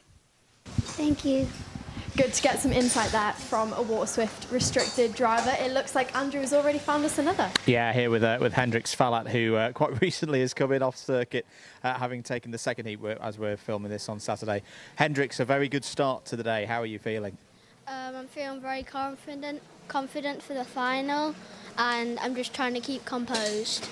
It's a very busy time of year, isn't it? You know, we were racing 2 weeks ago in the other half of the championships in Kimbolton, here again this week. Are you pretty much out in the kart every weekend at the moment? Mostly, yeah. How are you finding that? Are you keeping energised? Yeah. Because it's quite tiring. It's quite hard work out there. What do you like about this circuit? How technical it is in the wet. How it's really important that you get the corners right. And how important was it, that switch this morning? Because yesterday it was very dry. It was quite warm, actually. It was quite very nice. And then we woke up this morning, lots of rain. What did you talk about with the team to get you ready for today? Because it's clearly worked so far today. We just tried to switch on as quick as we could and just went. Good stuff. Hendrix, best of luck for your final later on. We'll see you tomorrow as well. And yeah, Hendrix Fallat there, who with the form that he's on at the moment, you never know, could even be leading the championship by the end of this weekend in IAME Water Swift Restricted. Right, we'll mosey on down. You've got one of the says. Hero and Oliver both have been running very well so far this weekend for Fusion. Might be a bit of a tough weekend for Mason Hibbert. I've just seen Mason Hibbert walking past there looking a little bit disappointed. Leading the championship in IAME Water Swift at the moment. It's just not quite been clicking for Mace so far this weekend, which is a real shame. Because he's been in really good form. He had, off the back of the win that we saw at Lark Hall, really good run in IAME Euro Series. Was just on a real winning streak, which just seems to have come to a little bit of a sudden stop here this weekend.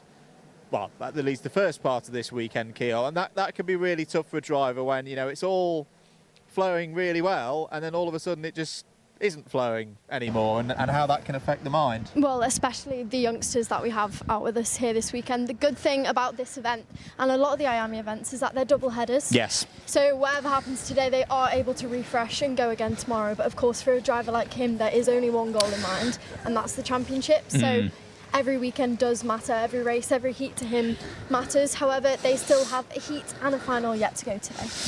I'm looking for an open awning to see if we can find some drivers to talk to. I think I've spotted some of our M1 Bambino drivers that we might have a little chat with, if that's okay. George Miller here. I love these Tony Kart liveries on these Bambinos. We'll have a chat with George whilst he's in the kart. Don't jump out, George. George, are you happy today? No. No. Why are we not happy? Not doing very well. Oh dear. What are we working on now then? What's gone wrong? Because down the hill, I just keep spinning it. It's a tricky circuit, this, isn't it? Is this the hardest circuit you've ever driven on? Maybe. Maybe, and it's really wet today as well. That's not nice. Yeah. Who's supporting you? Who have we got here? Granddad, my mum, Dad. And the whole family. Dad, how are you feeling about today? Yeah, it's just been a bit up and down today, unfortunately. It started off well, but we just not quite getting it right today, but that happens in racing, doesn't it? So we try and move on and work out what we need to do better.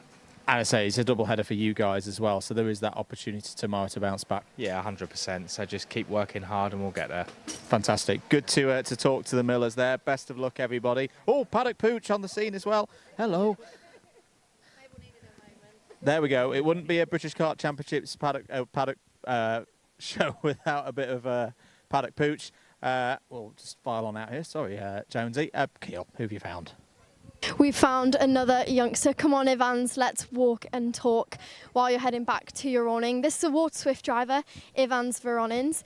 Ivans, you're joining us recently this season. You originally are based over in the UAE. You've come over to race in the British Kart Championships for the remainder of the season, is that correct? I think I'm going to race for not the full season, but most of the races. And it's very different. You see a lot of the UAE drivers come and join us over in the UK. How have you found it so far? I found it good. Of course, the weather is different from the UAE, so just getting used to it.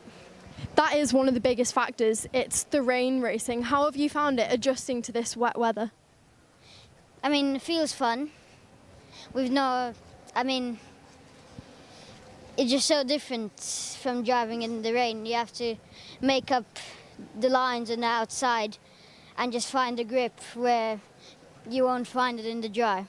That's right, and I think there's going to be a perfect example of that this weekend. Have you been to this circuit before? No, I have not. Are you feeling confident in the wet so far? Yes, I'm very confident. Thank you very much. Good luck. Thank you. Thank you for chatting, Ivans. It looks like Andrew already has another youngster for us to catch up with. Yeah, here with Benjamin Schlivar. Benjamin, second today in that last heat. How's it been going from your perspective? Heat 1 was a repeat of heat 2, but I think the third would have been better. It was on the inside, but I'm starting in the final P2, and I'm really excited. And yeah. And you're learning all the time, aren't you, about this track, because it's been a while since this group of drivers have raced here. How have you got ready for this weekend? I feel ready, yeah. You feel ready. And who's on the tools for you again this weekend? My mechanic Lewis. Is he good? Yeah. Good stuff. Benjamin, good to see you out there. I still love this livery. Look at this. I don't often like a matte finish, but like with the green and the black, that really does stand out on circuit. So Benjamin Schlivar, our number 6 seed for this weekend, for this season, in fact. We'll take a bit of a further wander down, because we've been down that way. We'll pop along past Mick Barrett Racing. They've been looking good so far this weekend. Big weekend for George Adigan. We won't go and speak to him, Nick, again, because we've already talked to him, but could be a big weekend for this team. Also, Nat Johnston looking good in the seniors today. That's right, exactly that. Speaking of the Edgars are very familiar with this circuit, so it's a really nice family affair for them. It looks like we've got some drivers along the way. Shall we have a chat? Who's going to go first? Should we do you? Can you introduce yourself to the camera? I'm Riley, and I drive in the Water Swift restricted class. And how's it going for you guys so far? It's been really competitive out there in these crazy conditions. How are you finding the conditions here? Quite hard. I'm doing all right today. I could be going faster though. Always, and this is one of the more technical circuits. Do you have a favourite on the British Kart Championships calendar this year? This year it's going to be PFI. I really like the track. And what are you thinking of Rowrah? Have you got much experience with this place? No, this is only my second time here and my first time in the wet. Well, thank you very much. Good luck this weekend. Thank you. That is one thing to note about this track. For a lot of the drivers, it's not too local. For the ones that it is, they absolutely love it. So it definitely evens the playing field, so to say, because this is one of the tracks that the drivers love, but they don't necessarily have as much experience here. Yeah, there's not any X30 club racing here. So similar to what we had with Lark Hall, there's not maybe as much opportunities for the drivers at the moment to have a pre-round. In fact, if I take the example of Jacob Marples, he was here last week racing in Club 100 for getting some track time in. We just went past more racing. We're not ignoring them. The KZs are about to head out for a heat as we're recording this one, so we might try and catch up with some of them later on. Got Logan Hodget's Kart here, Max St. Hilaire as well. Have we got any drivers? Have we got any drivers in and around the area at the minute? Any drivers? Not at the moment. We'll come back later on then. We've got Jack. I thought Jack might not there. Jack, are you coming in for a little bit of a quick chat? How's your day been? Pretty good, actually.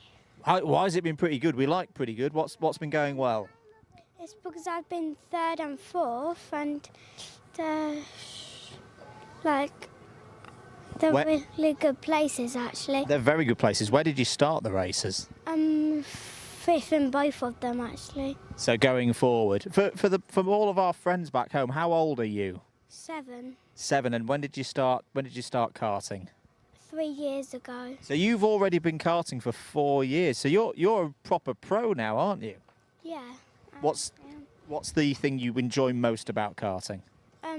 Like how the experience is working, actually. And you're getting quicker and quicker all the time. Yep. Good stuff. Well done, Jack. We'll speak to you again later on. And Jack, another one of our M1 Bambinos racing with us this weekend. We've got a lot of youngsters so far to catch up with. And they're all keen to get on the camera, which is really good to see. That's right. We are going to take a quick detour and a look at this stunning location. This is one of those circuits that there really is no circuit like it. As you can see, we are inside a quarry here at Rowrah, and I think that always adds to the vibe when you're here. It's unusual, and I think the drivers enjoy that about this circuit. Yeah, it's probably one of the most atmospheric circuits in the country. It's got a proper character here, and the circuit's quite different as well. I mean, typically in the UK, or in Europe, in fact, most kart circuits you see they're flat. In the UK, a lot of them, a lot of race circuits, built on what were airfields back in the day. That's not the case here. So you've got a lot of elevation change up and down, particularly through the first sector. So that is all good to keep an eye on. I don't think we've got any drivers in BMR at the moment. I think, like you said, that's exactly why we see the local drivers enjoy it that bit more. Because say when they were younger, this is where they learn really technique, and you need a lot of technical knowledge, technical ability to go around this circuit well, especially in the conditions we have with us this weekend. Do indeed. Just making our way down towards Excel. Arthur Bowers, we had a chat with earlier on in the weekend, and he's leading the championship at the moment in IAME Water Swift Restricted. Let's have a look at who we've got in. We've got a young man I've been wanting to have a chat to all weekend. Harry Chapman, our new E-plate holder. Let's go in fact, and have a good look at your brand new identifier for this weekend. Won last weekend at the Shennington Super Prix. And this wasn't the only thing that you won, was it, Harry? Because you're off to Viterbo, if I remember my calendar correctly, later in the year for the IAME Warriors final. How proud are you, for both you and your dad, that you're now wearing this E-plate in this category at least for the next 12 months? I'm proud now because it's a very competitive class, and now that I won that, it means I'm England champion, and then also getting a golden ticket to IAME Warrior finals in the Turbo saves us a lot of money. It does indeed. You've been racing in IAME Euro Series. You've settled now with Excel Motorsport. You raced with them in Wackersdorf. You're learning all the time, aren't you, with being in this setup? Because it's a strong setup. This is the same kind of machinery that George House won titles with last year. Yeah, I mean, I like the motors, and the driver coach, Olivia Jory, is good. And they're just environment in it's really nice. What's the hope for this weekend? Is the pressure a little bit off this weekend now that you know that you're on to Viterbo at the end of the year?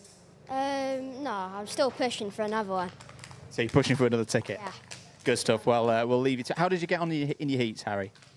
First one, we had a great start, but then going into the second hairpin on the first lap, someone went for the move, I followed them, and it all just got clogged up. So I went down to like last, then come back up to 13th, 12th, I think. And then the second one, we had a good start. We started P7, and I think, where did we finish in the end? 10th. I think because we crashed a couple of times. So yeah, you've got some good speed. Dad Mike's on the tools again. We'll leave him to it. We had a good chat with him at Lark Hall. Best of luck for your final, Harry, and we'll see you again tomorrow, hopefully as well. See ya. Harry Chapman there, your new E-plate holder. Oh, we've had an incident. We've had a crash as we're coming out of Excel. But I think we've got another Excel driver, haven't we, Keel? Who have you found? Yes, that's right. We're going to chat with Freddie Baker whilst we walk along the paddock because time is running out. Freddie, you're one of our drivers who run in both halves of the British Kart Championships. Tell us what you enjoy about that, because we do see a lot of drivers, especially while you youngsters are learning, in both categories. What do you enjoy most about that? That I get to explore new tracks. Like I went to Le Mans 2 weeks ago. I went to America in Micromax at the start of the year.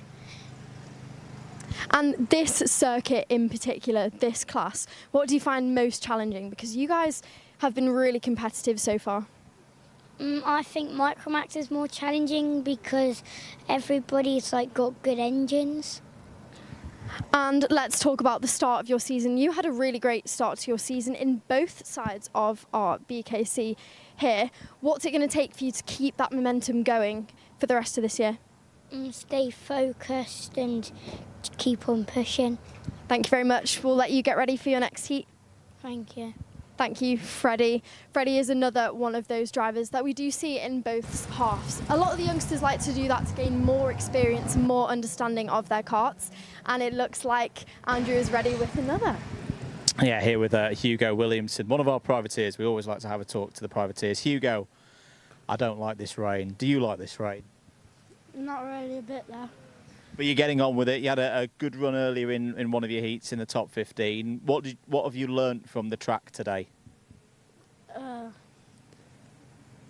curbs just bounce you off a bit. Yeah, they're quite tricky, these curves, because you want to use them for the wet conditions. But say if you catch them at the wrong angle, is this one of the trickiest circuits of the season? Would you say? Yeah, but we've still got Silverstone, so. You're looking forward to Silverstone? Yeah. Good stuff. Well, we'll let you get back to work. Good to have a chat with you there, Hugo's dad, Nick, as well. We'll have a very quick chat with his Nick. Nick, how far have you travelled to get to this one today? From Lincoln, yeah, from down in Lincoln. So quite close to PF we live. Yeah. And what's it like? Just being a privateer? Yeah, I mean, there's only 2 privateers in it, so it's obviously the teams get a lot of information, so we just try and sniff out what we can. And first time racing here as well for him, so it's quite a big learning curve. But it's all about the experience really for him to keep progressing. Yeah, absolutely, and he's doing a great job. You must be very proud. Well. Yeah, he's good. Yeah, he's a good lad. He's trying hard. Yeah, but sometimes the setup's not right. I mean, it's a big job for me to keep changing stuff and trying things. But yeah, we're good. We're going well. Enjoying it. Thank you. Good to chat to one of the dads there. The rain has started to come in again for us. Let's meander back up the hill a little bit, maybe take a swing down the far side, because we've not been to RCE yet. Yeah, we'll take a right here. Just going past Nicholas Answer. There, set up. Nicholas has been running again pretty well. I think the KZs are out at the moment. I love to. Oh, sorry, no, it's the senior X30s out at the moment. I love to see this. Jonesy, if you quickly swing round, Dan, you might need to jump out of the way. The young drivers there. You've got Albie J Stubbs, Elias Sami. I can't quite make out the other driver. There's a pole in the way. But Keel, that they're watching. They're not sitting in their awnings on a slightly cold and damp day here in Rowrah. They're watching the seniors as they're going out for one of their heats. What do you think they'll be trying to gather from them? Well, do you know what, Andrew? Let's catch a word. It might be slightly loud down the microphone here, but let's see if we can catch a quick word. We've got RBJ Stubbs, Evan Owen, Ilias Sami, and a restricted with us here as well. Right, let's start with Ilias, because we know you love the camera. How's your weekend going, Ilias? It's been okay. First heat we come P3, and then I just done my another heat, I don't know where I come, but I spun, but I gained up some positions, and yeah, it was okay. And we've seen a lot of you and your teammate Chester, who's not here right now, working together. Are we going to see more of that this year?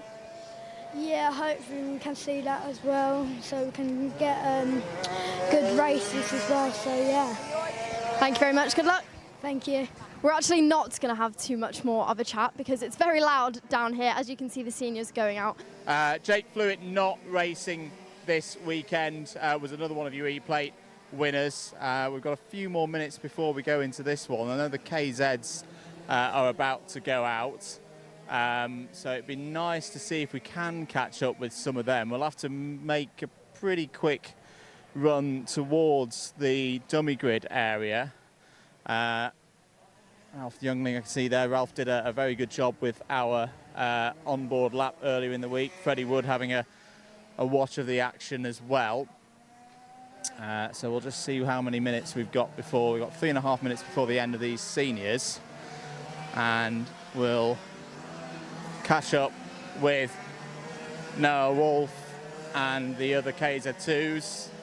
We might get told to go away here because I am sticking my nose in it right before they're going out for their first race of the weekend, but you got to try, haven't you? Well, exactly that. To give you a bit of a paddock tour, we have just come from deep in the paddock. Now we're heading towards scrutineering and the dummy grid. So, situation for Noah Wolf. If Noah Wolf clean sweeps this weekend, Charlie Turner and Miles Murphy finish, you know, outside the top 2 or 3 a couple of times, it could well be British title time number 2 for you, Noah Wolf. But no, you're just keeping focused on the job at hand of winning every race that you can so far, aren't you? Yeah, just go and enjoy it. I've got a healthy championship lead. I don't need to stress.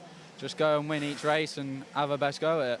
You probably didn't want these conditions at the start of the weekend, though. It's all a little bit mixed up. The qualifying was an interesting result. Yeah, just challenges. We made mistakes within the team. I did the best job I could, but overall, everyone could have improved on the qualifying, but I'm not worried. I can win from anywhere, so just got to be in the fight, ready for the final. The interesting thing I'm seeing is everybody's getting their tyres on ahead of this one. Everyone seems to be going out on slicks on a damp track. That's going to be a bit spicy. It'll be interesting, but good fight. Good fight. Thanks for talking to us, Noah. I appreciate it. As I say, not long before they go out. Ella Stevens here this weekend as well. Ella's looked really, really quick so far this weekend. Number 2 seed from last year. Great to have Ella back. It's not the first time she's raced this year. She did do a little bit of a club session at Shennington earlier on in the season, but it's a free weekend for her off of F1 Academy duty.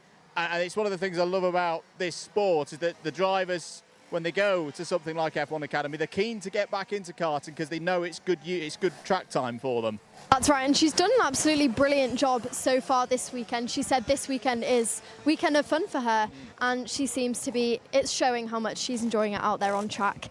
That is a wrap of our paddock show here at Rowrah. It is indeed. Be with us tomorrow for all of the live action if you're watching us on Saturday night. If you're watching us on Sunday, let's get into it. Finals are coming right up.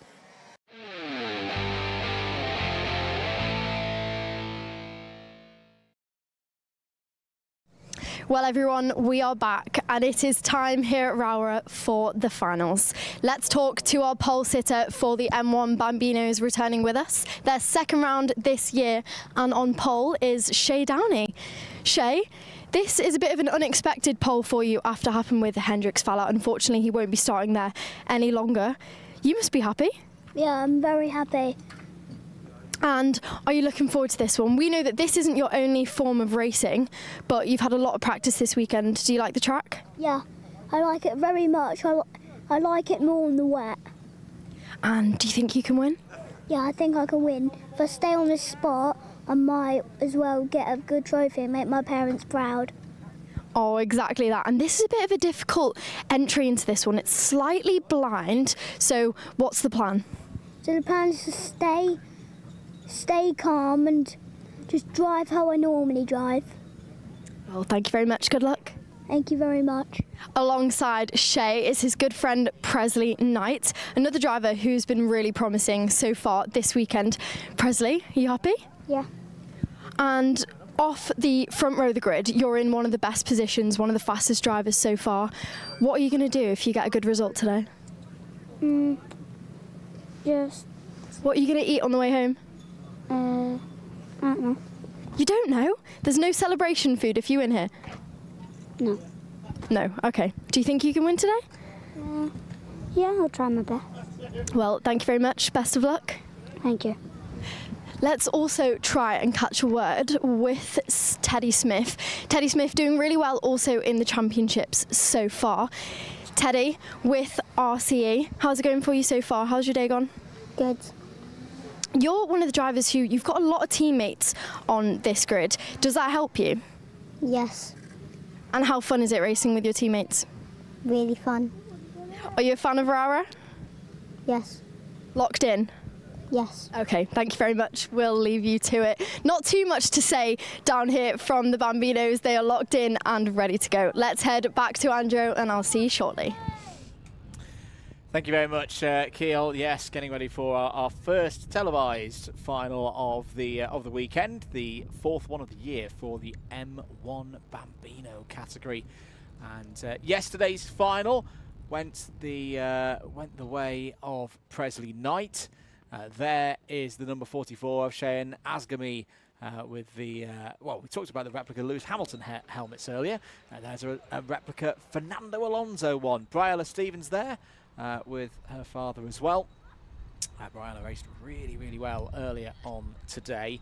We'll give you an update on the points as and when we formally receive them, but unofficially, Presley Knight will lead the scores in the championship heading into this one. Second place now, I think, is Shay Downey. So Shay has taken that spot away from George Miller before this race. Visor down then for Presley Knight. Could this be a repeat of the victory that we saw for Presley Knight yesterday and at Lark Hall as well? Engines singing here in Cumbria for the start of what will be the longest race of the day for these drivers. This is what it's all about when we get to these finals. The drivers just by themselves now once Bryla Stevens is all sorted. This race ready to get going then. Fourth final of the year, 12 minutes plus 1 lap. Here it is, the M1 Bambinos.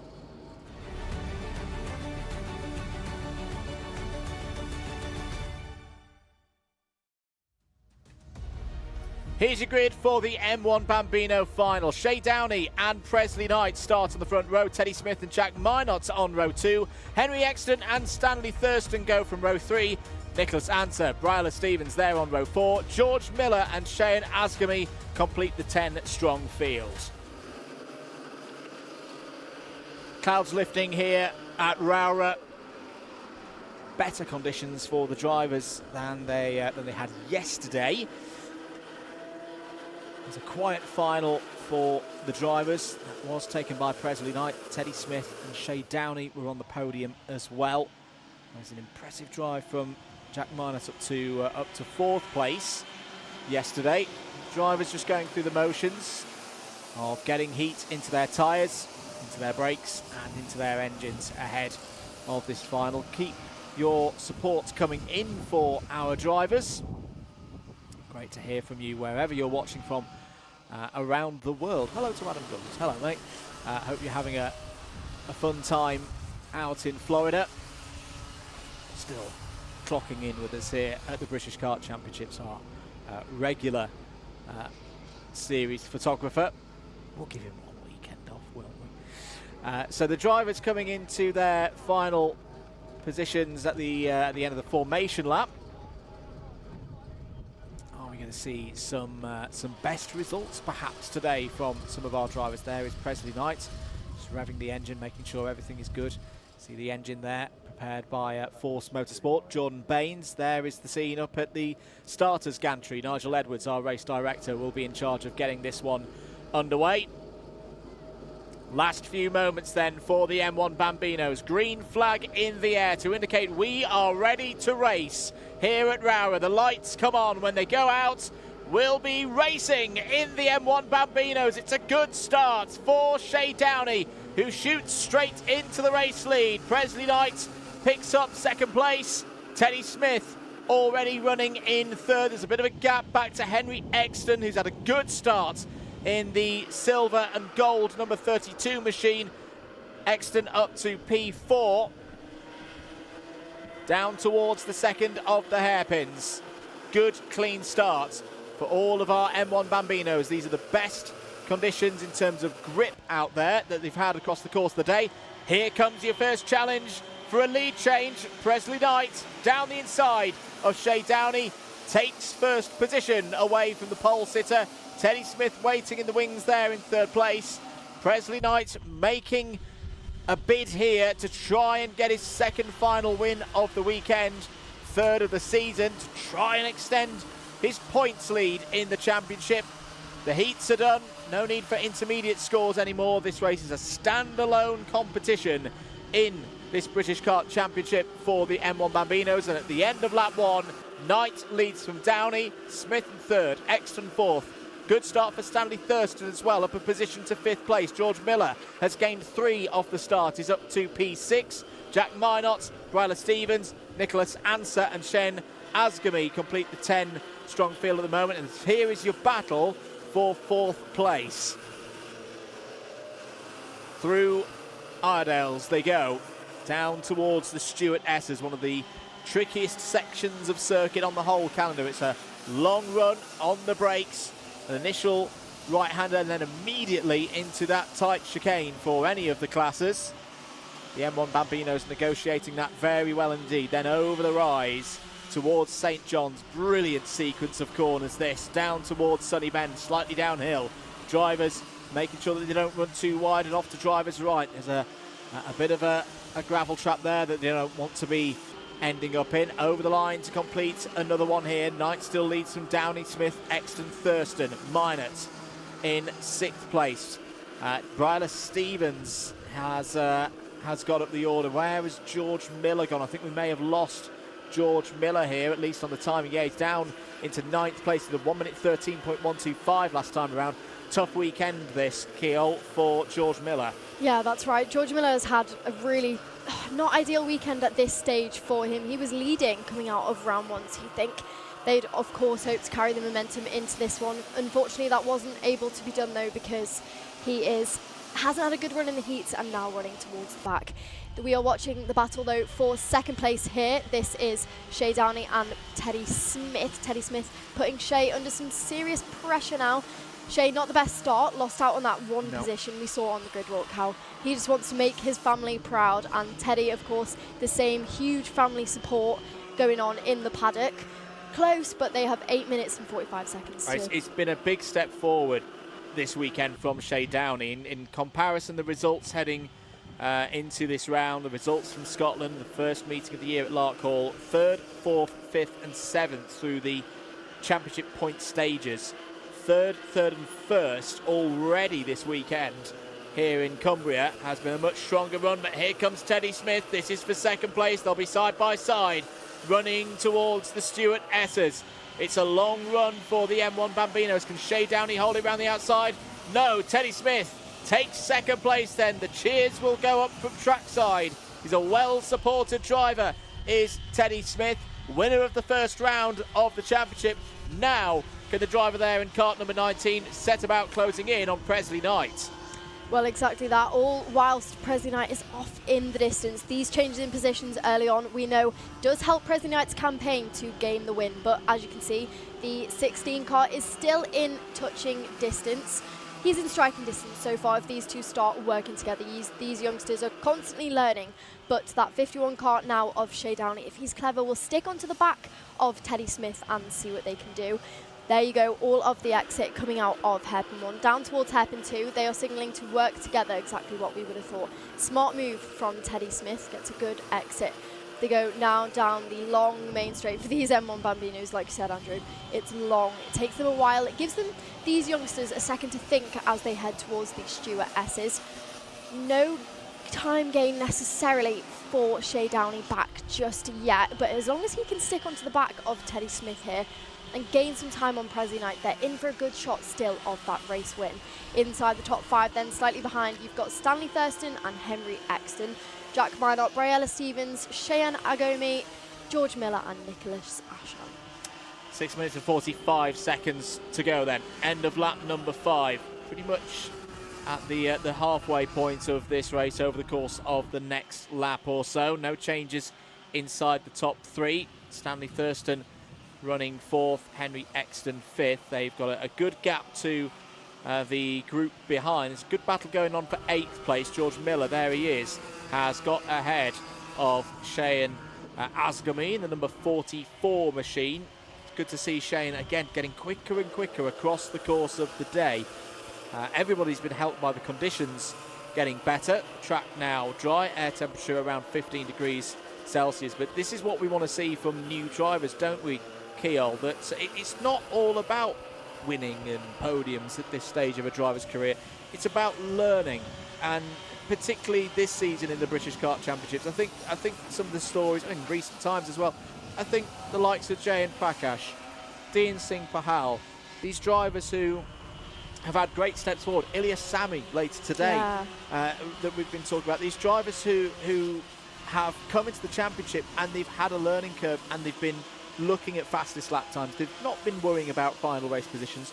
But you look at them now, you look at them a year on, 2 years on, and who's to say that Cheyenne Asgamy, Nicholas Answer, Briella Stevens, these drivers very new to the sport, they could be the drivers winning races in the next 12, 18 months or so. Well, you're right, and these are the weekends that really bring them on the most. They've had all conditions, they've had to adapt. They had really wet racing yesterday after kind of mixed dry testing, but mostly sunny. Then coming in today, they have then had a greasy track this morning, a dry track then, and now they've had that bit of experience everywhere. They know that this is where they can probably push the most. They can indeed. So we're into the second half of time on this one. 5 minutes and counting to go through the Stuart S's. Goes Asgamy down towards St John's. This is Briella Stevens, currently running in 7th place ahead of George Miller. George had a really good run last time out at Lark Hall. It's been a tricky one here in Cumbria, but again, you learn a lot from the weekends where things don't quite go your way. See Briella Stevens' dad there was trackside, giving some instructions to Briella of how to take the next lap or so. All of these drivers, ages 6 and 7 and 8, youngest drivers in the paddock here this weekend. George Miller closing in now on the rear bumper of the number 22. Briella Stevens running on the RCE chassis, another one of the drivers with the power coming from Force Motorsport. George Miller also running on an RCE, running as a privateer entry.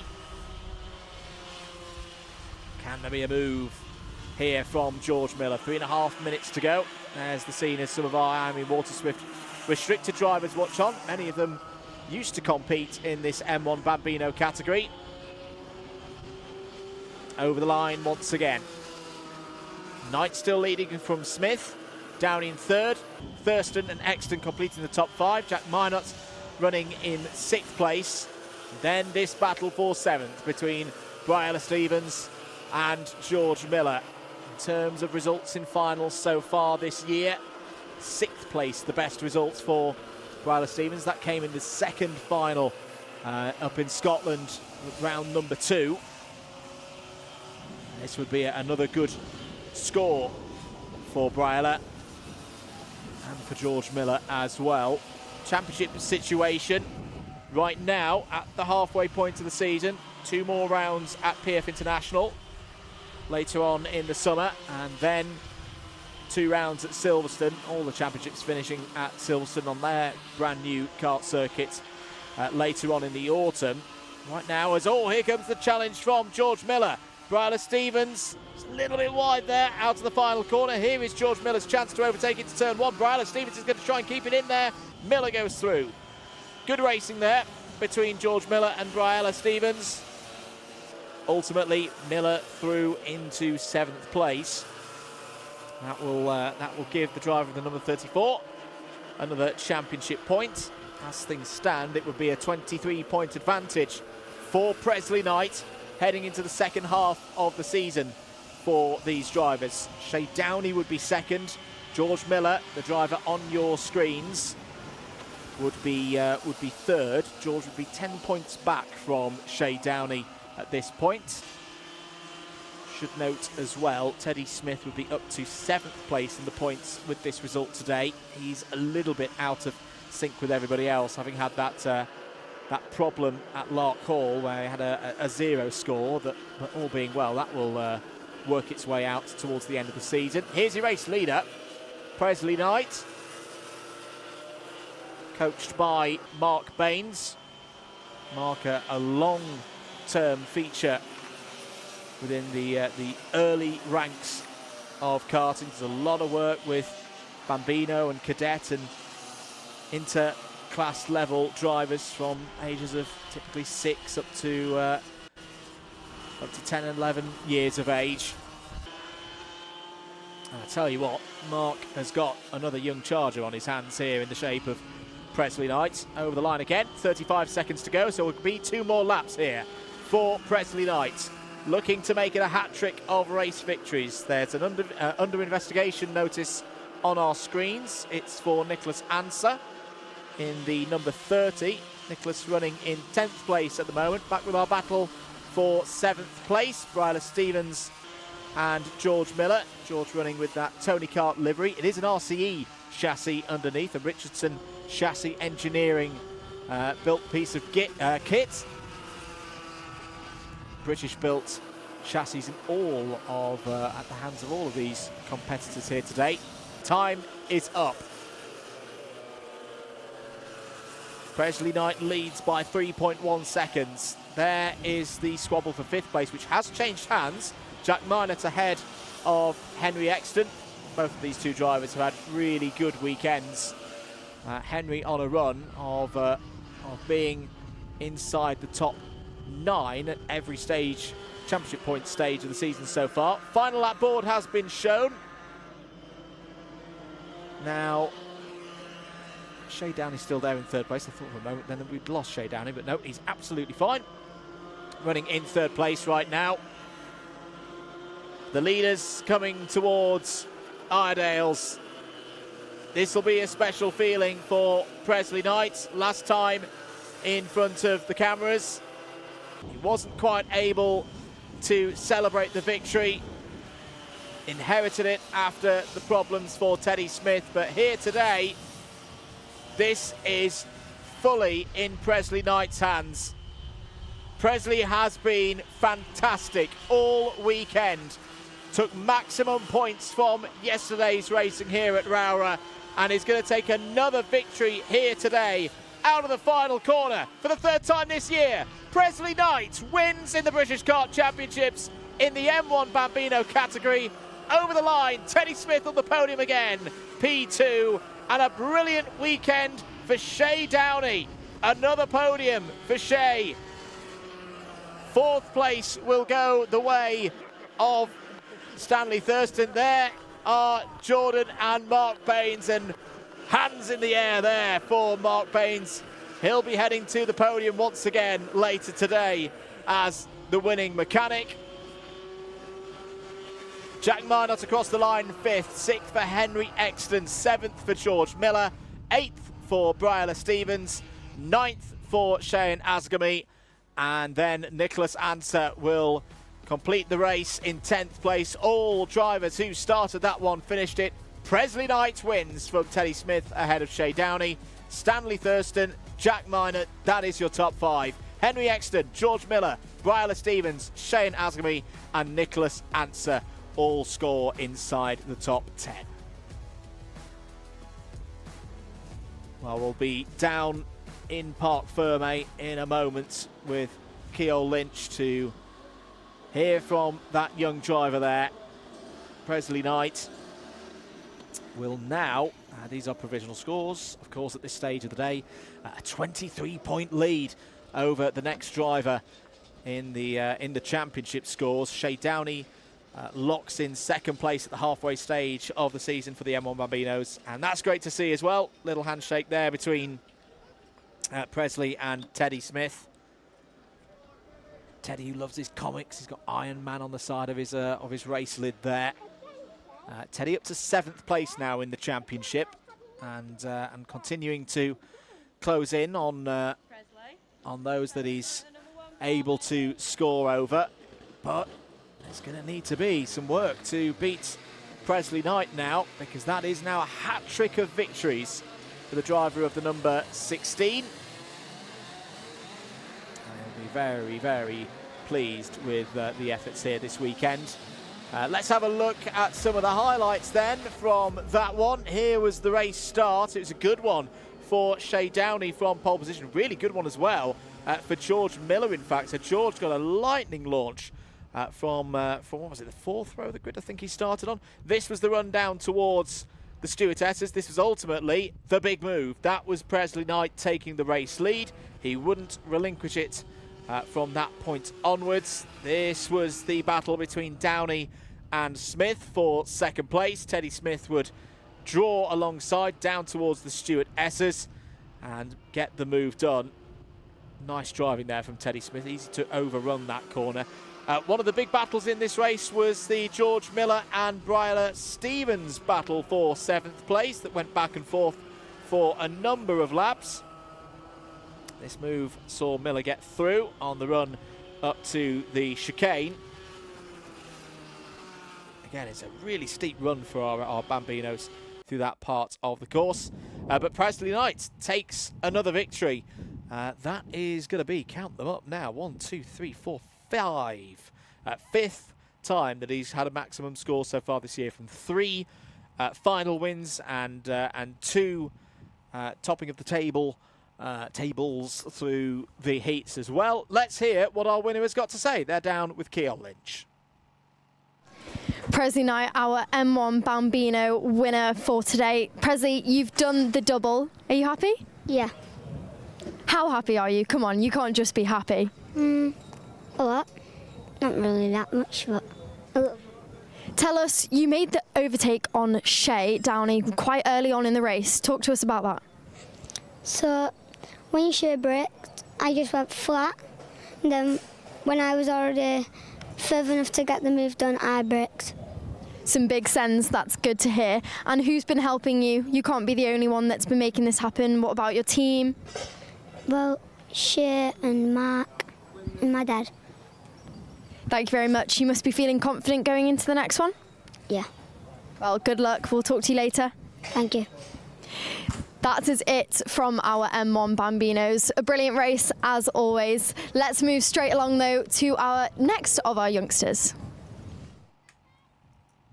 Indeed, the IAME Water Swift restricted category next out on circuit here. The second heat. Now, Hendricks will still race in this one, but he will not start on pole position for this race.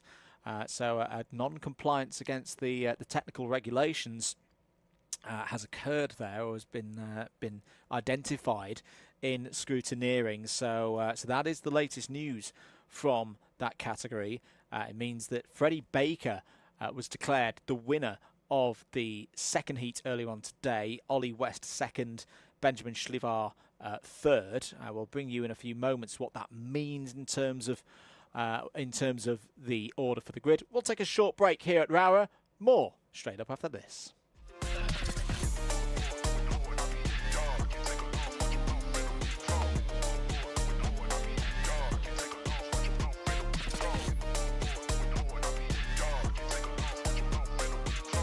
Wera, what a start from the start. Heading up into the top section.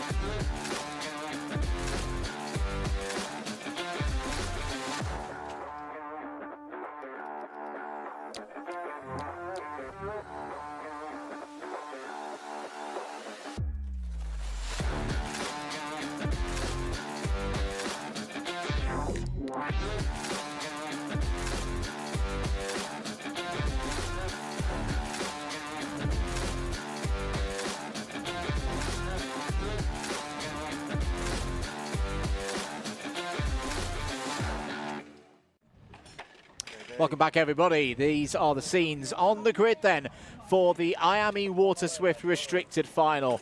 There is your pole sitter for this race, Freddie Baker in kart number 92 for the XL Motorsport team. He has had wins already this season.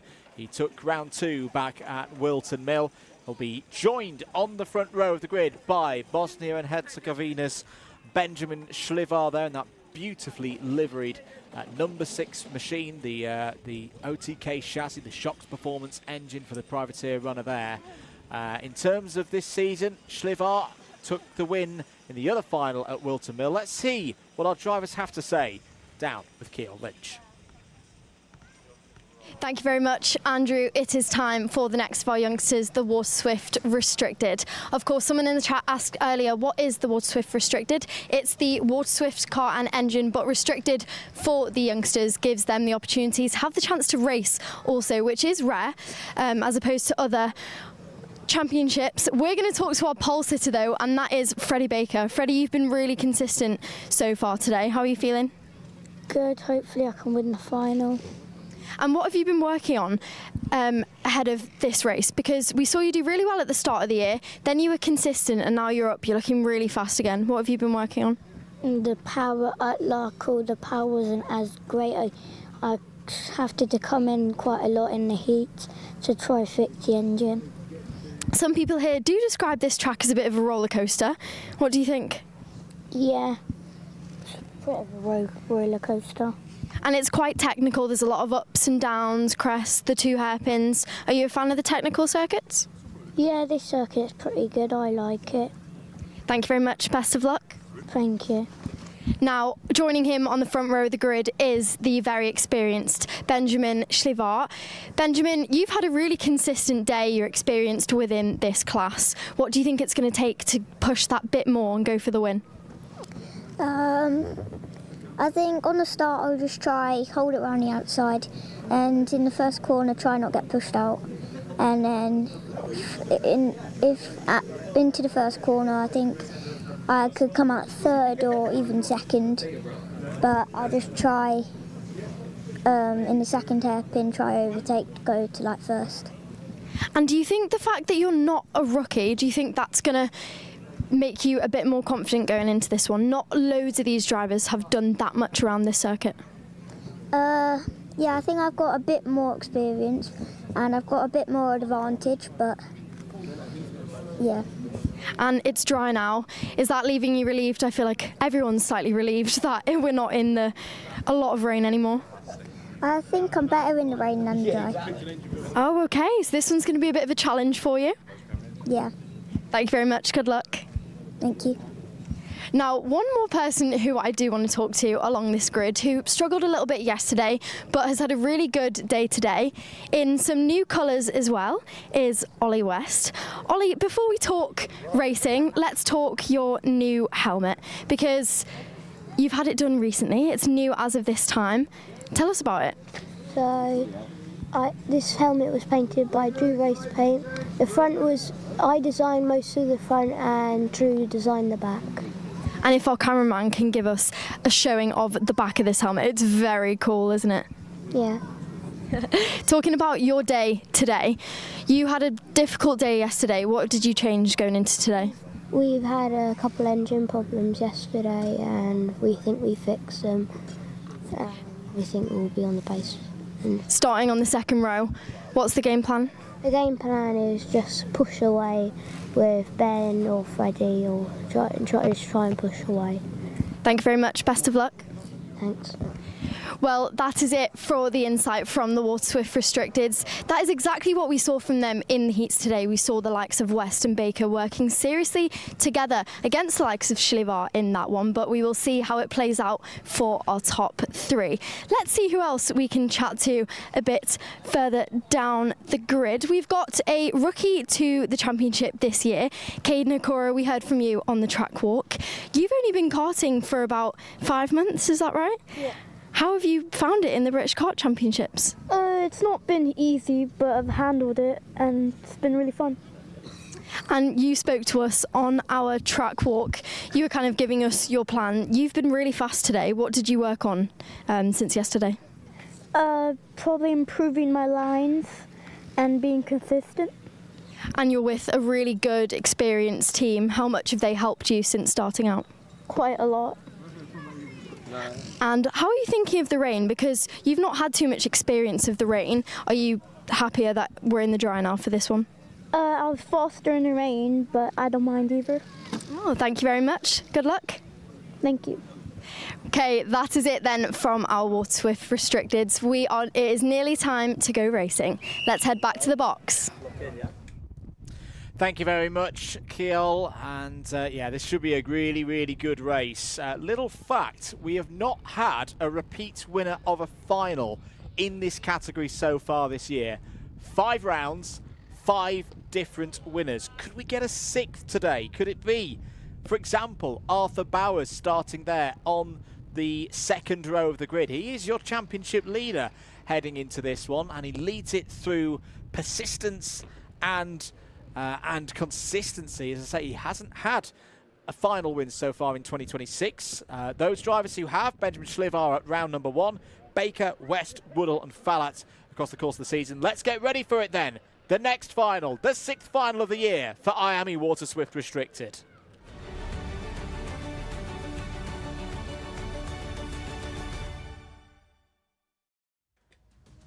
This is how they line up then for the IAME Water Swift Restricted final here at Rowrah. Freddie Baker and Benjamin Schlivar share the front row. Arthur Bowers and Ollie West go from row 2. Oliver Woodall and Patrick Wood have a good shot from row 3. They're ahead of the fusion pair of Caden Hakura and Bobby Slater on row 4. Logan Hodgetts and Hendrix Fallat go from 5. Riley Aston Wilkins and Noah Brad start from row 6. Louis Wilson and Darcy Durnford are starting on row 7. It's then Max St. Hilaire and George Askew on row 8. Harley Hibbert and Cole Parrish go from row number 9. James Ferguson and Oisin Owen completes the 20-strong field. Formation lap underway then. A dry track, 15 degrees air temperature, a little bit windy across the circuit here today, but it's cool for the engines. It's calm for the tyres as well after the heat wave of the last month or so. I think the drivers are going to enjoy this race here today. And as this championship season continues to ramp up, we are now fully into the second half of the season. 5 rounds completed out of 10. What are we going to see here for this one? I think there's a little bit of confusion there as to forming up the grid in the second half of the field. We'll see if we are ready to go racing this time around. Baker and Schlivar on the front row. We are racing here at Rowrah for the IAME Water Swift Restricted final. It's a very even start across those 2 drivers on the front row. Oh, Ollie West's gone round. Patrick Wood takes avoiding action. Ollie West from 4th on the grid spins out of this one. There was a bit of a touch with another kart there. Didn't quite catch who that was. But the top 2 already clear. Baker leads from Schlivar. Bowers running in 3rd place. The championship leader by 13 points at the start of this race. One of the TW Racing drivers has got up to 4th place. Is that Hendrix Fallat, who started 10th on the grid, lost his result from heat number 2. Won heat number 1. Yes, it is. Hendrix Fallat up to P4 then. The charge back to the front is on. Into the final corner here on lap number 1. Baker leads from Schlivar. These 2 have got to work together. This is a great opportunity for them. It's a big part of a cadet age racing. If you get a break away from the rest of the field, you work together and eliminate the chances for others. Fallat's down the inside of Bowers. That's for 3rd place. They're battling for the race lead as well. Into Iredales. Other drivers who've had a good start. Noah Brad's had a good one for the TW Racing team. This is another look then. It was with Bowers. So Bowers and West into one piece of Cumbrian racetrack. That is the result. Patrick Wood did very well there to avoid any further incidents. Wood currently running in 9th place, the number 7 seed from last year. Here's your top 3 then. Baker, Schlivar, Fallat. Fallat has looked so quick this weekend, but here comes Schlivar. Here comes Benjamin Schliever down the inside. Is that one going to work? Freddie Baker back to the inside. Nearly 3 wide as they run towards turn number 1. Great racecraft there from Hendrik Svalat. Picked his line. Knew Baker was going to be quicker. Off of the final corner. Up to P2. Now he goes for the race lead. Doesn't quite fully commit to that one. They're going to be side by side once again. Out of McRae's towards Iredale's. Here comes Oliver Woodall as well. Bowers down the inside, gets a position. Schliever's been shuffled down into the second pack. What a start to this race. 2.5 laps gone. Here goes Falat down the inside on Bowers. Bowers holds it round the outside, retains second place. This is brilliant stuff, Keogh Lynch. That is right, Andrew. We heard on the grid they were going to be working together, but it looks like that is not how it's played out for these Water Swift Restricteds. Unfortunate for Ollie West, but Freddie Baker, textbook start, managed to get himself into the lead. Benjamin Schliever also now in that battling pack, but Arthur Bowers showing us why he is the championship leader in this moment. Giving the pressure to Freddie Baker, putting the pressure on, heading into the first hairpin. He's got to be careful though, because Hendrik Svalat, who has been unstoppable so far this weekend, is right behind. Freddie gets a little bit of a worse exit there, heading into the second hairpin and forces him onto the grass, but Hendrik Svalat uses all of that to his advantage. He gets down the inside at hairpin 2 and he takes the race lead. This could be huge. Hendrik Svalat has been unstoppable so far this weekend. Now he's in the race lead. Freddie Baker and Bowers are going to have to work because he's been pulling gaps. Further down the pack though, Patrick Wood is currently the fastest driver on circuit. You can also see Oliver Woodall up into 4th place. We saw after his great round last round, he's now putting the pressure there on Freddie Baker. Here's indeed end of another lap then. Falat leads from Bowers, Baker, Woodall, Schliever and Bobby Slater. Up to 6th place, having another good run here. Here's Woodall down the inside of Baker. Runs up into 3rd place. Schliever's going to fight back as well. Retakes 4th place. Here comes Bobby Slater for Fusion Motorsport. Takes 5th place. Is aided by his teammate Caden Hakura. Those two have worked really, really well together today. Up into the top 6 now. And Patrick Wood is coming back as well. Leaders coming over the brow then. Falat and Bowers trying to stretch this one out now. Woodall in 3rd. Oh, Bowers going to go for the race lead. Arthur Bowers takes it through Paddock Bend. 7.5 minutes to go. Falat points forward. He wants to work with the championship leader right now. If you can't win a race, 2nd place will do in terms of the points. But that is a good move from Arthur Bowers. Up into the race lead. It'll extend his championship advantage as well. Up to 19 points now in the live scores. But what is Hendrik Svalat going to do next, do you think, Keogh? I don't know. From what we've seen from him so far this weekend, he's been looking positive. You know, he's been confident. But Bowers, there is one goal in his mind after coming into this, leading that championship, and that is to win. That is what he needs today. Not had the best run in the heats, but he's been coming through the pack very well. Oliver Woodall now up into that 3rd place back there. If these two are battling like this, that's not a bad position to be in. Freddie Baker unfortunately losing out slightly, running down into 7th. However, we've got 6 minutes and 25 seconds to go, plus that lap, of course. Anything can happen at this point.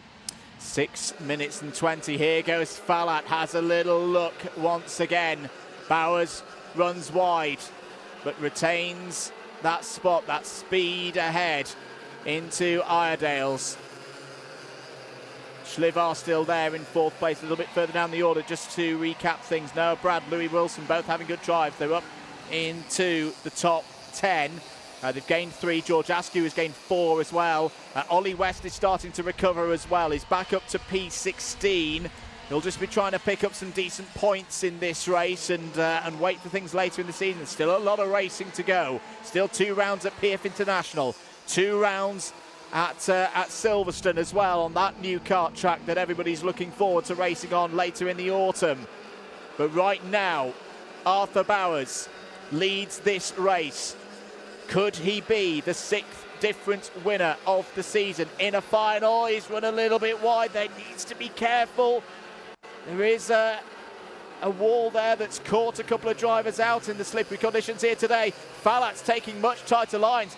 The front end of Fallat's kart looks really, really good right now, but it needs to keep an eye on Ollie Woodall. Here goes Fallat down the inside to retake the race lead here at Rowrah. Can he win as he did on Saturday? Down towards St John's, into Sunny Bend. 5 minutes to go. 2 drivers in this top 3 who have tasted victory so far this year. The one in the middle, they haven't. But Arthur Bowers still has the championship lead, of course. He's got to think about that as well at this stage of the campaign. Here goes Woodall, has a little look down the inside. I tell you what, Bowers' speed on the apex there of McRae's hairpin is really good. Quite a few drivers have tried to beat him in that part of the course and not been able to do so. Other drivers coming back into play. Schlivar's there in P4. What a drive Patrick Wood is having there as well in kart number 7, the privateer on board the Powerland chassis. We saw him avoiding action of a spinning Ollie West in the early stages of this race. Patrick Wood could still get a podium here today with the speed, the race pace that he's got. He was on the podium in Scotland when we went to Lark Hall, and he's not giving this one up, the number 7 seed from last year. End of another lap, 9 down, 3 3/4 minutes to go. Fallat's advantage is 0.3 of a second from Bowers, then Woodall, then Schlivar, then Patrick Wood, who is now the fastest driver on circuit. That was really, really good driving from Patrick Wood. He's been growing in experience across the course of the last year or so. Started doing a little bit of racing in Europe as well in recent times. But right now here today, his focus is to try and get up the order here in this final. And that's how you do it. Down the inside of Schlivar into the Stuart Essers. Patrick Wood now up to P4. Does lose a little bit of time in relation to Woodall. That's inevitable with that kind of overtake, but he's still got a good amount of time, 3 minutes on the clock, to try and close into the DK Academy kart that currently holds the 3rd of the podium positions. End of another lap. The families watch on from the hills, from the quarry sides above the drivers here at Rowrah. It really is, if you've never been to this circuit, a spectacular place to come and watch kart racing.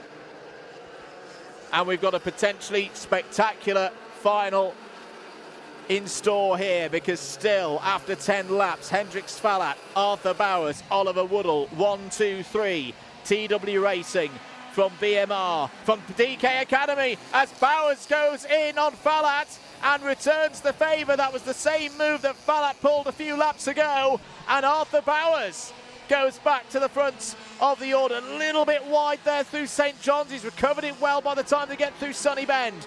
Is Fallat going to go for the attack? No. Oliver Woodall being there so close in 3rd place is quite a good thing for Arthur Bowers right now. It's meaning, I think, Hendrix Fallat is just taking a little bit of a wise, cautionary line to this next phase of the race. Not anymore, though. Fallat's got down the inside. That's a better move.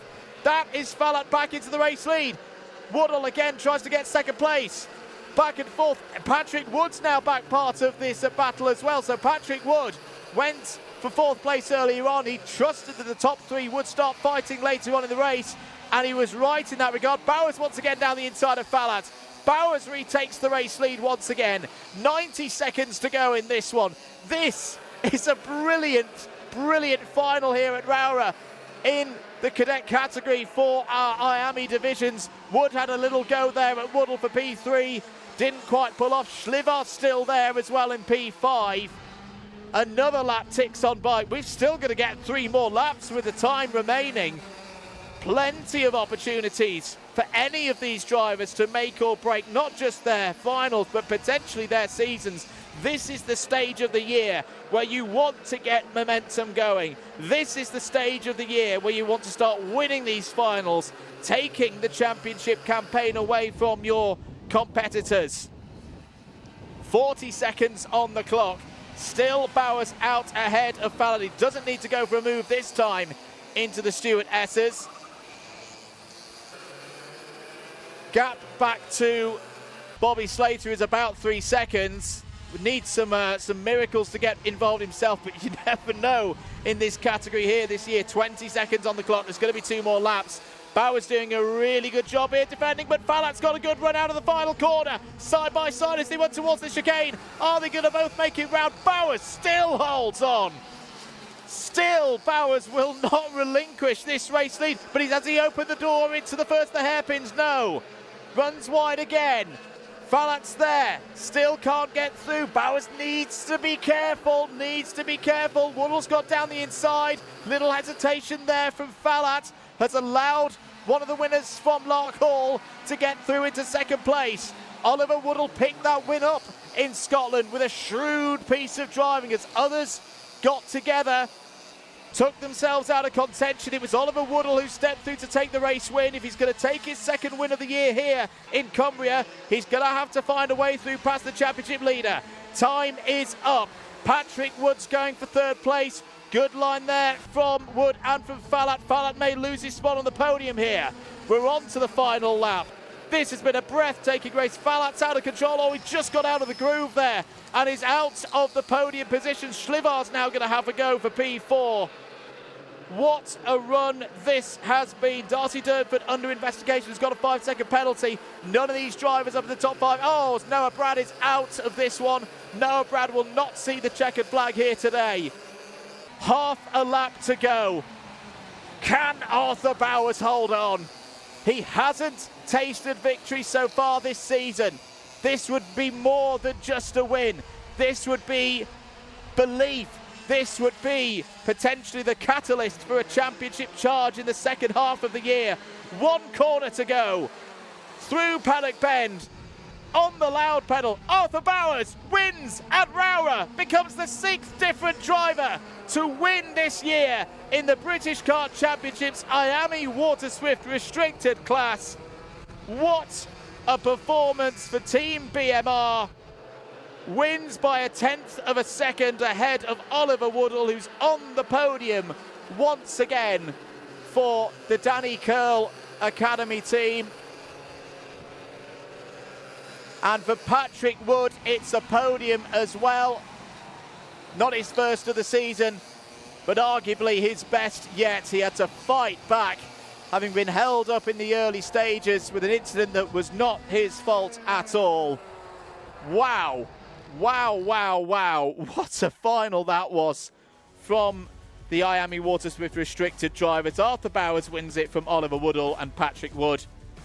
Hendricks Falat, a great weekend, no doubt, for Hendricks. Won the final yesterday, has got himself back into the championship fight with this performance. Benjamin Schlivar P5, Bobby Slater P6. Best result so far this season for Slater. Caden Hakura finishes P7. Freddie Baker, Ollie West and Louis Wilson all in the top 10. Good drive there from West to get back into that top 10. 11th place, Logan Hodgetts, Maxent Hilaire 12th, Riley Aston Wilkins, George Askew and Cole Parrish bring us to 15th place. Oisin Owen, James Ferguson, Darcy Durnford and Harley Hibbert were the last of the 19 finishers. One retirement from that race was Noah Brad. But there we go. Well, it is, we've had to wait till round 6 for it, but it was always, you always thought it was going to come at some point this season for Arthur Bowers. He's really starting to build up a very strong set of scores now. Will leave Cumbria with a 20-point advantage over Benjamin Schlivar. Ollie West P3, Hendricks Falat P4, Patrick Wood up to 5th place in the championship. We'll have a look at some of the highlights in a moment. I think the key thing for Bowers, he is not using up drop scores. He is keeping things consistent. That is, I can't even count how many top 3 results that is for Bowers so far this season.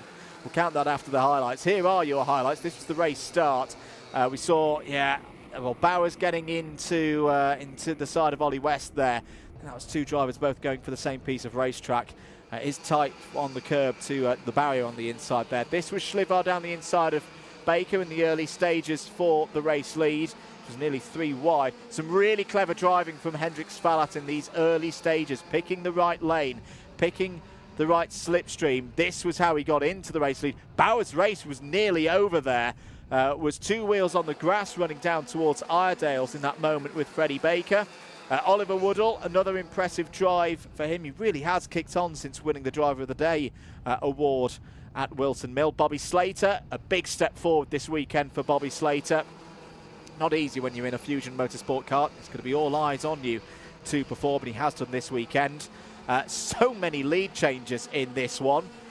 Several of them between Arthur Bowers and Hendrix Fallat. This was one of those moves from Hendrix Fallat. That was a really nice overtake. Just got Bowers into a false sense of security there, but then Bowers repaid the favour down the inside, not once but twice, into the Stuart S's.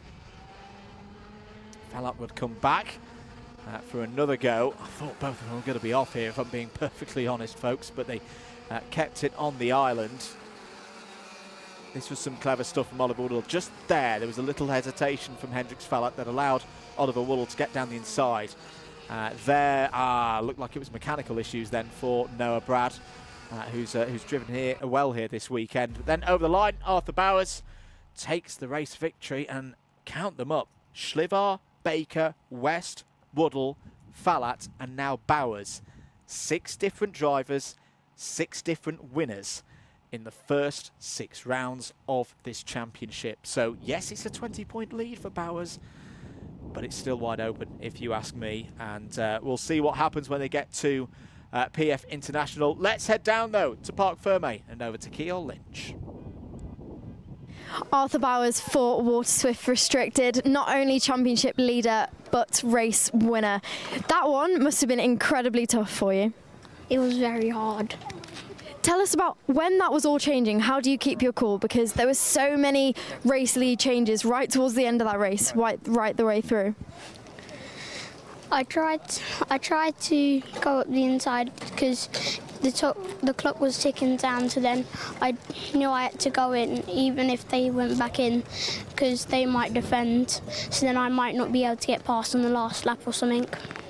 And what do you think you need to do now to steer good in the championships, to stay up there?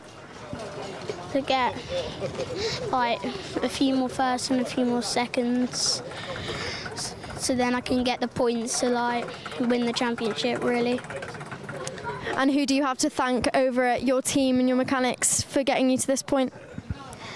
Grice, my mechanic Joey, and Team BMR. Thank you very much, Arthur. You can go and celebrate. Thank you. Well, what a brilliant race from our Water Swift Restricted. That has got to be a record number of overtakes in the last couple of laps. But it is time now to move on to the next. Let's head back to the box.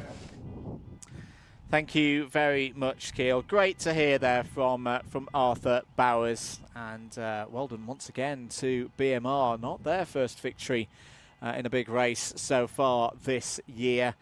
Well done to Joe Bleakley too. Joe Bleakley will be heading to the podium as the winning mechanic, all being well, later on today. Right, well, if you enjoyed that, next up we've got the IAME Water Swift category. Yesterday we had a very dramatic final. We'll tell you more about it straight up after this.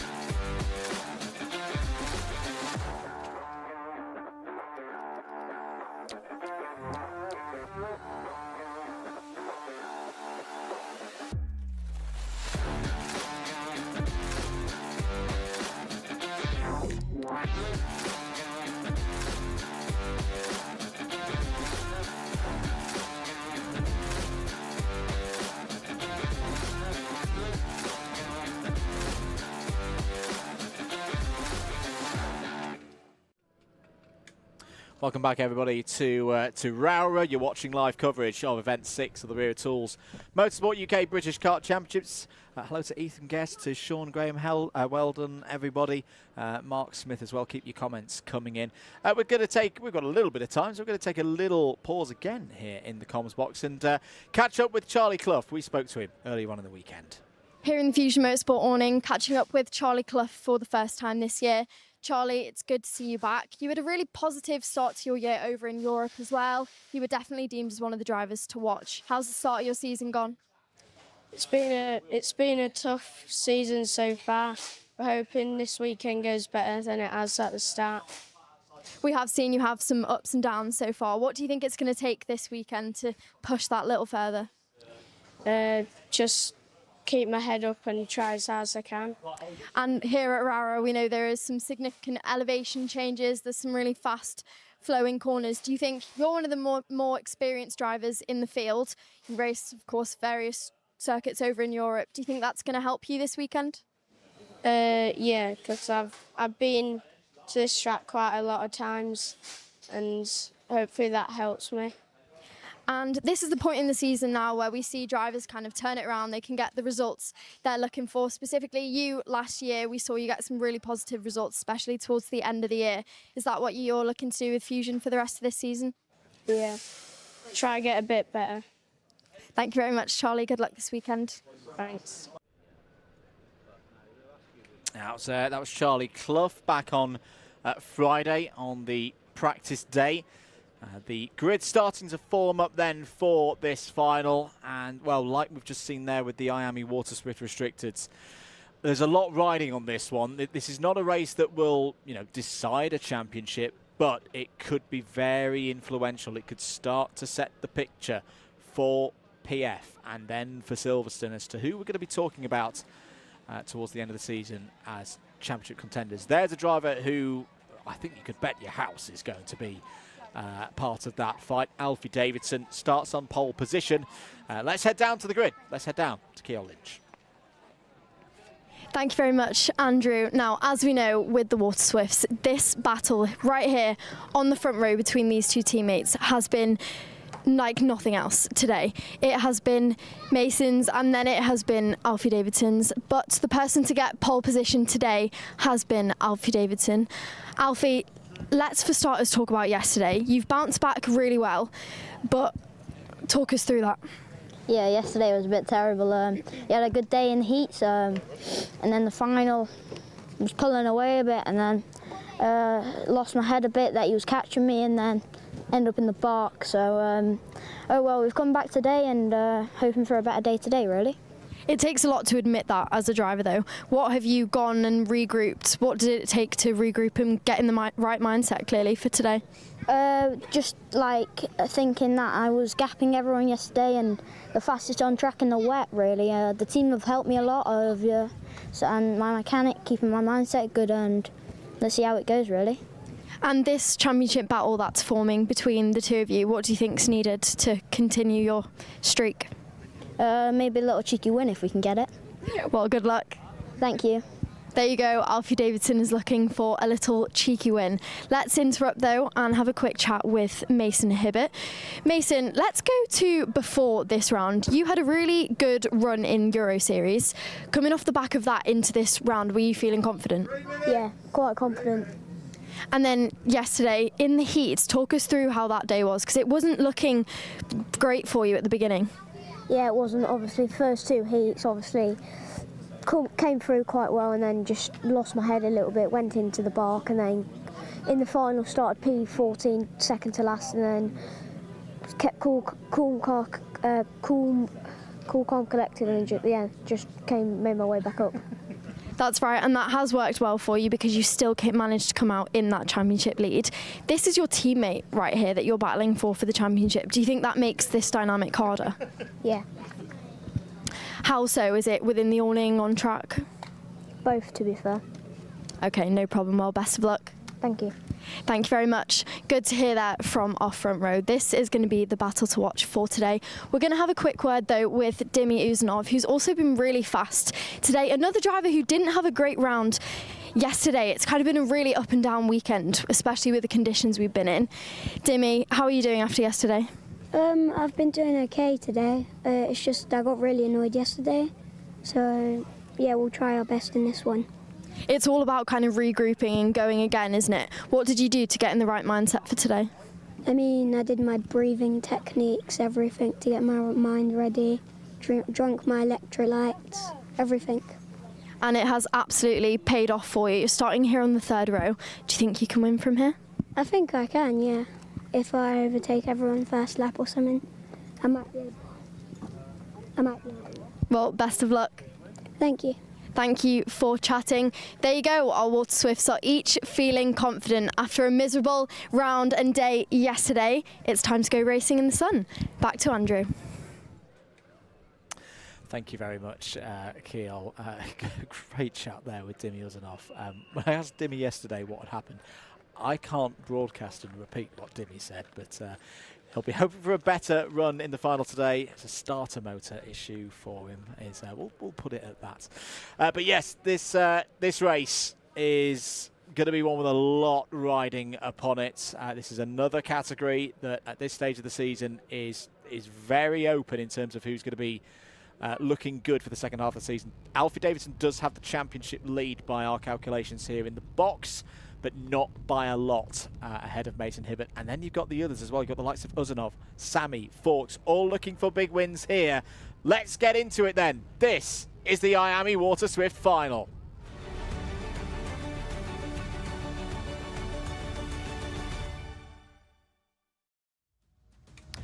This is how they line up then here in Cumbria for Water Swift. Alfie Davidson, Mason Hibbert on a lockout of the front row for Fusion Motorsport. Chester Forks, your winner yesterday, starts alongside Hero Say on row 2. Dimmy Uzanov and LBJ Stubbs, they go from row number 3. It's Charlie Clough and Evan Owen on row 4. Harry Chapman and Ilya Sami go from 5. Oliver Say and Rudra Gokulnath go from row 6.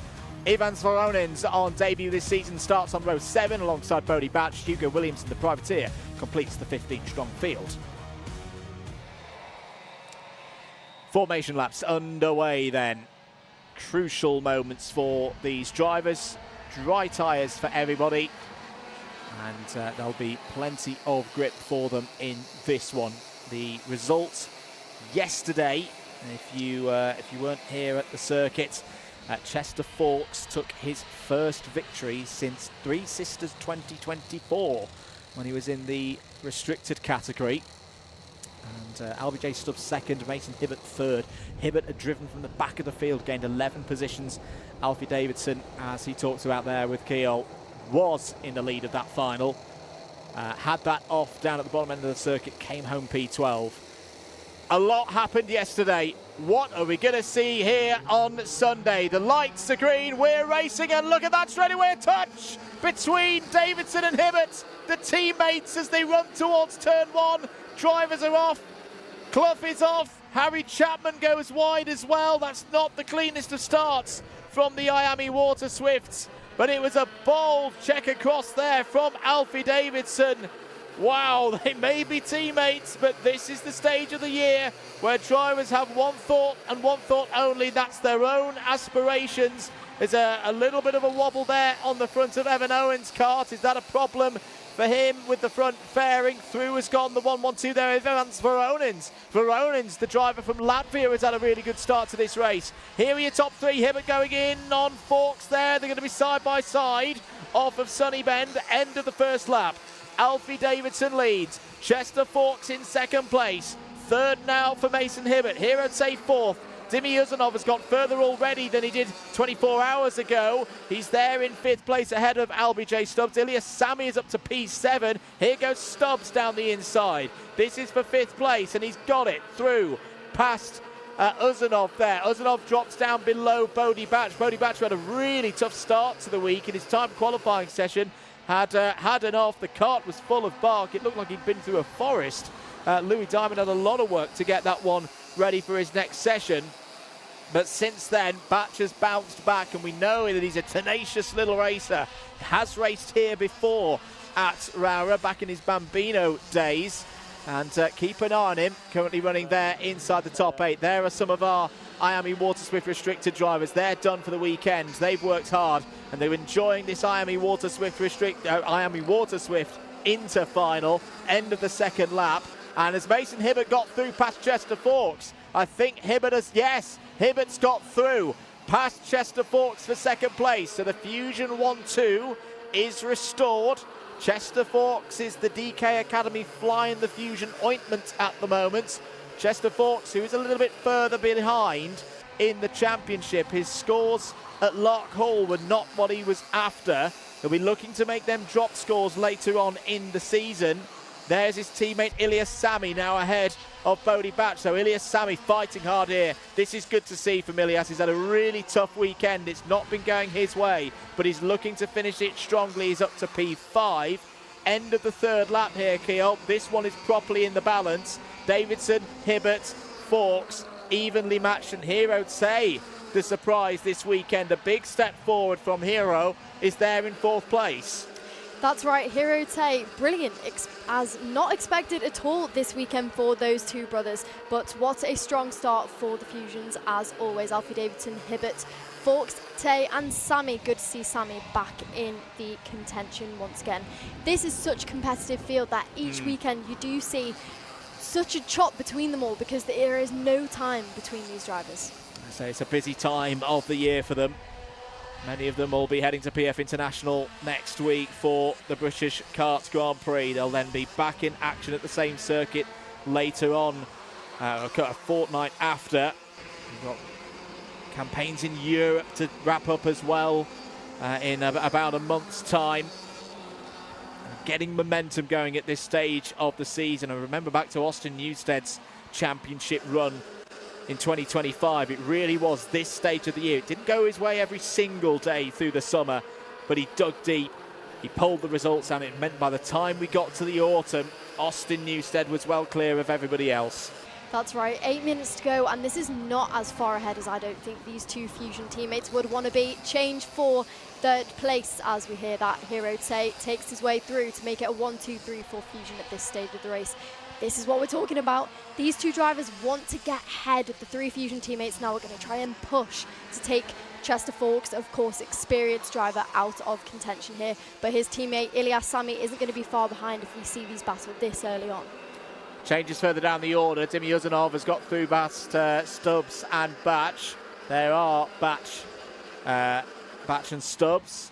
So Batch now up 7 places in this race. This is a good run from the Argenti Academy driver, racing with Fusion Motorsport. Similar setup to Aaron Richardson in the juniors. A little shake of the head there from Bodie Badge. I don't think he liked that attempt by LBJ Stubbs to get down the inside. A little bit further back, there's Evan Owen. As looks like Owen's got past Ivans Voronins and is up into the top 10. Oliver Tay is also in that group, running in P9 at the moment. That's going to be one of the best results so far this season for Oliver. Hadn't had a result higher than 10th before the start of this race weekend. Was 7th in the final yesterday. There are some of the Fusion members, the team members. Well, they won't like this piece of news. Plus 5 second penalty for Bodie Batch. That's just popped up on our screens here in the box. So that will drop Batch at the moment down from 7th place. Ooh, probably down to around 14th. This is the next sort of pack leading into hairpin 2 would be Ilyas Sami, followed by Dimitar Uzanov. We heard from Dimi earlier on. Difficult day for him yesterday, but he managed to regroup with all of his advice. And now he is putting some pressure on Ilyas here. Ilyas is trying to catch up to his teammate Chester Forks, but it looks like he takes a look behind him and he is under pressure. It's now the question whether Dimi is going to try and go in or make it to Chester. Well, I would imagine that those two will work together at this stage of the race. They know each other very well. Yeah. They've done a lot of work with one another, and they can see their pal, Chester Forks, up the road. He's going to get dropped here, I fear, from the Fusion train. If they can work together, catch up to the back of Chester Forks, which doesn't sound like a good thing for Chester Forks, but in the longevity of this race, I think it's what he needs. Because those 3 Fusions will fight. They will fight later in the race because of the championship situation. And Mason Hibbert just wanted to keep this winning streak going. And that could then be the opportunity in, say, the last 90 seconds, the +1 lap, to bring the DK Academy drivers with a little bit of a friendly hand from the Jade Racing team in the hands of Dimi Uzanov. That could bring them back into play. Dimi does race with the DK guys out in Europe as well, so that's where they know each other from. They know how each other race. Dimi did a great job at Wera earlier on in the season in a race won by the DK Academy. He kind of stood as the Gandalf and didn't let anybody else through as Sammy and Fawkes took themselves down the road. So keep an eye on that over the next lap or so. This is just bubbling away now with Davidson still leading from Hibbert, Tay and Fawkes. That's your top 4. Well, exactly. We can see someone there keeping a strict eye on live timing. But you mentioned Europe. That's exactly what we see, what the Fusion are doing now from usually Elias Sammy and Chester Fawkes. Dominating, pushing together at the front. That is what Davidson, Hibbert and Say are doing right now. However, you have to give Chester the credit. He has not let them drop him in the slightest. He's giving Elias the chance to catch up, but he is not getting dropped. He is not needing it right now. In fact, it looks like he's gaining on Say slightly, so it'll be interesting to see how this battle unfolds.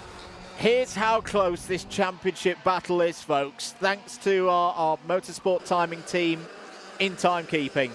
Davidson with this race position, this order as things stand, would leave Cumbria with a 1-point advantage over Mason Hibbert.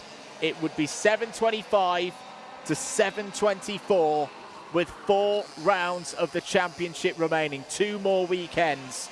Uzanov would be 3rd, Sammy and Fawkes 4th and 5th, so plenty could change with a position here, a position there. Here I'd say is a little bit further down. He's 8th in the live championship scores right now.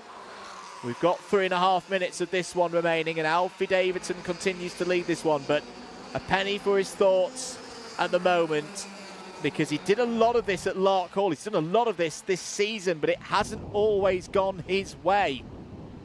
Took his first win of the year at Wilton Mill at round 2. Backed it up with another one on the Saturday at Lark Hall. Hasn't had a final win since then. And will that moment yesterday, which had happened by this point of the race, through this corner here, will that be on his mind? He's looking very assured at the front of the field. I've got to say, I made a prediction earlier that Chester Fawkes was going to get dropped out of this group. I couldn't have been more wrong. Chester Fawkes has dug deep here and is still there in P4. There's Noah Wolf watching on. He knows what it's like to be in this kind of championship battle.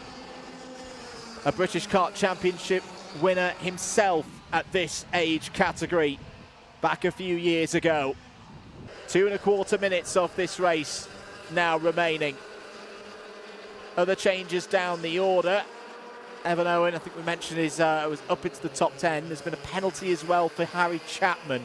So the E-plate holder won that plate 1 week ago at Shennington. He's going to be dropping down the order as things stand. Here is the duo of Sammy and Uzanov, and well, that's a prediction that we did get right. They are working together. They're just hoping that something happens that disrupts the run of this top 4 at the moment and brings them back into play. The trouble is, time is starting to run out. The gap has gone up as well. The gap is now 5 seconds between Fawkes in 4th and Sammy in 5th. Fawkes has just done a 51.280, assisted by the triple toe that he'll be getting right now from those 3 fusions. The top quartet are, well, I think they're 2 to 3 tenths quicker than everybody else in this race. So at this point, it's looking like a long shot for Sammy and Uzanov to rejoin this battle. But hang on a minute, because the battle's changed. And what's happened here? Hero Tay has got to the front of this order. Hero, now was that through? I think that may have been through Iredale's. Did Hibbert go for the move on Davidson? Either way, Hero Tay now leads in the British Kart Championships. We said the Fusions would fight. We said they would go wheel to wheel. This could give Chester Fawkes his chance as well. He's hung on in there in P4. 2 laps to go then. Hero Tay has never been in this position before. Before this weekend, in fact, still up to this point, it's round the outside, has attempted Davidson. Can he make that move work? Yes, he can. Hibbert may get involved as well. Push his teammate through back into second place. 3 wide between the Fusions into Iredales. What racing we're getting here at Rowrah. Look at the speed off the corner for Say. Say back into the lead of this race. Hibbert nearly on the grass. Fawkes is up to P3 now. Oh, we're going to get a grandstand finish once again here today in IAME Water Swift, but we've got no idea who's going to win this race. Here goes Davidson down the inside. Clash. Round goes Hero Say. Out of the race. Out of contention. He can't believe what has happened there. The run for Hero Say goes on. He will have to wait. Chester Fawkes now leads this race. Chester Fawkes now leads, going on to the final lap. Could it be a double for Fawkes here at Rowrah? He's got a gap to Mason Hibbert. Hibbert runs wide, nearly hits the wall out of McRae's. Chester Fawkes, he hung on in there. The Fusions looked to drop him. He dug deep, showed his talent down towards the Stuart Essers. Could this be, for the 3rd time, a win for Chester Fawkes in the British Kart Championships? If it is, it'll be his finest victory today. So 4th victory in this championship. Out of the final corner will come Chester Fawkes. What a drive! Championship alive! DK Academy win again in the hands of Chester Fawkes, who takes both finals here at Rowrah. He wins by a second ahead of Mason Hibbert. Alfie Davidson 3rd. Ilias Sami fights into 4th place. 5th for Dimi Udinov. Championship battle is on. Do not rule out the former E-plate holder in this class. Danny Curl and the team will be delighted with that. They have stolen a win away from Fusion Motorsport. You had to say, with 6 laps of that race to go, Fawkes had no right to win that race. But this kid is special. I've been saying it since he was 6 years old, since he was in the Bambinos. Chester Fawkes does not know when he is beaten. Lesser drivers would have been dropped by the 3 Fusions. He's taken the Fusion train on and beaten them. It's still a double podium for Dan Hazelwood's team. But oh, there may well be some discussions after that. On balance, on paper, that is a race that they should and maybe could have got a 1-2-3 finish from. They instead get a 2-3. There are the 2 teammates, Ilias Sami and Chester Fawkes. They will still, in this championship, be the underdogs. Hibbert will leave Cumbria with a 4-point lead over Davidson. 724 to 720. Udinov 3rd in the championship, 697. Sami 695, Fawkes 694. But that win for Chester Fawkes, his 2nd this weekend, will light a fire behind the wheel of the 138 that will believe that he can become British kart champion. Mason Hibbert P2, Alfie Davidson 3rd, Ilias Sami and Dimitar Udinov in the top 5. Albie J. Stubbs, Oliver Tay, Evan Owen, Bodie Batch and Charlie Clough in the top 10. Harry Chapman 11th. Ivans Veronins, Hero Say. Your heart has to go out to Hero Say. Hero Say had driven an almost perfect race. He could have won today. In the end, P13. 14th for Rudra Gokulnath and Hugo Willington. And look at the smile on that young man's face. This 3-generation family who live and breathe motorsport, live and breathe karting, have got 2 wins on the board here from Rowrah. Let's have a look at some of the highlights. We said it was going to be a cracker. It was a very different race to what we had 24 hours ago. This was the race start. Nearly went all wrong for Mason Hibbert straight away. Did very well to hold on there. That was the end of realistic hopes for both Charlie Clough and Harry Chapman. It would not be a win for Harry Chapman here today. Ilias Sami, thought you've got to give credit to Ilias Sami here today as well. That could be a very important 4th place for Ilias. This was the point where you thought, oh, Chester Fawkes, you're in a bit of trouble here, pal, because these 3 Fusions had control of the race. This was the move around the outside from Davidson, trying to go through on Hero Say. Hibbert working with Davidson. They're used to that across the course of the season.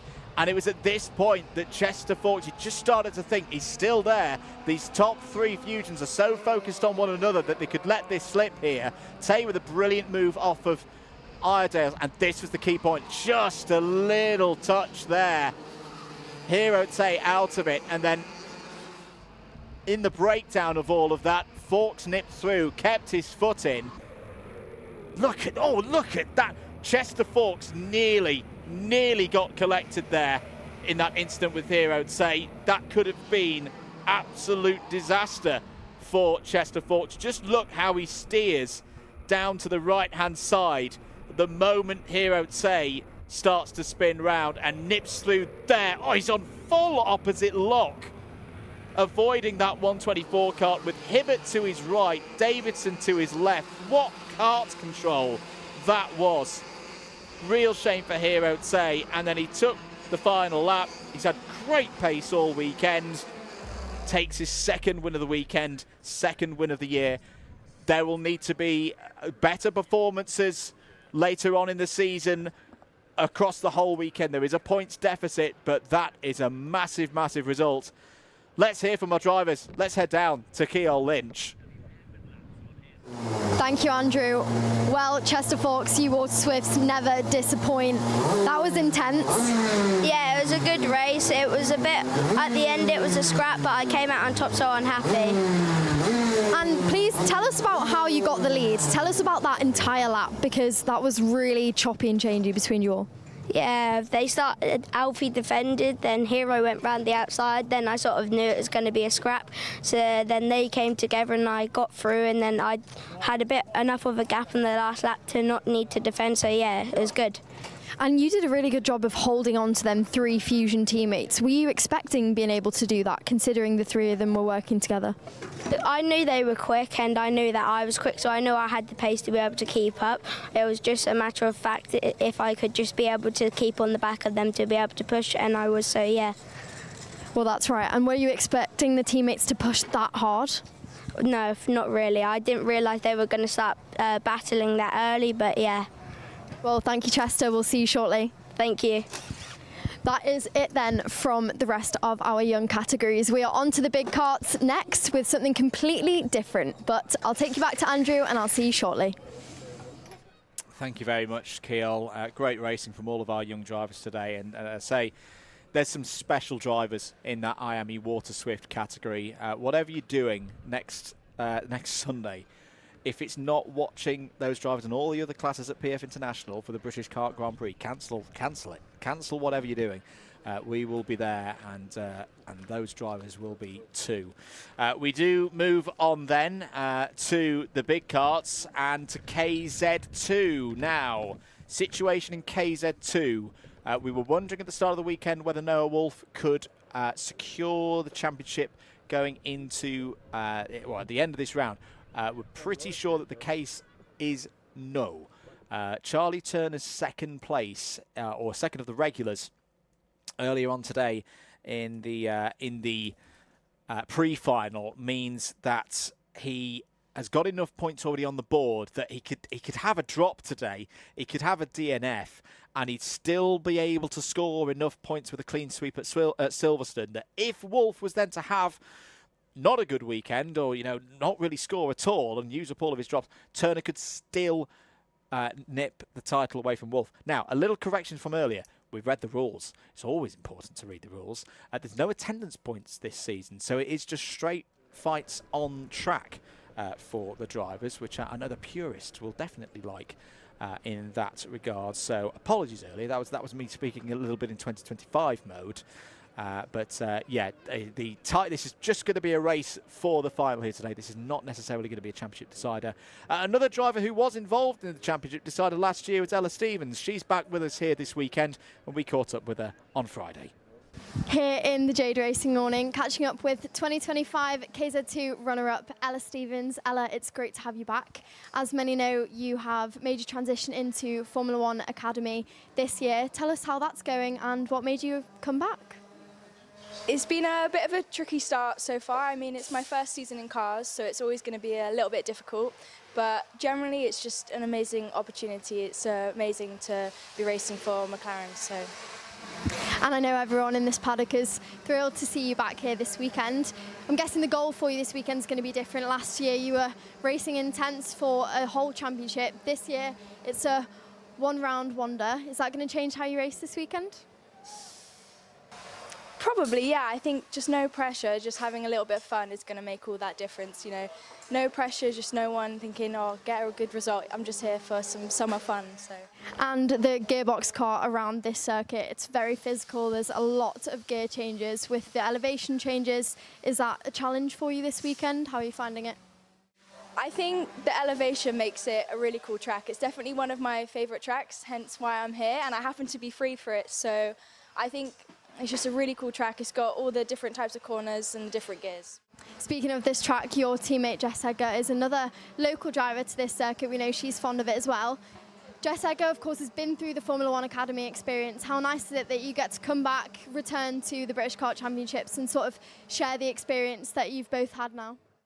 It's great, yeah. I mean, we used to be teammates when we were about 13, so then obviously Jess went off, come back with some tips, and then now it's my turn, so it's great to be teammates again for the weekend. Full circle moment for you two. Well, thank you very much. Best of luck this weekend. Thank you.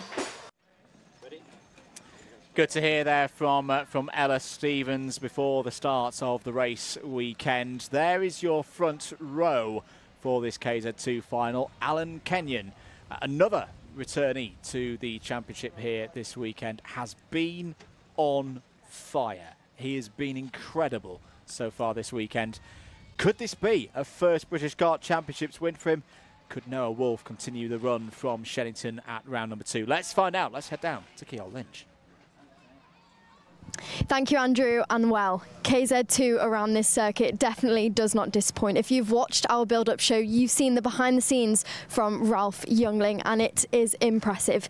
The amount of gear changes on a technical circuit like this is challenging, but the person who's come out on top within all of that is Alan Kenyon. Alan, let's grab a quick chat before the race. We've not seen you at the British Kart Championships in a while. Is it nice to be back? Yeah, it is quite nice to be back. Really surprised to be this competitive, so yeah, definitely good to be back. Looking forward to the final. That's exactly what I was going to say. Were you expecting to come in and be this dominant? You won everything yesterday. No, thought if we could just get near the pace and have a race, we would have been quite content, really. But yeah, so surprising to be this quick, really. But yeah, and wet and dry, it's been a good weekend. And with you not scoring points, were you expecting the other drivers to maybe not count you, or were you expecting just as much of a hard battle as you've had? That's completely up to them, really. I'll race my race, and then they've got to fight for the championship. Well, thank you very much. Thank you. Best of luck. Good to see a returning face. Not seen Alan since, I believe, last year at Kimbolton, but Noah Wolff. Noah, how's it going so far? Yeah, not bad. We've definitely got the speed to fight in for the win. Just had some challenges in Heat 1, but showed mega pace, so keep working through it and hopefully a good race in the final. The story for you this round has definitely been one. It was possible for you to win the championship this round. It wasn't anymore since Charlie Turner got that podium in the heats. Was that kind of your goal heading into this round? Not really focused on the championship too much, because I want to go race at Silverstone either way. It's going to be an incredible race, but I just want to go have some fun and enjoy it, really. That's good to hear. And talk us a bit about how you found yesterday, because it maybe isn't as dominant as we've seen the rest of the year be for you. Yeah, I tried a few things that definitely didn't work. Lots of learning, still learning, but showed mega pace to come. I must have done 20 overtakes yesterday, so I can come through all right. So just, yeah, keep chipping away, really. Well, it's all about the trial and error. Good luck. Thank you very much. Thank you very much. Let's catch a word, though, with Charlie Turner. Charlie Turner's result in the heat stopped Noah Wolff from winning the championship this round. Considering you're in the championship battle, Charlie Turner, that must have been a relief. Yeah, I'm really pleased to be in the battle, but obviously my focus now is on the final and go and attack for the win. I've got nothing to lose. And we've not heard from you since one of the starting rounds of this year. How's your season been as a whole until this point? Well, compared to where we were 12 months ago, I'm really proud of what we've done as a team. We've got the chassis working where we were, so it's been good, wet and dry, but the weekend was a bit hit and miss, but now my main focus is on the final. Another person who you've been competing closely with is Miles Murphy. Of course, he's no stranger to you. His result earlier on in the heats, do you think that's helped you championship-wise? I'm not really more worried about him, more focused about going forwards and backwards, but yeah, I'm just focused on the final. Well, best of luck. Thank you very much. Thank you very much. Now, it is time for the KZ2 start. Not too much to say about this one because it's as impressive when you watch it itself. So let's go back to Andrew. We'll see you shortly. Thank you very much, Keel. Yeah, so this is going to be a really, really interesting one. We'll keep you up to date with what's going on in terms of this championship. Actually, doing the recalculations, apologies, this is in the box. There could be a way, actually, of Noah Wolf winning today because there's no longer the 20 bonus points in play for drivers across the course of the season. We'll do our best. It's drop scores. It gets a bit complicated at times, particularly when you've got drivers on the grid who are not scoring here today. There is Alan Kenyon. Alan Kenyon has got a very, very good chance of taking a first ever British Kart Championships race final win here today. He had his best run back in 2021 and had some fifth places. There is Ella Stevens. Ella, a lot of work to do in this one. We'll start from the 5th row of the grid. It is difficult to overtake around this circuit as well. Much better conditions for the KZ2s across today than they had yesterday. Race starts were tricky for them. And they had changeable conditions left, right and centre for them, really. And keep an eye on Jess Edgar in this race as well. Kart number 17 there, the third kart on the left-hand side. She was very strong yesterday in the heats. Noah Wolf just focusing now on looking to get another victory. Who's going to win this one then? It's KZ2 up next.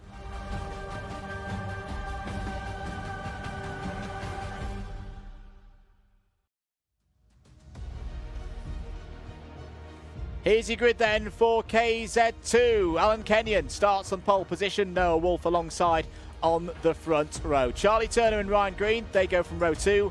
It's an all-Jade Racing team, row number 3. Jess Edgar and Harry Walsh, they go from 5th and 6th. Next up on row number 4, it's Ralph Youngling and Lee Ward. Ella Stevens returning to the championship. Starts this one from row 5. Is joined by Ashley Lewis, Miles Murphy and Sam Ward. Crashed out of the pre-final. They will go from row number 6. So last few moments then for everybody to get up to speed, get their tyres warmed and get ready for this race. 2 warm-up laps for everybody. Dry track for them, but still quite cool here. 15 degrees air temperature. So Noah Wolf could put himself in a position here where we'd almost describe him as champion-elect, leaving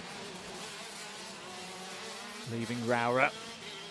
2 more events where we'll see the KZ2s this year. First of them will be the weekend of the 17th to 19th of September. Both of them will be at Silverstone. The first one, though, is described on the championship calendar at the moment as a special event. It won't count towards the championship.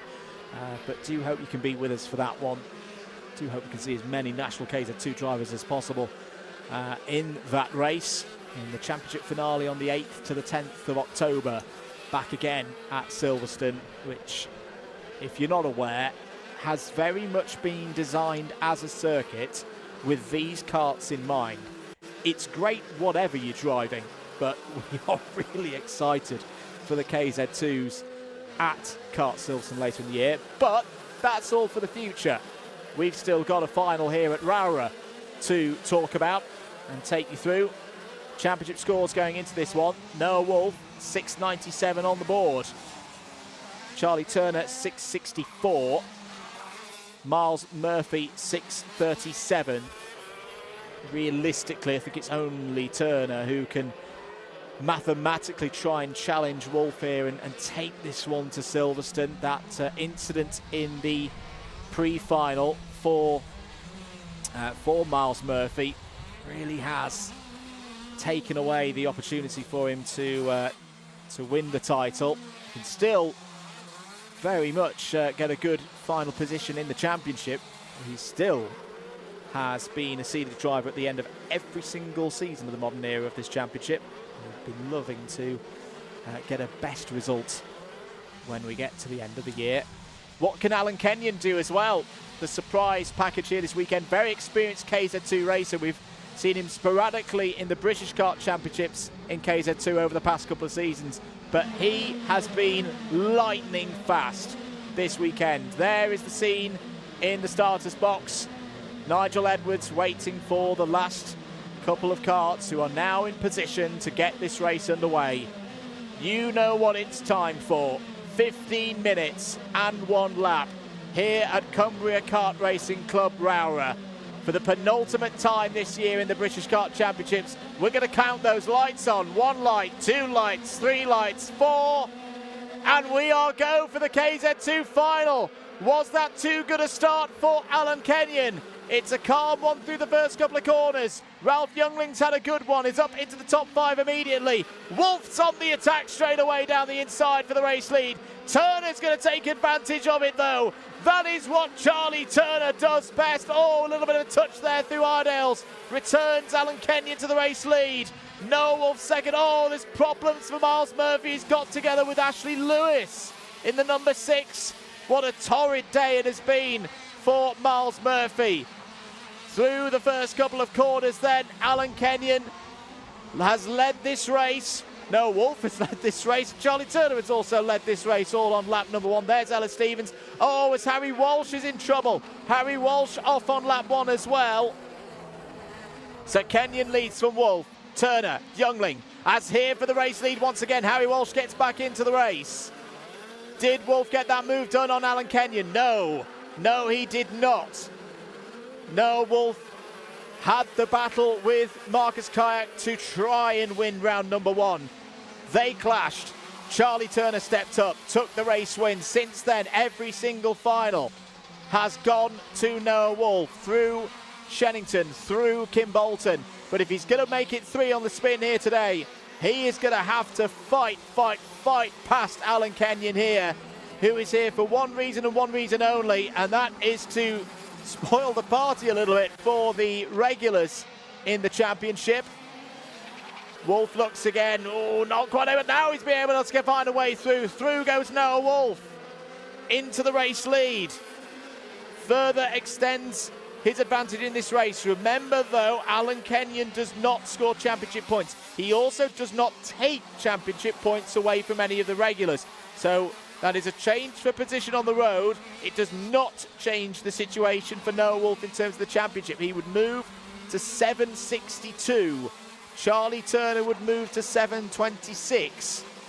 Heading into the final round, it would be a very good position. This was the replay of how it happened for Noah Wolf. Oh, now there was a little bit of a close moment there between Kenyon and Wolf through the first hairpin. That's Harry Walsh just pulling over. He's seen the blue flags. He will be out of this one. Miles Murphy did get going again, by the way. He's currently running in 10th place. There's an almighty scrap going on as well for 4th place. Ralph Youngling's just got through past Ryan Green. Jess Edgar there in 6th place. It's a great opportunity for Jess Edgar to leave her home circuit, potentially 3rd in the championship here this evening. Ella Stevens is the fastest driver on circuit as well. The trouble for Ella at the moment, she's got a traffic jam ahead of her in the shape of the run from 4th place down to 8th. Sam Ward's had a decent start in this race after his scary crash earlier on in the pre-final. Sam's come back and is up to P8. Drama though, plus 5 second penalty for Alan Kenyon. Now, I did wonder, Keol, as we were looking at that shot from the starters box, we could see quite clearly when Nigel Edwards, our race director, hit the start buttons, and I thought I saw a little move forward from Alan Kenyon. Either way, it's a plus 5 second penalty, but I think, Keol, remember, commentators are not officials, nothing we say is official, but I think that's a jump start penalty for Alan Kenyon. It would make sense. There's nothing else that I've seen in the last 5 laps that would start the armchair steward in my head to go through the motions, but oh, that is a real shame for Alan Kenyon. Very unlikely now that he can win this race. Well, that's right. He had to work hard before, but he definitely has to work hard now because he is in that second position to Noah Wolf. This is where we see Noah Wolf excel. He's out in front, and all we have seen from him since that second round of the year is out in front, gaining, maintaining gaps. If Alan Kenyon is going to give Noah Wolf a run for his money with this 5-second penalty with 10 minutes to go, that would take a holy lot. Charlie Turner, though, that number 4 kart, optimised well after that one. He is the person that prevented Noah Wolf from being able to win the championship at this stage. So, 10.5 minutes of this race to go. There is a move coming in from Jess Edgar. Oh, not quite able to draw alongside Ryan Green there. Ryan's had a top weekend. Really, really good weekend from Ryan Green. Got his best score of the championship so far yesterday. Backed it up with another this morning in the pre-final. The driver who's on the DR machinery, he's one of the only drivers in the UK who races that particular chassis. Right, I think we can bring you a replay of the race start. Now have a look at the movement there. There. I think there was a little move there from Alan Kenyon. We're talking milliseconds, but I think that is what the 5-second penalty may be for. If it's not, we'll update you in due course. Alan Kenyon now under investigation. Now that's a second notice on our screen. Not quite sure what that is for. Oh dear, there could be more bad news coming the way of Alan Kenyon. It is something that we often see in KZ2, all that energy for the drivers. As we're looking at the battle for 4th place, Ralph Youngling, a bit of a blockade at the moment for everybody else, but I don't think Ralph will be too bothered about that. In fact, now he's started to pull away from Ryan Green. This has been a strong showing, a stronger showing from Ralph Youngling here today. Look at Sam Ward go. Well, last time we saw Sam Ward in detail on our screens, he was upside down through that corner. Well, he's just overtaken and got up to at 6th place. There's Ella Stevens going through past Lee Ward. Jess Edgar just ahead as well. This final's not going the way I expected for Jess Edgar. Well, that's correct. Ella Stevens and Jess Edgar, of course, former teammates together, both went through the Formula One Academy experience. That's what Ella's doing right now with McLaren. Now back racing together. It's good to see those two being able to share that experience. Jess Edgar, unfortunate after her strong start to the year. Local track as well, you know, their family is there, a bit frustrating, but she is putting the pressure on Ryan Green, so we'll see where she's able to climb to with the remainder of this one. Ella Stevens takes a kind of look down the inside of her, and it looks like she's not going to quite get the run because she's now under pressure of that 80 kart. This gives Jess Edgar the chance to pull away ever so slightly, put some more pressure on Ryan Green heading into the Stewart S's. Harry Walsh, just to note, is a lap down on the other competitors directly ahead of him on track, so that is not for race position. 7 minutes and 40 seconds of this race to go. Well, this would be quite a result for Noah Wolf, who's not had an easy week. It was all a bit topsy-turvy yesterday, had spins in both heats on lap 1. The second one was tough. He got such a good start that he had to go down the inside. It was either into the back of another driver. Oh, Stevens around the outside of Jess Edgar. That's a mighty move. And through will go Lee Ward as well. Jess had a little problem, I think, on the apex of Iredale's. And Ella Stevens showing that, well, she may have been out of proper race competition since Kim Bolton last year in KZ2. She did have a little go in one of the club rounds at Shenington earlier on in the year, but didn't run the meeting all the way to its conclusion. So this is the first time that she's been in a final since that Kim Bolton race last August. Well, she's not lost any of her kart racecraft, has she, Keogh? Absolutely not. Oh, problem for Harry Walsh, sorry. Oh, no problem at all, Andrew. I think there was a gearing problem for Jess Edgar there, which we've seen at the start of the year. Noah Wolf, that was a huge disadvantage for him. Ella Stevens strikes again, gains another position. Ryan Green, she had been putting the pressure on. Ryan Green then drops down another position to that 8 car of Lee Ward. Jess Edgar, though, trying to regain those positions that she lost. Like we were saying, that is the intense part about these KZ karts. If you get that gearing wrong, especially on a run around a track like this, that long straight, you lose all the momentum compared to the rest of those drivers. Battle for 3rd in the championship effectively on our screens. Miles Murphy is back and has just overtaken Jess Edgar.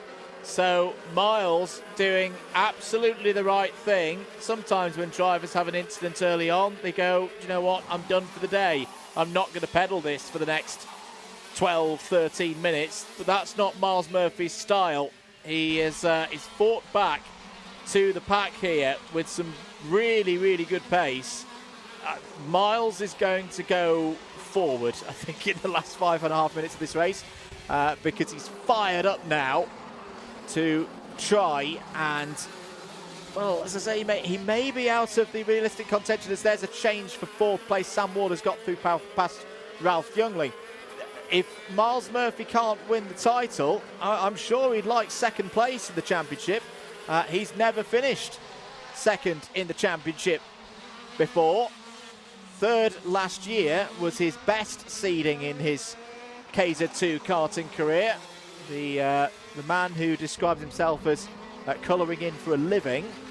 If you don't know Miles, he's a very, very good graphical designer, has done many things. Oh, Alan Kenyon's down the inside. Now remember, he's got a 5-second penalty, so he's got through past Noah Wolf. So Alan Kenyon has taken the position on the road, but as long as Noah Wolf stays within 5 seconds of Kenyon, he's going to win this race still. And if he goes 5.001 seconds behind, then he's still going to score 65 championship points, because Kenyon is a guest, will not take championship points away from anybody else. Likewise with Sam Ward, he's also a guest driver here this weekend, and Ella Stevens. Miles Murphy's got through past Ryan Green, if we hadn't noted already. 4 minutes of this race to go. Sam Ward pushing on. Ralph Youngling's just done a personal best so far in this race, 42.796. Ralph Youngling being caught by Ella Stevens here. This could be enjoyable to watch. Good line through Iredale's corner there from Ella Stevens. Through and out of the shortcut version of the Stewart S. It's not really an S's section for the KZ2s. It shoots them towards these corners here. Lovely shot there, looking through the gates of the pre-grid. 3.25 minutes remaining. This is your closest battle on circuit between two drivers who know each other very well. Youngling and Stevens. Youngling got a great overtaking on Ella during the heats yesterday. I think Ella might be about to return the favour here, but won't want to affect Ralph Youngling's championship course in terms of seeded positions. Youngling moving up to 6th place at the moment in the championship standing through his results here today, but only by 1 point over Harry Walsh. Down through St John's. Before we finish that word, we're through Sunny Bend up towards Paddock Turn. Ella Stevens back in the groove here. Ralph Youngling has been in this number 9 Sody karts throughout the course of the season, but has tended to finish finals pretty strongly. Think back to Warden Law, the first round of the season. Youngling had a bit of a tough time through the heats, the pre-final and the first half of the final, and then it all just seemed to knit together in the latter stages. Down the straight into the Stewart turn once again. No move at the moment from Ella Stevens. In previous years of this championship, on single lap pace, Ella Stevens was right up there. And her racecraft improved a lot over the 2024 and 2025 seasons. Took a lot of pole positions in time qualifying, did Ella. And a race win, a final win at Dunkerswell last year also. Ralph Youngling checks over the shoulder and sees that Ella is there. Out of Iredale's, down towards Stewart's once again. Sody getting off the slower corners very nicely indeed. Good traction there for Ralph Youngling. Good control of the gears and the power that these engines have. The fastest karts here in the British Kart Championships. There's Sam Ward going through your shot. I tell you what, Lee Ward's having a good finish to this race as well. He's closing in on these two. Youngling again defends into McRae's. Good clean racing between these two. down towards Iredales again, and now it's 3 of them as Lee Ward has joined the battle for 5th place on the road. 10 drivers on the lead lap still. There is Charlie Turner in a bit of a lonely 3rd place right now, but for Charlie, this is going to be a 16th podium, you would think, in his time in the British Kart Championships. For Alan Kenyon, it will still be his first. I say the 5-second penalty right now would drop Kenyon to P3, and I must say that is well-deserved a podium, at least for Alan Kenyon. It's a shame that this 5-second penalty from earlier on in the final is, at the looks of things, going to take it away from him. But a podium, and also, oh, Stevens is through. Stevens through past Youngling. Lee Ward's going to have a go now, and Miles Murphy might join in. So that looked to be down through Stewart's turn, as it is for the KZ2s. Ella Stevens on her way. Miles Murphy having a go at Lee Ward. 2 stalwarts of the category. Lee Ward goes, hang on a minute, Miles. Do you mind? Back with our race leaders. We're on the final lap now. Well, 5-second penalty or no 5-second penalty, Alan Kenyon can say today he took on Noah Wolf, an international KZ2 driver who's had a very strong season, and on the road, he beat him. Alan Kenyon comes out of the final corner. He's got a 5-second penalty, so the win will go to Noah Wolf. Celebrates over the line. Kenyon takes it on the road. Wolf P2, Charlie Turner 3rd. Great effort today. Sam Ward 4th, Ella Stevens 5th, Ralph Youngling 3rd of the regulars. That is good points today for Ralph Youngling, ahead of Lee Ward and Miles Murphy, who holds on to 3rd place in the championship, leaving Cumbria. Alan Kenyon wins it on the road, but as things stand, a 5-second penalty will mean that Noah Wolf, for the 3rd time this season, is your KZ2 winner. Charlie Turner will go up to 2nd place. He was 3.5 seconds behind Kenyon. However, Sam Ward was 8 seconds behind Kenyon, so Kenyon will get a podium. Will get his first podium in the British Kart Championships. A brilliant drive there from the privateer. Sam Ward, what a drive in the final. Was on his lid in the pre-final. Comes back up 8 positions to take P4 on the road. Ella Stevens 5th, the 3rd of the guest drivers. That means that the points for 3rd place will shuffle down to Ralph Youngling 6th on the road. Lee Ward will take the points for 4th in the championship. Miles Murphy will take the points for 5th. Jess Edgar, Ryan Green, Harry Walsh. That is your run down to 11th place. Harry Walsh off the lead lap. Ashley Lewis was the single retirement there from the KZ2 final.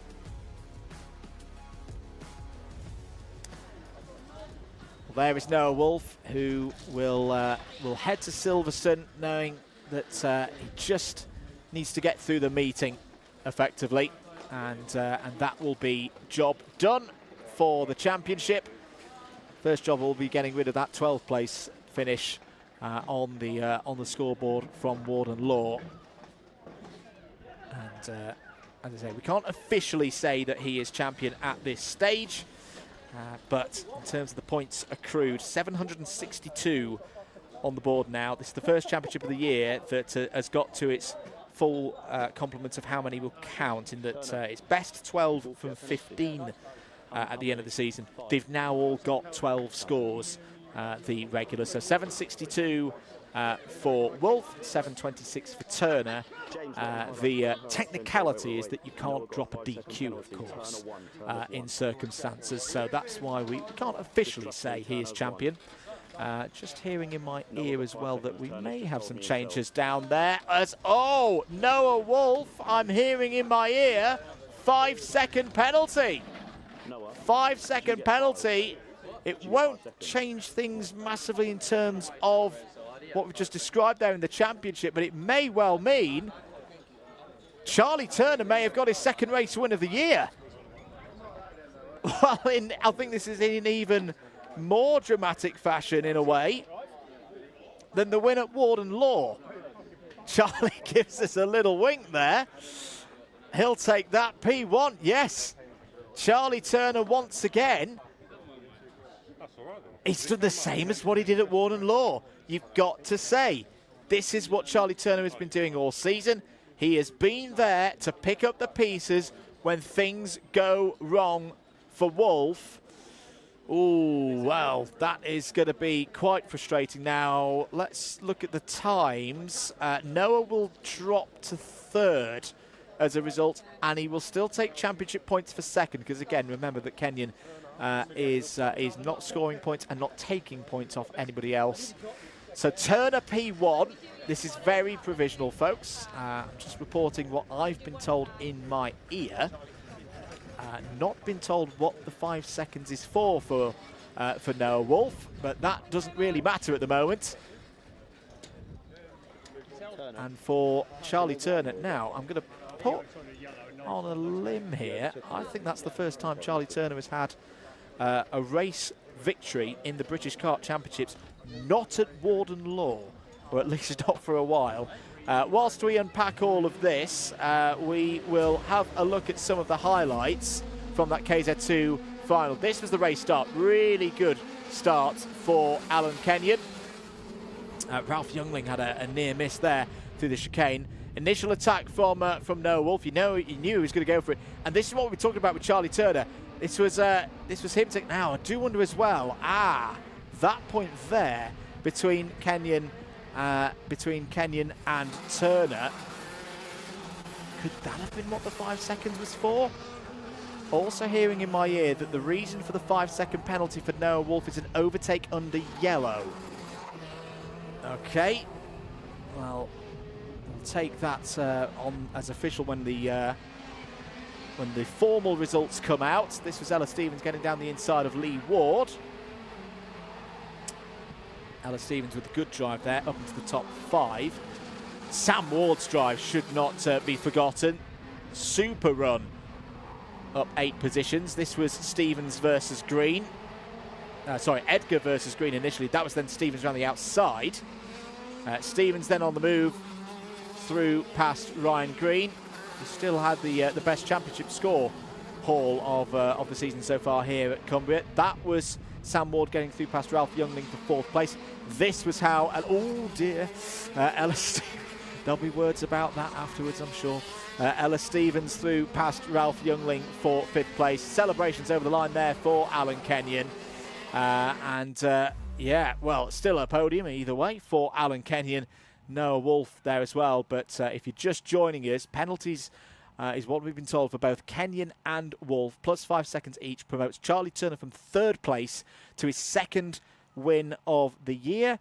Apologies, no, he has had wins. It's his 2nd win at a circuit that is not Warden Law, the other being Kimbolton 2 years ago. Shall we head down to Keol Lynch? Keol, unpack all of this for us, please. Charlie Turner, our KZ2 winner this time out. That was unexpected for you. Can you explain what happened to Alan and Noah there in front of you? Well, first of all, I had a really good start, got myself in the mix and got into hairpin 2.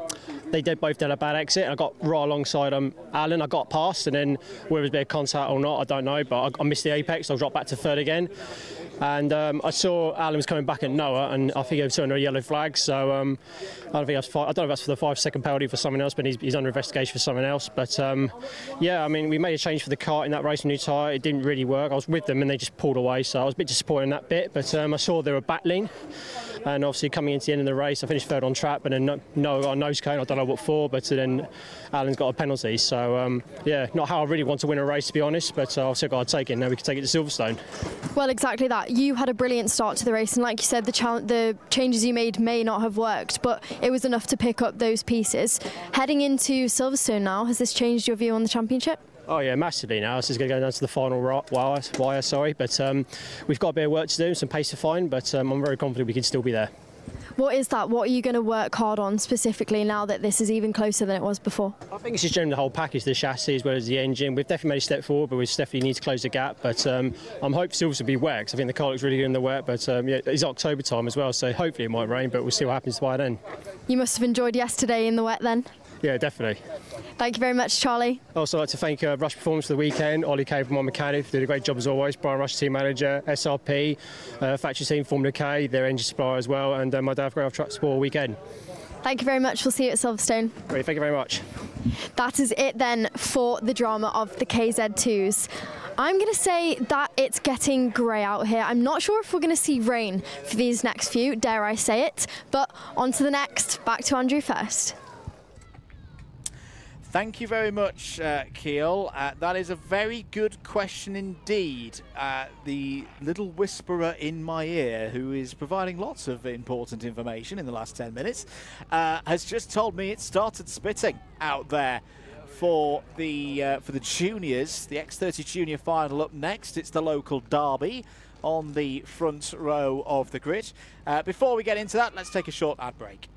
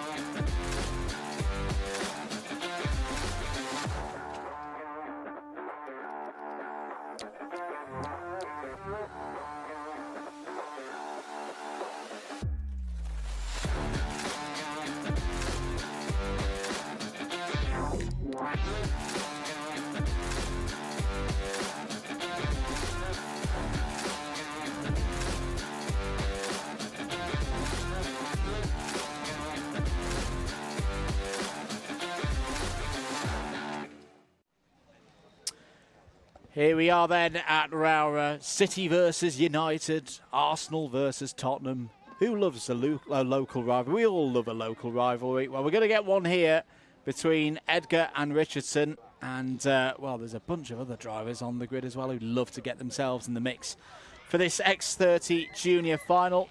There is Aaron Richardson on the right-hand side of your screen, Rocco Shenton. Well, if there's one driver in this entire field who'd be like, yes, give us the rain, please, it's going to be Rocco Shenton in that number 6 kart, because he has been lightning quick in the slippery conditions today. It's the dry conditions that have been his nemesis so far here at Rowrah. There is George Edgar on the left-hand side of your screen. It is the two local boys on the front row of the grid. Keel, down to you. Thank you, Andrew. Junior X30. Let's see what the weather does for us right now. But your pole sitter is George Edgar, the local. George, talk to us a bit about yesterday, because you've had a brilliant comeback, but that can't have been nice. Yeah, a mistake from my side. It was unfortunate. I clipped the barrier on the exit of the chicane at the top, but we've come back strong starting from pole position today, so we'll see what we can do. I mean, you've been in the top 2 all day. It wasn't hard for you to come back. What does it take, though, to keep your head screwed on and not go into today all hot-headed?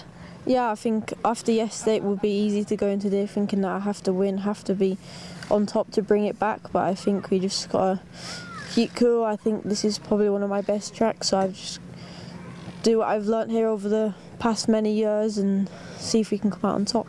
Of course it is, and you've mentioned you have your family here watching you today, with it being such a local track for you. Would it mean that much more to be able to give them a show and come away with the victory? Yeah, obviously with all my family here, it would be good to come away with a win and let them see that happen, really. Well, best of luck for that. Thank you. Thank you, George. Let's talk to who's joining him on the front row, though. We'll come to you, and that is your championship leader right now, Aaron Richardson. Aaron, it's the battle of the locals right now, isn't it? Yeah, me and George are both from the same part of the country, and we're both on the front row, so let's just see how it goes. We saw in the heats you were like slightly frustrated because you just missed out on pole position due to where the person finished in between you guys. You're not starting in a bad position though, are you? Well, no, it's not too bad. Obviously, pole's a lot better because second's on the outside, but in the last one I didn't have a very good start. It put me back near the outside of the top 10. I came back through the P3, so I'm fast enough to see how it goes. I'm guessing though for the remainder of these rounds, we're over the halfway point this year. It must be the championship battle really in your mind this year. Yeah, well obviously yesterday I regained the championship lead after a bad 2 rounds at Lark Hall, and hopefully I can keep it out at the end of this weekend and win the championship at the end of the year. Thank you very much, best of luck. You're welcome. Now, not only is this a battle to watch, but the top 10 out here today have been so competitive. We have the likes of the rookie this year to this category. We've got George House, Sukmani Kira, who we've seen do really well this year. Freddie Wood took his 2nd podium ever in this class yesterday. Let's get a quick thoughts on that. You must be thrilled with how yesterday went. Yeah, I'm very happy with how yesterday went, but hopefully today we can go 2 better. I mean, you've been looking really promising so far. You're starting on the 2nd row. Do you think you can win from here? Yeah, well, yesterday I started in 7th and finished there, so might as well have a go from here. Best of luck. Thank you. And I feel like it would only be right to talk to one more driver before we leave, and that is Rocco Shenton. Rocco, we know that the wet conditions are your favourable ones. You took a really emotional win yesterday. How was that? Yeah, it was a really good win. But we were rapid in the wet, but just the dry we're struggling a bit on this kart round here. Yeah, we've seen how hard you have had to defend, especially in that first heat around here. Are you kind of looking to push on today and then you'll have to defend where you have to? Well, if I can keep with them and they don't just pull away, then we'll fight it out on the last few laps. Well, best of luck. Thank you. Well, whistle has blown. We have used absolutely all of our time here with the juniors. See you in the box. Thank you very much, Keel. Well, this could be another really dramatic one for the X30 juniors. George Edgar on pole position. Aaron Richardson alongside on the front row. Aaron Richardson has driven in a very mature way here this weekend. There was a lot of pressure on both of these drivers and everybody else ahead of this, the X30 junior final.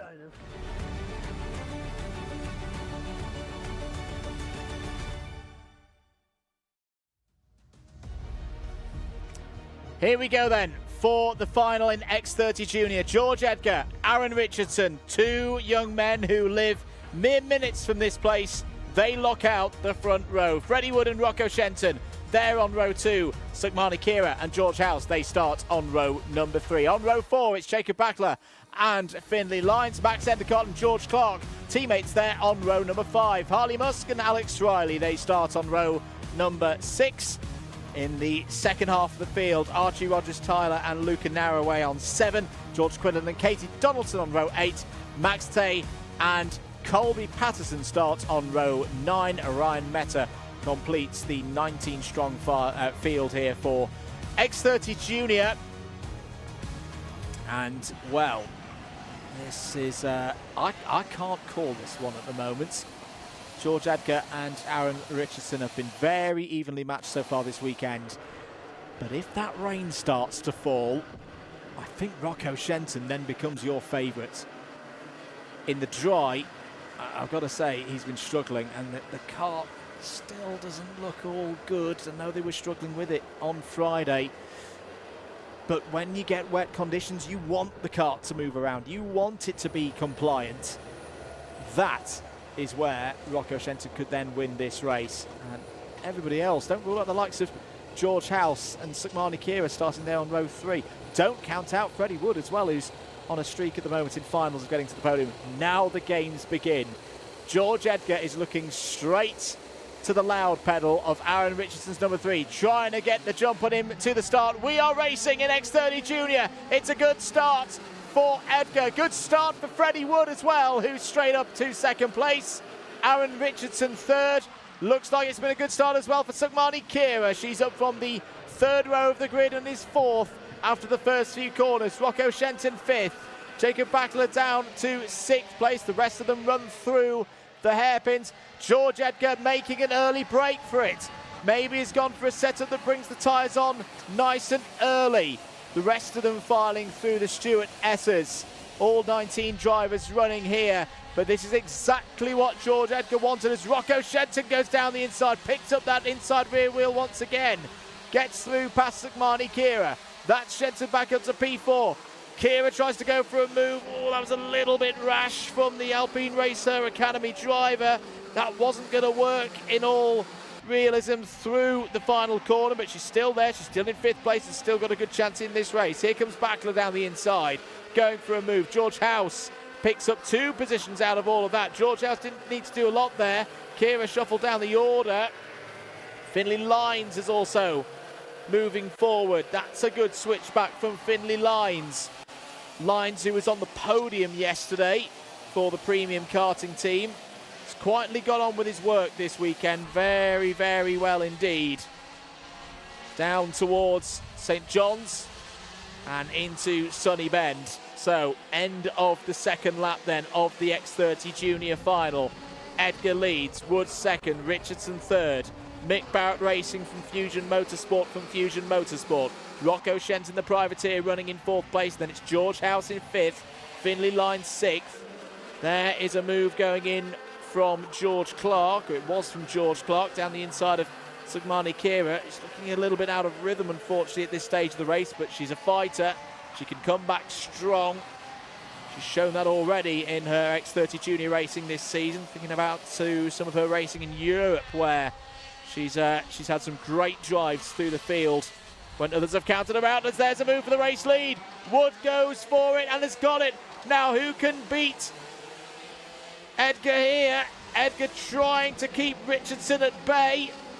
Wood will try and break away at this stage of the race, Keol, but that's a big, big move from Freddie Wood, and you don't often see a move through that part of the circuit. That's right, he has been in with a bang today. He has been so strong, and it looks like there's going to be another move for 2nd place. Your championship leader, Aaron Richardson, overtakes George Edgar there at hairpin 2. The 2 locals are going head-to-head. It looks like George Edgar's not going to have that. He's going to go straight back in on the entry to the Stuart S's, and he is going to make that stick, so Aaron Richardson slots behind him once again. Freddie Wood here, he's gaining a massive advantage out of this. These 2 need to acknowledge there's 8 minutes plus a lap still to go, and Freddie Wood had one goal in mind. That was to win today. He has been looking so fast so far this weekend and pulling some really brilliant overtakes. So to have him out there in front with the pace he's had is going to give him a serious advantage here. Max Tay is the 222. You saw on your screens there on the Digi flag. That's what the drivers all read to get their communications from race control, plus 5-second penalty. For the Fusion Motorsport driver, is running in 19th place at the moment. Freddie Wood has not had a race win, a final race win before in the British Kart Championships. He got his best results ever in these championships, 3rd last time out at Lark Hall. Could this be a breakthrough result for the young driver from Bledlow Ridge? George Edgar's coming back though. George Edgar's just set the fastest lap of the final so far, 46.58. Here's the fight for 6th place. George House up against Jacob Backler. Looks like Finley Lines, yeah, Finley Lines has got through and up to 5th place. But what is happening right at the very front of the order? Drives up through the order. Archie Rogers-Tyler is up to 11th place. 2 positions gained at the moment from where he started. 7.25 minutes to go. Here are Sukmani Kira and George Clark. 2 drivers who've impressed across the course of the season so far. They're currently fighting for 8th place.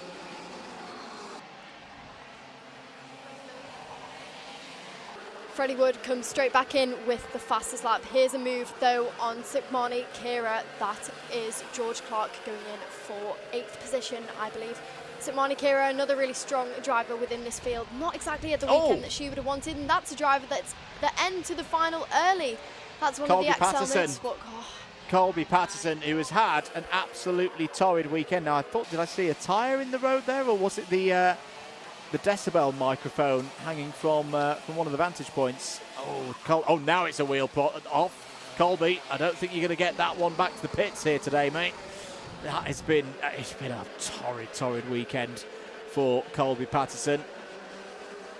Never really got going this weekend. Such a shame for a driver with a lot of talent. Here he race leaders. Freddie Wood clear by 3/10 ahead of George Edgar and Aaron Richardson. But it's still all to play for. Change for 4th place. Rocco Shenton losing out there. Finley Lines through into 4th place ahead of George House. Jacob Backler having a good run as well here. Jacob up to P6 now. This group of drivers does not want to battle too much because Wood, Edgar and Richardson, it's only a matter of time before these three are going to battle for this race lead. Here is George House though. George House running in 6th place. Brilliant drive from him so far this weekend. He was 6th place yesterday after a couple of penalties were given. Here though is your race leader. Edgar goes in for the race lead with 5 minutes to go. Gets the move done on the exit of hairpin 1, and that is Aaron Richardson giving a signal to his teammate there in the Fusion car of Freddie Wood to continue to work together. They have to keep their cool now. Wood knows the position he's in. He's between Edgar, they both, to be fair, 2 locals here at this circuit. He needs to keep his head in the game, keep calm and wait for his opportunity. With his teammate there behind him leading the championship, he's still in a good place. George Edgar though, this is exactly what he would have wanted to do. On home turf, Freddie Wood takes a look, nearly a bang of the 2 wheels there, but not quite. George Edgar manages to cover him off and he leads into another lap through the first chicane once again. He takes a slight look behind him. Not much breathing room between the 3 of them now, is there, Andrew? No, not at all. And this is more than just winning on home soil for George Edgar. Right now, he's closing the championship gap to Aaron Richardson to a single point. Aaron Richardson could really do with at least 2nd place in this one, but Freddie Wood has got his own championship aspirations. Long shot championship aspirations, but you just never know with so much racing still to go here in this championship. George Edgar has had to fight for race wins before. 2 rounds ago, as all Richardson's got alongside his teammates. No, not enough speed towards turn 1 to safely get by past Freddie Wood. The Saturday round at Lark Hall as Sukmani Kira's out. Sukmani Kira out of this final. That is a real shame, and that is a big blow for Sukmani Kira's hopes of a top 3 in the championship. She's going to be on the back foot leaving Cumbria here today. Retires from this one with 4 minutes remaining. George Edgar still leads this race. They go past the stricken 2:44 of Sukmani Kira. I tell you what, Aaron Richardson is being dropped here. Aaron Richardson is in trouble in terms of if he wants to win this race. He cannot, for whatever reason, at the moment, live with the pace of Edgar and his teammate Freddie Wood. Freddie Wood is not just going to jump out of the way of his teammate for championship team orders or anything like that. Why? Because he's never won a round of the British Kart Championships. He's never had a better chance of winning a round of the British Kart Championships. Rocco Shenton is leading in the pack for 5th place. There was something on the track there through the 2nd of the hairpins. Not quite sure what that was. Finley Lines has cleared off in this group. Finley Lines is in a bit of a lonely 4th place right now, 3 seconds up the road from Shenton, the Shenton train, and is 5 seconds behind the top 3. Warning flag for George Edgar has just come up on our screens. Now, is this for a little bit of just a reminder to George Edgar that not to over-defend? Not that Wood cares about that. Freddie Wood back down the inside, retakes the race lead, and game back on for Aaron Richardson as well. That move brings him back onto the rear bumper of his championship rival. Now, with 2 minutes to go, there's no better team, there's no better results spread than Fusion Motorsport's ability to win one of these races. Have they set Aaron Richardson's kart up to be quick in the last 2 minutes of the race? He has suddenly come alive. He's just put in a 47.385. He is still the fastest lap holder in this one, but all of a sudden he's looking really racy behind George Edgar and behind Freddie Wood. Freddie Wood leads with 90 seconds to go I'll say it again, he's never had a better opportunity than this to win a British Kart Championships round. And he knows it, down towards the Stuart S's. Subtle defence there from Wood. Over the rise, down towards St John's once again on this brilliant, undulating, testing circuit for these young drivers. Into Paddock Bend, 3 more laps. 3 more laps for Freddie Wood to try and hold on here at Rowrah to get himself up to 4th place in the championship. As there's a go there from George Edgar. He tried to get down the inside and Freddie Wood shut the door. This could be Aaron Richardson's chance to get ahead of his title rather. At the moment, Richardson still leading the championship, but only by 4 points. Oh, but he's going to push Edgar through. Edgar up in the air. Wood survives. They all survive. How on earth are these 3 drivers still in this race? Wood still leads. Edgar Airlines took off here at Rowrah, and somehow George Edgar's still there in 2nd place. Aaron Richardson hasn't made his move yet. 2 more laps to go. Here comes Richardson though. That wasn't the best exit from the final corner for Edgar. Oh, he's recovered well. He's recovered really well to still hold on for 2nd place. Let's have a look at a replay of that moment between our 3. Oh, wow. Edgar, so lucky. Wood, so lucky as well to not have damage to his engine. Look at that. That was nearly all 3 of them out of the race. And once again, Edgar's now attacking Freddie Wood. Richardson just waiting for his opportunity, knowing that he's got the championship lead. Doesn't want to force this one, doesn't want to throw these points down the road in the closest title battle that we've got at the moment here in the IAME categories. Freddie Wood has kicked. Freddie Wood's, I don't think George Edgar's got the pace coming into the final lap. He's looking a little bit scruffy through the chicane there. He's looking over his shoulder. He's intent on keeping Aaron Richardson behind. We asked through the course of the week whether it would be one of these 2 local boys here at Rowrah who take the race victory. At the moment here on Sunday, it looks like neither of them are going to take the race victory, but this could be so important for the championship. This could be so important for those fine margins come the autumn. Richardson's run wide through the Stuart S's. He's lost his chance to take Edgar's 2nd place, but Freddie Wood, who has worked so hard over the past couple of years, has waited for this moment for so long. Freddie Wood can finally say he is a final winner in the British Kart Championships. He's taken on the local heroes and has beaten them. Freddie Wood wins at Rowrah. It's his maiden victory in these championships. It gets his season back on track. What a win for him. What a win for Fusion Motorsport as well. George Edgar 2nd, 3rd for Aaron Richardson. A double podium for the Cumbria faithful who've come to watch those 2 lads here today. But for the first time, Freddie Wood will be on the top step of a British Kart Championships podium. Edgar and Richardson will see him there. Finlay Lines, Rocco Shenton in the top 5. What an effort from Rocco Shenton today. That has not looked easy. He will be 3rd in the championship standings, leaving Rowrah here tonight. George Clark, P6. Archie Rogers-Tyler fights back. Up 6 places, was your biggest mover, up to P7.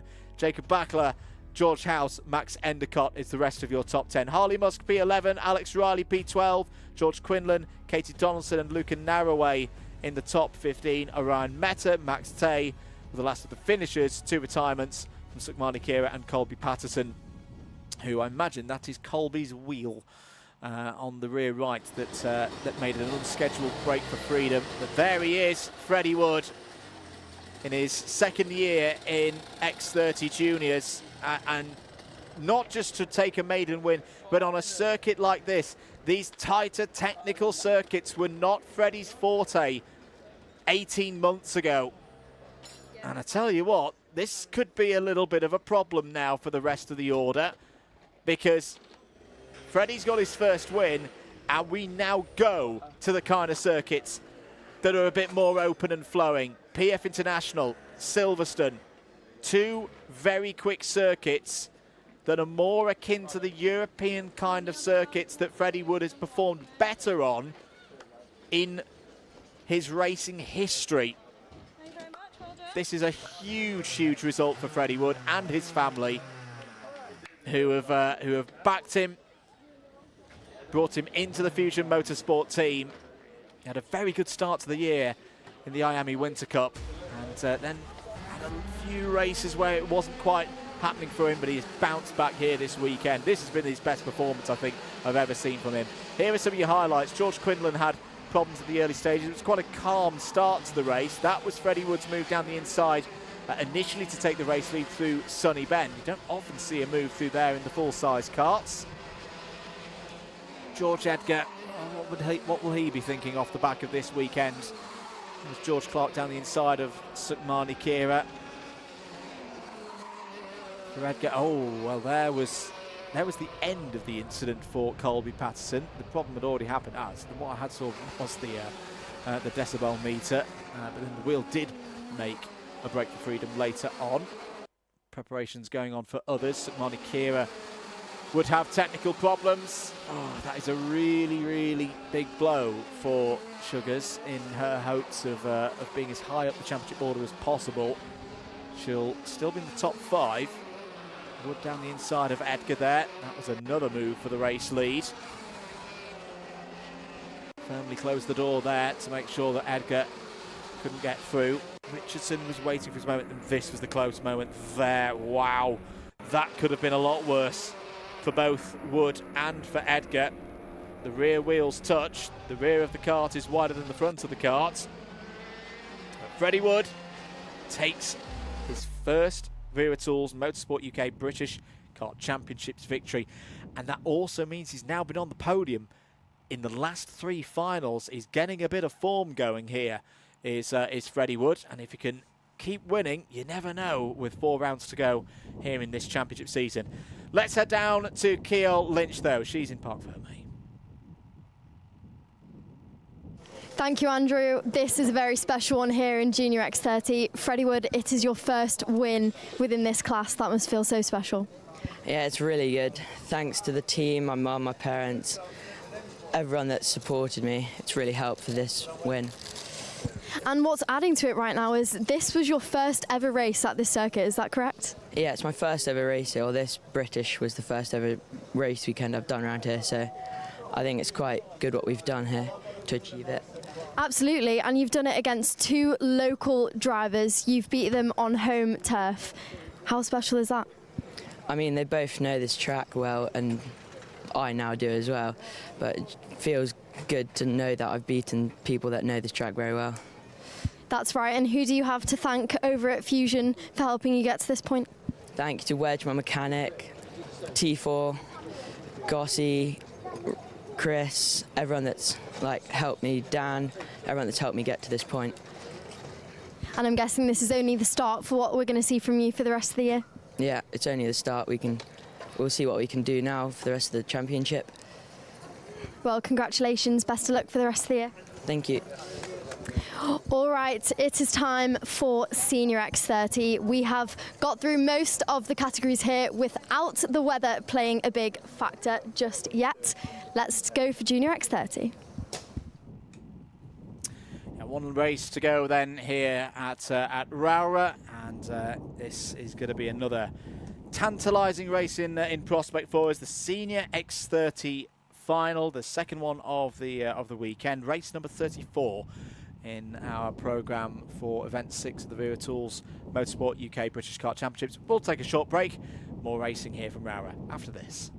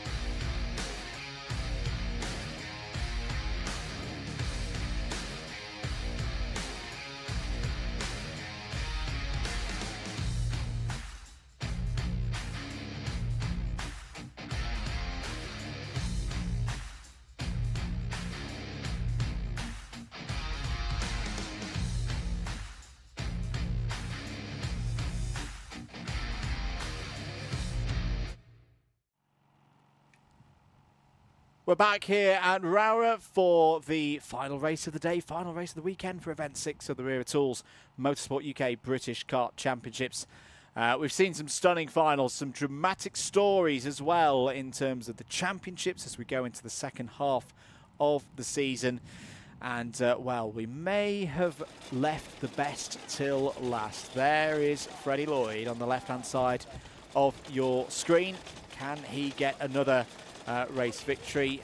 Can Lewis Bird make it 2 from 2 after ending his long wait for a British Kart Championships win yesterday? Oliver Danaher on the spanners for him once again this weekend. Now, we have a little replay for you. It may have confused some of you. It confused myself when we saw it as part of the junior highlights because it was going on during that race. Let's have a look at this replay. That's an engine being rebuilt.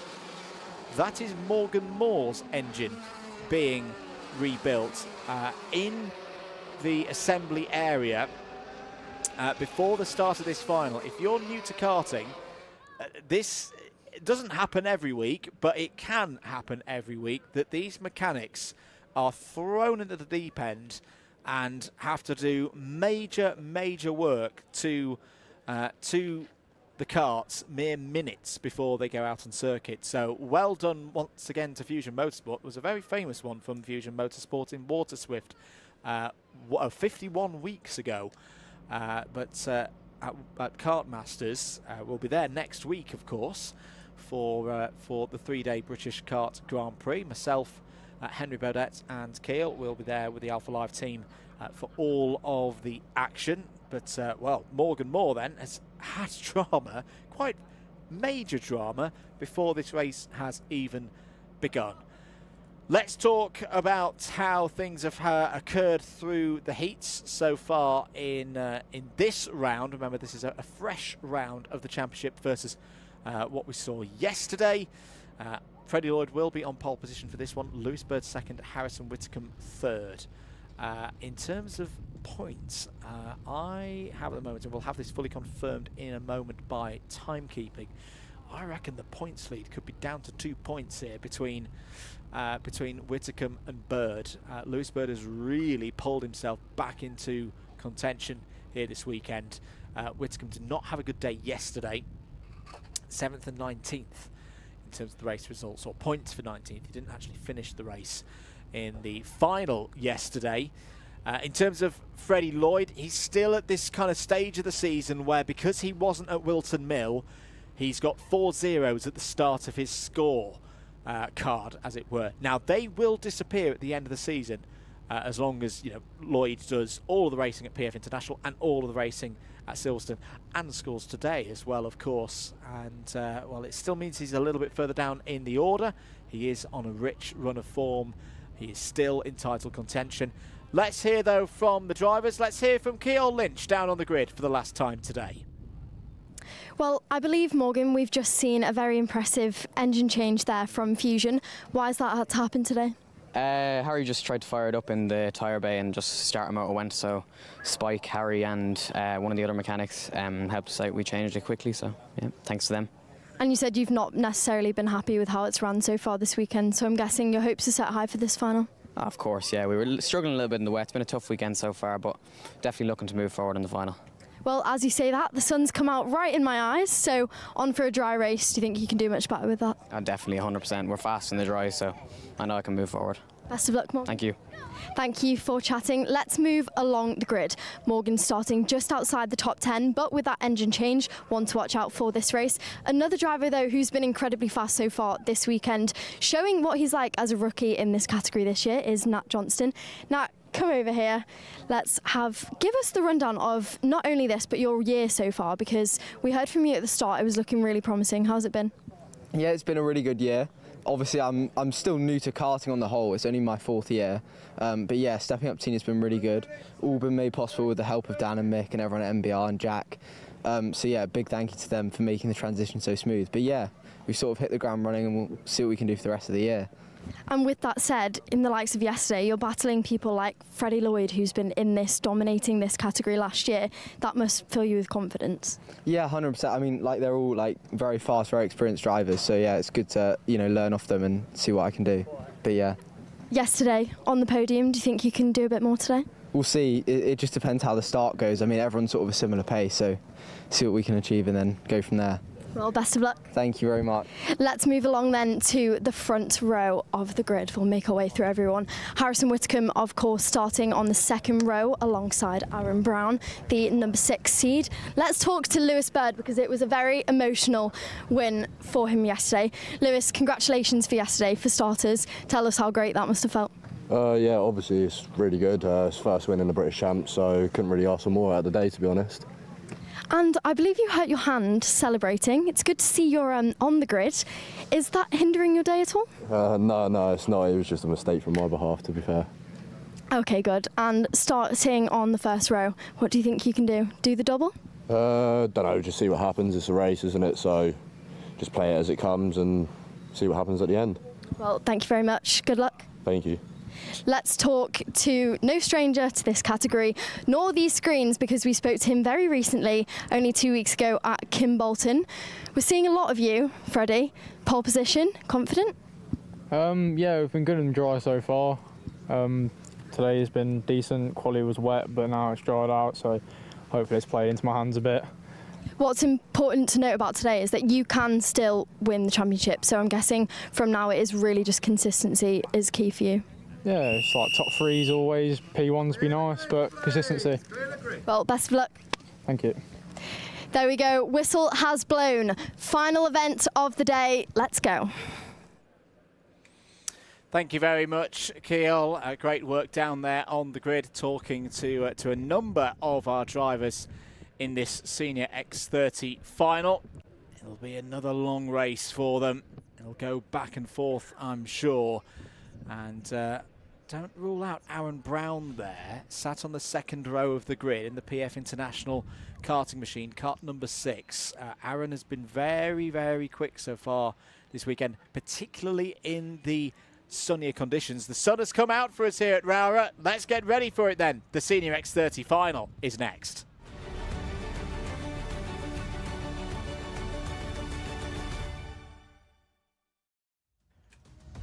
Here's a grid for the 6th final of the year. Freddie Lloyd, Lewis Bird are on the front row. It's a premium karting lockout of that front row. Harrison Whitcomb starts 3rd, Aaron Brown 4th, Nat Johnson and Joey Brown go from row number 3.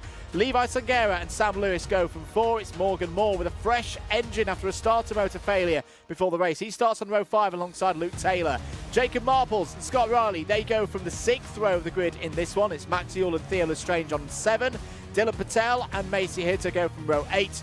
Ryan Green and Alexander De Benedictis go from 9. Adam Bourne completes the 19-strong final field here in X30 Senior. And the clouds rolling over.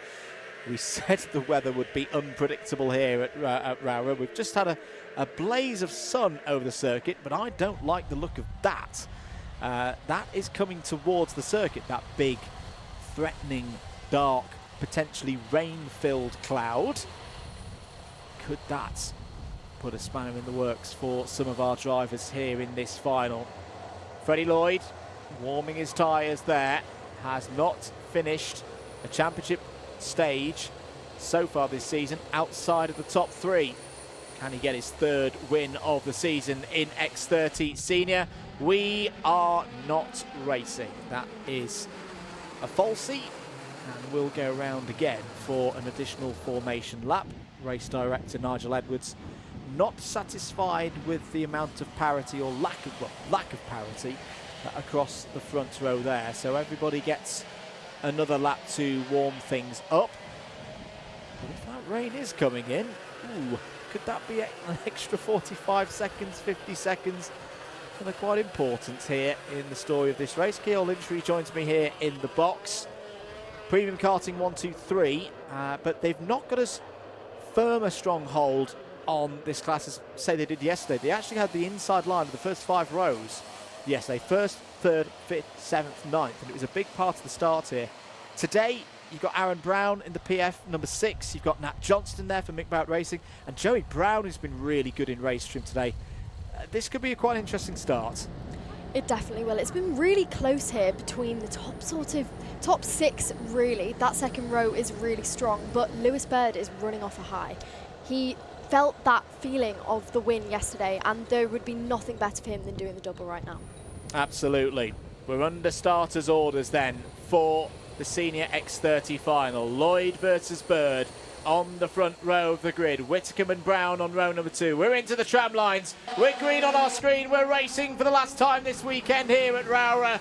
Freddie Lloyd leads them into the chicane. Harrison Whitcomb up to P2. Not a good start for Nat Johnston. Johnston down to potentially outside of the top 10. But that's a good one for Lloyd. It's a good one for Harrison Whitcomb as well. This is going to be interesting to see how these two championship protagonists play the opening stages of this race, Keol. That is exactly what Harrison Whitcomb wants, though. Starting from P3 on the grid, he wanted that run up the hill through the chicane. Now he can settle into his rhythm. That's right, arguably his biggest competitor right there in front. Good that he doesn't lose out at all. 3 premium karts now out in front. But Aaron Brown isn't too far behind, clinging onto the back of that pack. We've seen earlier in this weekend that is possible to follow a train of teammates. But Lloyd leads. Whitcomb, Bird, Brown, another Brown, Sam Lewis, Sangera, Moore, Taylor, Johnson then into the top 10. Johnson not with a good start, but we have seen him work his way through the pack.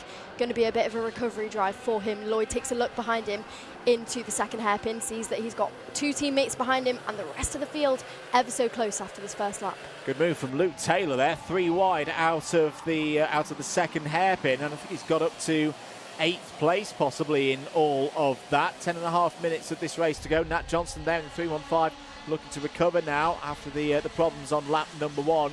Freddie Lloyd looking quite comfortable at the moment here, Keol. Not looking flustered, not looking panicked, as there is a little look from Lewis Bird on Harrison Whitcomb. Apologies, Luke Taylor now up to 6th place. I did him a disservice with that move out of Ardale's hairpin. Rest of the field running through. Ooh, a little bit close there. I think Levi Sangera and Jacob Marple's getting involved as here goes Lewis Bird down the inside for second place. Harrison Whitcomb does the cut back there. Deft driving to avoid Aaron Brown in all of that, but that is the first time we've seen Lewis Bird going on full attack in this race. Didn't quite make it work that occasion. That's experience driving there from Whitcomb, but that is not the last we're going to see of Lewis Bird. Brown is now hot on his heels, so we probably won't see him go in this time, but these 4 are closer than ever. Freddie Lloyd, in the meantime, pulling himself a bit of a gap already. This is not what Whitcomb will want to see. They come over the line into the first chicane, and the gap is currently 1.3 seconds. Whitcomb and that pack want to get their head down. Bit further down, though. Problem from Harrison Whitcomb. Sorry, Keol. For the second final in a row. It's a mechanical failure for the Welshman. Oh, what disaster for Harrison Whitcomb. And is that a 2026 season-defining moment? Out from second place. It's lightning has struck twice in the space of 24 hours. Freddie Lloyd leads this race. Lewis Bird could lead the championship, leaving Rowrah. What has happened there? You saw it straight away from Harrison Whitcomb. He looked down to the rear right. He throws his hands in the air to say, what on earth has happened? How has this occurred again? That for the second day in a row, in the first third of the final, Whitcomb is out. You have to feel for him there. That is gut-wrenching. That is horrible. No driver wants to experience that. Lewis Bird inherits that second place. That is not only a loss in this race, but that could, like you say, that could determine the championship here. Freddie Lloyd has been on fire, and he is leading this race now by 1.8 seconds to Bird, with Brown hot on his heels. These two could stop battling, and at that point it really is going to be even more difficult for Whitcomb. Just as we say it, Aaron Brown gets into the second place of the race. Lewis Bird slots in behind him there, heading into the first chicane. Now our next Brown, Joey Brown, is right behind in the meantime. Joey Brown been working from the back of the pack today, absolutely clawing through the field, to be fair, here to work hard this final and on for a podium so far. Aaron Brown has not had a Senior X30 British Kart Championships podium since Three Sisters 2024. He's never finished higher than 3rd.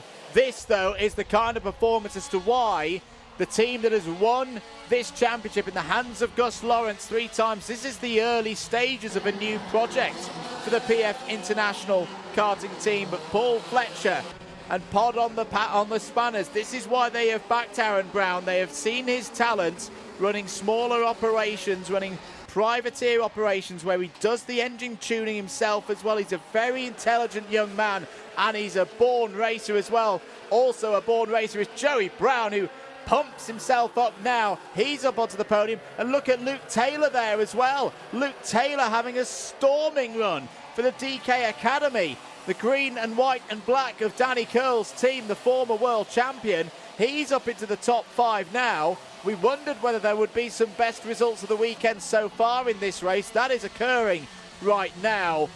But just thinking back to Harrison Whittaker, when we're talking about the drop scores, we're talking about Lloyd and how he's used 4 of his scores up by not being at Wilton Mill at event number 2. From this weekend, Whittaker's 2 DNFs, he's effectively used 2 of his 5 available drop scores. Those drop scores are starting to run out. You're starting to see a bit more parity now between Whittaker and Freddie Lloyd. And let's not forget, neither of them are going to be leading the championship as things stand here this evening. That man there, kart number 7, Lewis Bird, yesterday's winner, he is now in the lead of the scores, and he will say to everybody, hey, don't forget about me. There's not 2 drivers in this premium karting awning going for the British title this year. There's at least 3, and I'm one of them. That's right. Premium have had such a strong weekend with, like we said, filling out the top 2 rows earlier on in the heat. Each driver really pushing each other. You've got the likes of Whitcomb working alongside Bird. Bird looking for that 2nd win today. Not too sure if that's in striking distance for him just yet because of Freddie Lloyd's start and advantage due to Whitcomb not finishing this one. However, he still could be on for a podium. Look at this. It's close as ever. From Bird to Nat Johnston, who didn't have a good start, back up into 7th place. Morgan Moore, after the brilliant engine change there, quickly from Fusion, up into 6th. That's turning his weekend around for the end race. It is indeed. Luke Taylor, what a drive this is from Luke Taylor as Nat Johnston, oh, goes down the inside of Morgan Moore and they're out. Big incident, both of them okay. Morgan Moore puts his thumbs up there, not to say, well, that's not congratulatory for Morgan Moore. Nat Johnston went for the move there. It did not work out well for either of them. And, well, that's an outside bit of a podium gone for both Moore and Johnston here today. More drama once again in the Senior X30 final. Luke Taylor, just saying, Luke Taylor, you have to go back to 2023 for the best result in Luke Taylor's time in the British Kart Championships, and it was a P10. This is way higher than we've ever seen him before. Let's have another look at that incident between Moore and Johnston. Johnston will say, well, the gap was there. And, oh, yeah, it's just the rear axles locked down. Oh, I hope Morgan's okay. That was quite a hit to his right shoulder. What a final journey for the Irishman here today. Nearly out of it before it began with that starter motor failure. They got that fixed, and then that is how his time here in Cumbria ends this weekend. 3 minutes and 45 seconds remaining on the clock. Lloyd leads by 2.3 seconds ahead of Aaron Brown, who should note has the fastest lap at the moment. Don't think he's closing in at a rate that would worry Freddie Lloyd right now.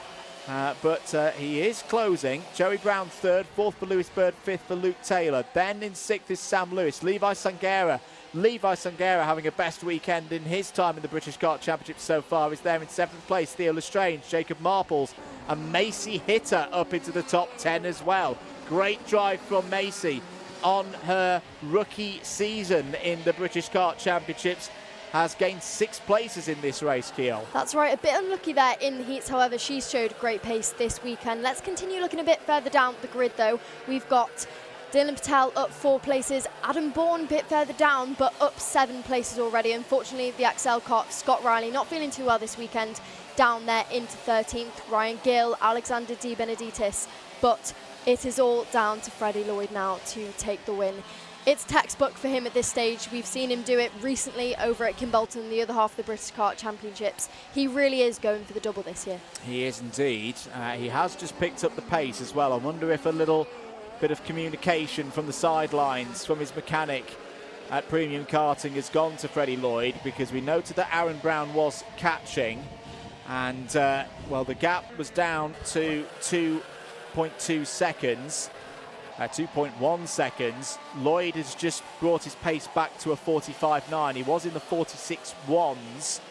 He was losing about a tenth and a half per lap to Aaron Brown. Now he's matching Aaron Brown's pace, if not a little bit quicker. So a bit of race management going on right now for the reigning Senior X30 champion. There is Luke Taylor once again on the back of the, or nearly on the back of the rear bumper of Lewis Bird, who's had a tremendous weekend. And I'll say it again, it has been a joy and a pleasure watching Lewis Bird race this weekend. Got his maiden British Kart Championships victory yesterday, long overdue, very well deserved. At the moment, he is leaving Cumbria as the championship leader. He could even afford to lose 4th place here to Luke Taylor. He's got a 4-point advantage over Lewis Bird. The incident between Morgan Moore and Nat Johnston, it will not surprise you to hear, is under investigation. That's just popped up on our screens. 3 laps to go then. Oh, as Taylor goes in, Taylor not satisfied with 5th place. Well, if he's going to get a career best finish in the British Kart Championships, he's going to do it in style. Down the inside, takes another spot there. Up to P4 now, Joey Brown. What a weekend Joey Brown has had, the young man from Sherburn Village. Had a podium at Lark Hall. He's on for another podium here. He's actually had a very solid weekend in terms of championship scores. 6th, 5th, 6th and 3rd is what Joey's looking at right now. We'll get him up into the top 10 in the championship standings. Aaron Brown, though, is wanting to hold on to this 2nd place. Change for 12th place just to report. Scott Riley has got through past Adam Bourne. Scott Riley back to where he started this race, and he will hold his position in the top 10 as we go towards Lincolnshire, towards PF International in a few weeks' time for the next round of this championship. A lot of them next week will be heading there to the same circuit for the British Karts Grand Prix. Time is up. Freddie Lloyd is on his way to see the final lap board.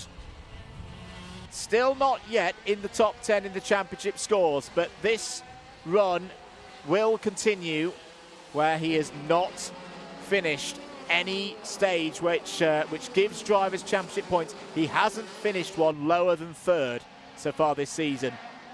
Here's Brown and Brown, Aaron Brown with an E and Joey Brown with no E, trying to find a way through. There is Joey Brown to take 2nd place. Aaron Brown having to work quite hard at the end of this one and gets over to driver's right-hand side. If Joey Brown wants to take this position, he's going to have to go around the outside into the Stuart S's. That's well covered off by Brown. Oh, and that could throw Joey Brown into the path of Luke Taylor. Luke Taylor could pinch a spot on the podium here. They're nearly locking wheels as they go through St. John's. Joey Brown has got it back, but Freddie Lloyd has done it again.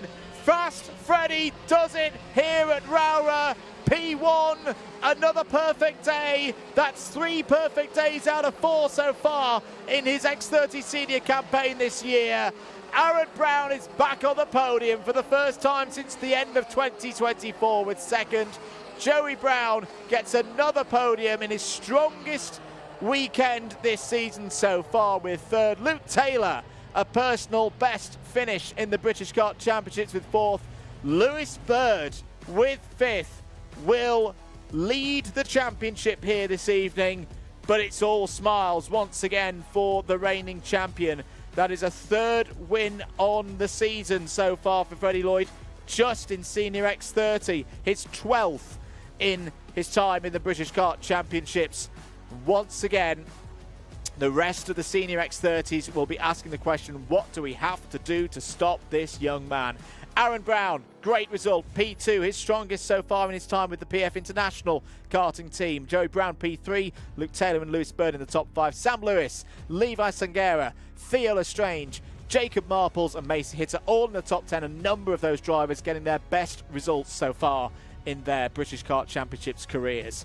11th place for Dylan Patel today, 4 places gained from the start. Scott Riley was 12th, Adam Bourne up 6th to 13th, Ryan Gill, Alexander De Benedictis in the top 15. Nat Johnston did finish the race in 16th. There were 3 retirements from that race: Morgan Moore, Max Ewell and Harrison Whittaker. Muted, calm celebrations there for Freddie Lloyd. The job is only beginning in his quest to retain this British title in a wider picture of trying to do the double of both senior titles in the British Kart Championships outside of the gearbox classes. But for the 12th time in his career, Freddie Lloyd poses for the photograph for Claudia Short on the social media duties here today. He'll have a chat with Keil Lynch in a few moments' time. Let's have a look at some of the highlights then from that Senior X30 final. This was the race start. Good one for Lloyd, good one for Whitcomb as well, who held there in second place in the early stages. This was Bird's move down the inside of Whitcomb for second place, which at first didn't quite work. Whitcomb got the cut back. This was the big moment though. The rear right of the kart going down. I wonder, is that a puncture? I wonder if that's a puncture for Harrison Whittaker, because the back end of the kart didn't look right to me there, but for the second day in a row, Whittaker does not finish the final. Aaron Brown down the inside took a position away from Lewis Bird on his way to a first podium in probably around 18 months in the British Kart Championships. Joey Brown was through as well. Luke Taylor having a storming run. This was one of the big flashpoints of the race. Nat Johnston and Morgan Moore clashing at the final corner. Both drivers were okay. Morgan Moore not happy about that one at all. He would pull into the pits. Nat Johnston would rejoin. This was the reverse angle of it. My goodness me. Johnston very nearly going over. Morgan Moore taking the front right wheel of Johnston's kart to the shoulder. Do hope both of those drivers are okay, but particularly Morgan Moore. That's never nice to see. I've got to say, Luke Taylor, absolutely brilliant here today. Came into this race the best result so far in his time in these championships, P10. Well, he smashed that. He's finished 4th in this one. This was the close exchange between the Browns. Brown with an E, Aaron Brown got the better of Joey Brown and held on to that second place.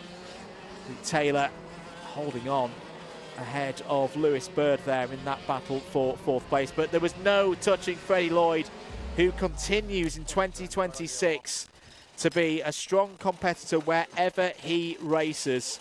He will head next to PF International in terms of this championship on the weekend of the 14th to the 16th of August. Could he well have a GP plate by the time we get there? That we'll find out next week. Let's head down though to Parc Ferme and over to Keil Lynch. Well, Freddie Lloyd wins in Senior X30 once again. Do you think these are going to start getting old at some point? I like winning, so I'll keep doing them. Once Brown there in second place picked up the pace a bit, we were kind of wondering, was there communication with you and your team going on once he kind of set the fastest lap? Did you try and maintain that gap? No, not really. I was just head forward, just do laps and literally lights the flag. Yeah. It's been a really mixed weekend for the weather so far today. Is this definitely the preferred conditions for you? Yeah, I mean, around here I definitely like the dry a lot more. Struggling a bit in the wet, but yeah, it's good. And who have you got to thank for this one today once again? Marv, the GOAT, got Joe, Ventus, Premium and family. Well, thank you very much. I'm sure we'll see you shortly. We will indeed. Thank you. That is it then from our Senior X30s, and that is event 6. That is a wrap with us here at the British Kart Championships. Thank you very much for joining us with our IAME categories, KZ and Bambinos. It has sure been an up and down weekend and really getting heated in terms of the championships. From myself, Andrew Mather and the team here at the British Kart Championships, we will see you shortly.